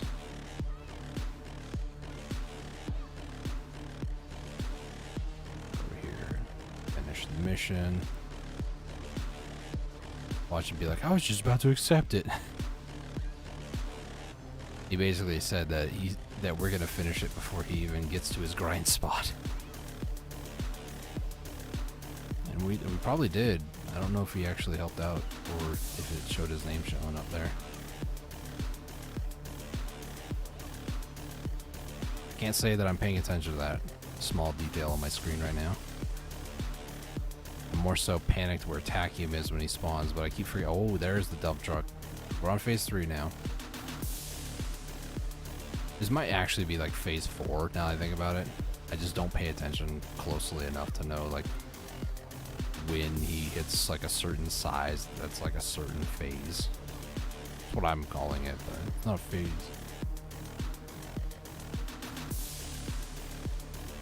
Oh, another special infinity. Special magic crystal of infinity, special evasion. That's what they're called.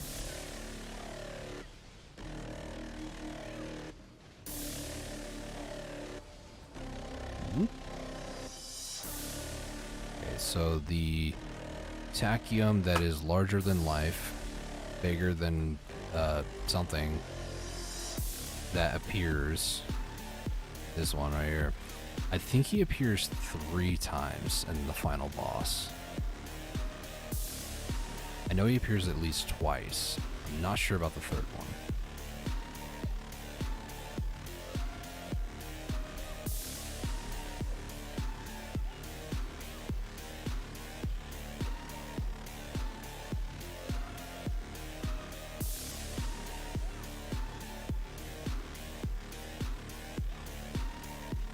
Oh my gosh, that bow does half their HP and damage. Boom.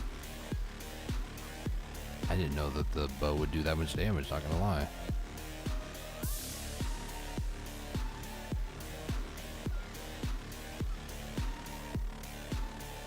Okay, I probably should not focus. Oh, never mind, Tachyon's right there. As I was trying to say, I don't think I should focus the wizard dude when Tachyon gonna spawn. Goes to show what I know.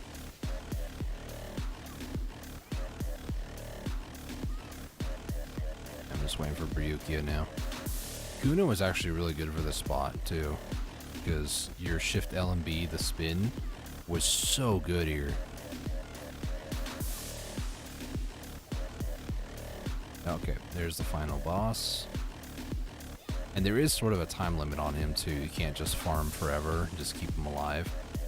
The spot will actually like shut down pretty much. It's crazy. Yeah, this Ryuki is just going... He's gonna breathe and that's it.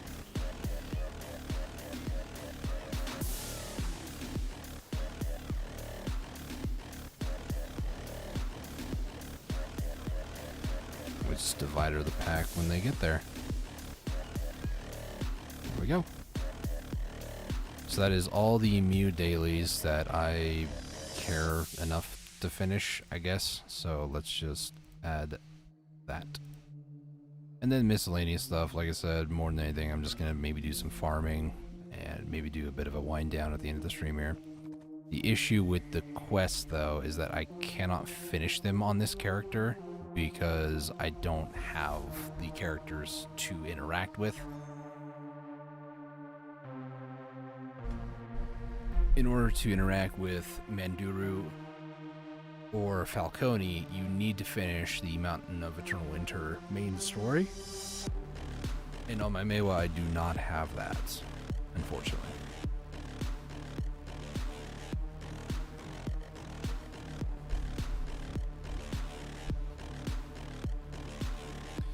But this Dark Knight does, so I can just finish that out. So that was 7 and 3. So the hard one is 7 Caphras. The easy one is 3. And maybe this 800 kill one is 10? Or it is 10. Okay, so you get 20 for doing the dailies over here. And to be honest with you, it's better than Jade because as far as dailies are concerned, because you don't have to worry about RNG not giving you beards and stuff or spawning the right mobs.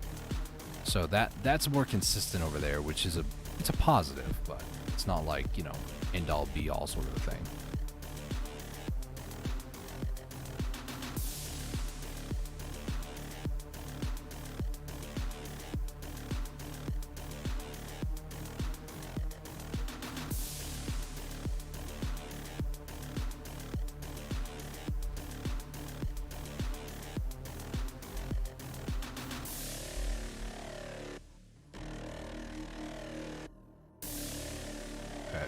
So, just out of range. And let's get our workers going again. Up on. As I get stuck on the long animation for it. And put away my weapon real quick.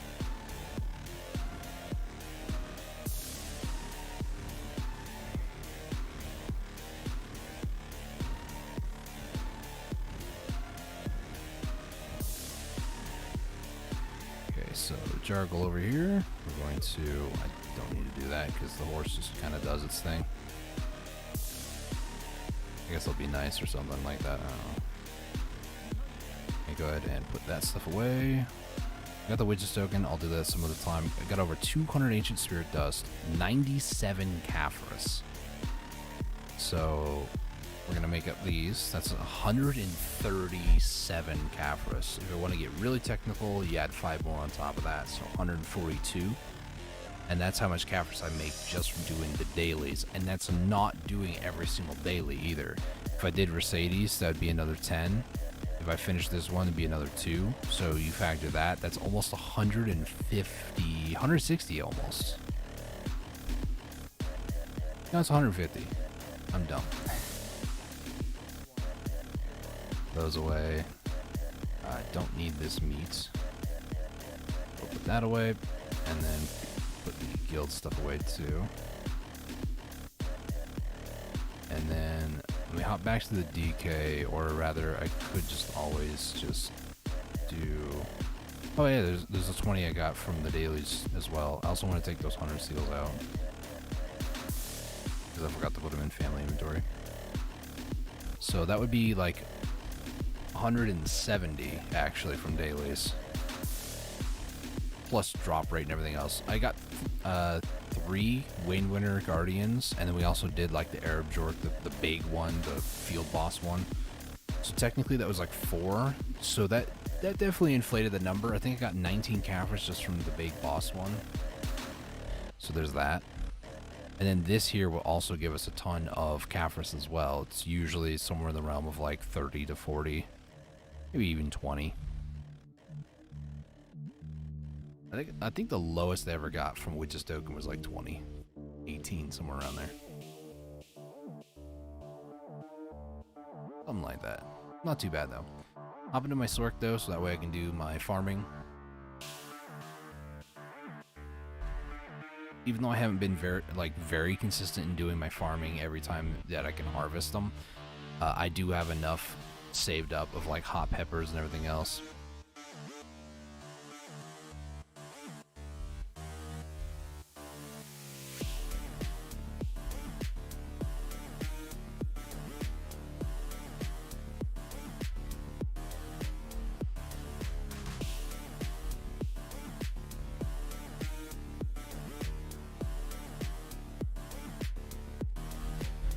Okay, let's go ahead. I'm gonna take these out, take that out, 2 of these, 2 of those. I got some meme frags. Man, almost 1,000 Caphras. It's been a bit since I actually had 1,000 Caphras, just kind of chilling there. Hey, look, there's my worker. Go get him, buddy.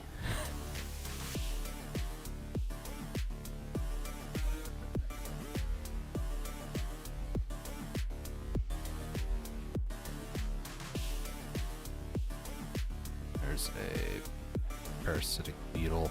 There's an not achievement, but a title for killing so many of those. I'm waiting for the day I hit one and go, oh, there's the title. Pests. So yeah, if you guys are just tuning in or maybe skip to the end, I do want to say that we are kind of wrapping down the stream, wrapping up, we're wrapping something, and yeah, we're basically just gonna be kind of chilling, kind of hanging out. Mainly I need to do the farming stuff, like I said. And then there was something else I was gonna look at or do. Oh yeah, I was gonna look at artifacts.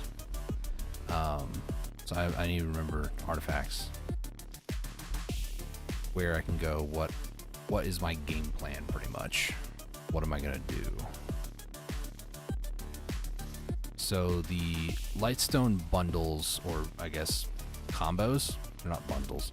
The Lightstone combos that I'm going for are, I need an Olin's Descendant build for my Meiwa.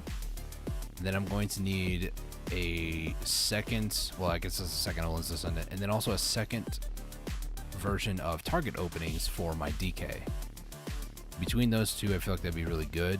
If I feel like I can't kill somebody because their evasion is way too high, that's when I go to target openings and do the extra crit damage on top of everything else. But I'm going to need accuracy artifacts for that as well, because the accuracy artifacts, I think, they give +8 if you're doing a very specific type of accuracy, like melee accuracy, I think gives +8 per artifact, so it's another 16. I don't think there's like an all accuracy, but I could be wrong. Not that you would need an all accuracy, because that's just kind of weird. I did find out recently, I think it was Warrior is what I was told, he benefits from magic and melee, which is just wild if that's actually true. Okay, so let me harvest this onion here. The onion. We're going to plant breed. I need 6 onion seeds here. So 2, 4, 5. I need 1 more. There we go. Harvest the rest. Harvest the rest. Fat finger W. So I'm gonna put the magic, 5 of the normals, and then 1 of the normal. Well, I guess it's special seed, but 1 of the normal special seeds over there. we go. And then hit plant breed.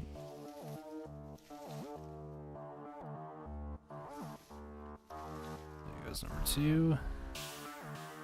3. Oh, that was...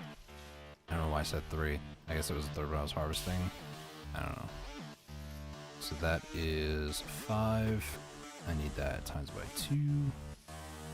3 more seeds. 2 more seeds. There we go. And we just harvest the rest of the pepper for pepper.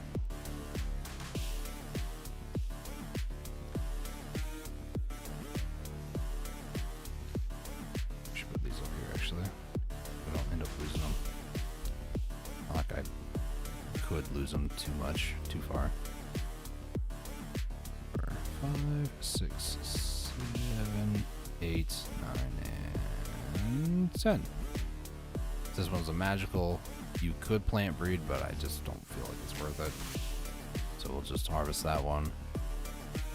My Kuno actually has some seeds. Is it? It's onion. Okay.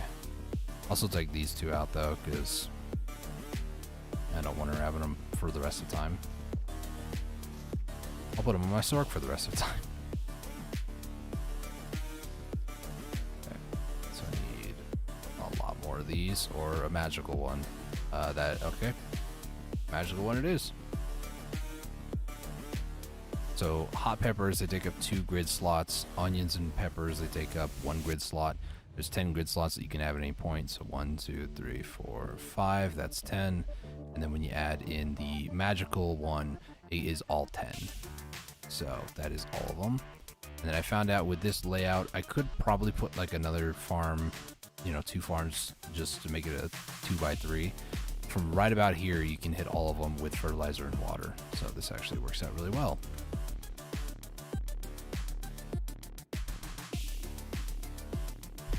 So artifacts, things that I need to focus on are going to be melee accuracy, or excuse me, magic accuracy. And then I need to find out if I want to stick with like a DR sort of build with Olin's Descendant, because Olin's Descendant it's really good, don't get me wrong, but I'm not sure really what to... There's 2 people there. What? Maybe somebody put up a trap and people were going along and they got hit by it or something, I don't know. It's weird that 2 people are stuck exactly in the same spot though. Let's see, let's go to Calpheon, put that stuff away. Go to Camasylvia, put the leaf away. There's also probably a twig. Fruit goes into Serendia. And then this I'm just gonna throw away. Turn the silver bars over to whatever else. So, artifacts. These are all the life skill. So I do have magic accuracy, that's good. So I just need TO for that, target openings. And then for defense reasons, do I do evasion with Olin's Descendant? Or do I use something else? Because Olin's Descendant... Give me a second here. There it is. Let me show you guys here. Don't mind everything else that's open. Here it is. So, the different types of artifacts and stuff, right? If I go to... They have combos here? Maybe not. I mean, this is more like artifacts. Black Desert artifacts. Is there a Grumpy Green? There is.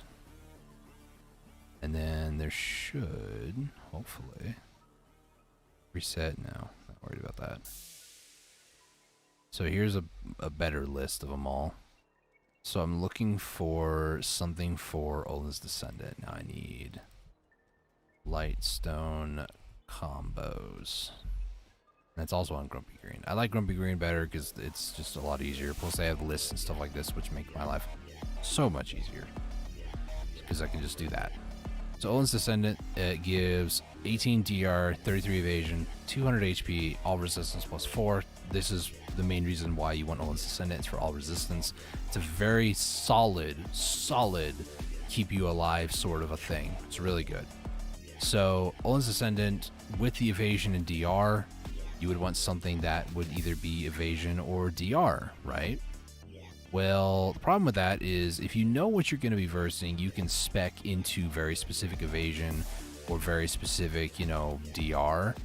But the issue is if you do an all, that's 6. Me on Dark Knight, I tend to verse not ranged as much, sadly, or weirdly enough. It's usually right now with the Wusa Megu meta, it's magic. Because I don't think they count as a ranged. I'm pretty sure they're magic, because that would not make any sense otherwise. Yeah, Rainstorm, that's a ranged thing, right? But I would probably end up doing maybe one of each, an all evasion and damage reduction, or just do the damage reduction, because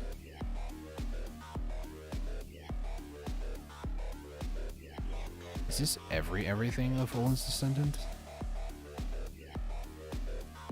I think so.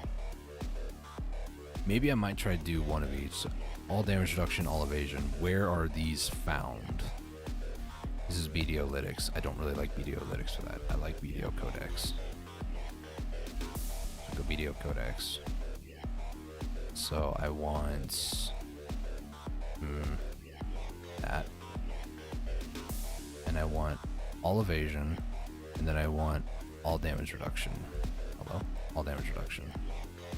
So all damage reduction is dropped by mobs at these nodes. And then all evasion is dropped by mobs from these nodes. So looking at it, Kadri Ruins, Paddocks, Sherikon Iron Mine, Taptar Plains. Same 4 places.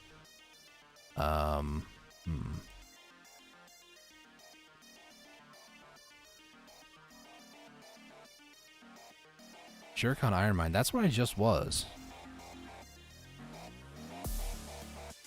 Paddocks, I don't really want to go out because that's pirates. Kadri Ruins, Centaurs, nah. Let's stick with Sherikon Iron Mine because that's at least the Maraskas.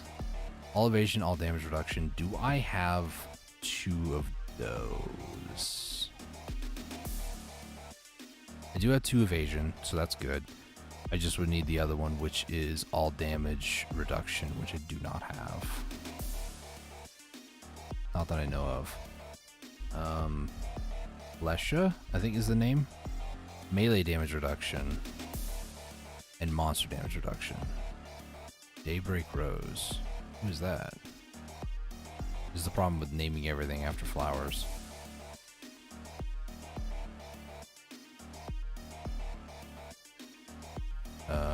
Oh, it's you. So the difference between the two, evasion and what's it called? Or fun. Evasion and damage reduction. What's different about them is that evasion basically you just say, you know that damage I was going to take? Yeah, no, we're good. We don't need that in our lives. And you don't take any damage whatsoever. So that's okay. That's pretty dope, right? Damage reduction says, I'm going to take that, but I'm gonna shave off like 10% or 5%, whatever the percentage is.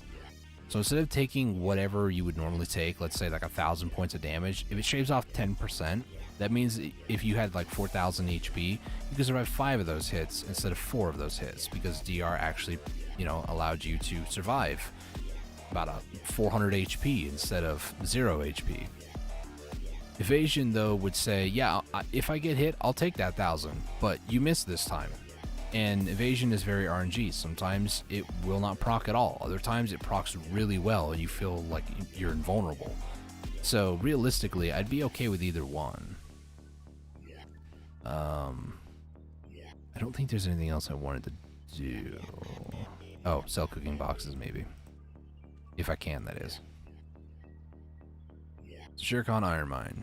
Just gotta keep going there. Works for me.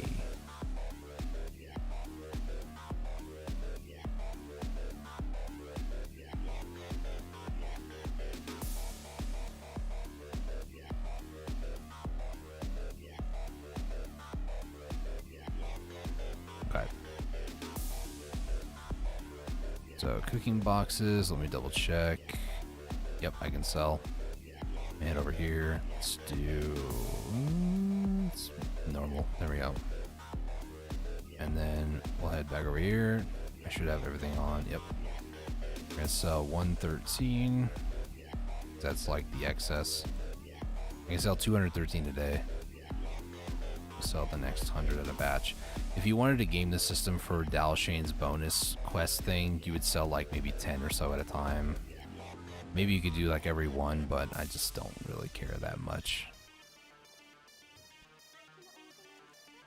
It's generally speaking, I tend to either get like a life skill artifact or typically like a light stone that I don't need. Also, I don't think I sold all the stuff over at Ailton, so I'll do that too on stream. That way you guys can see how much money I made today.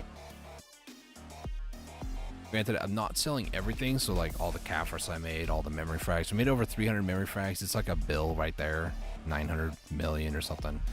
Caphras we definitely made like over 200, so.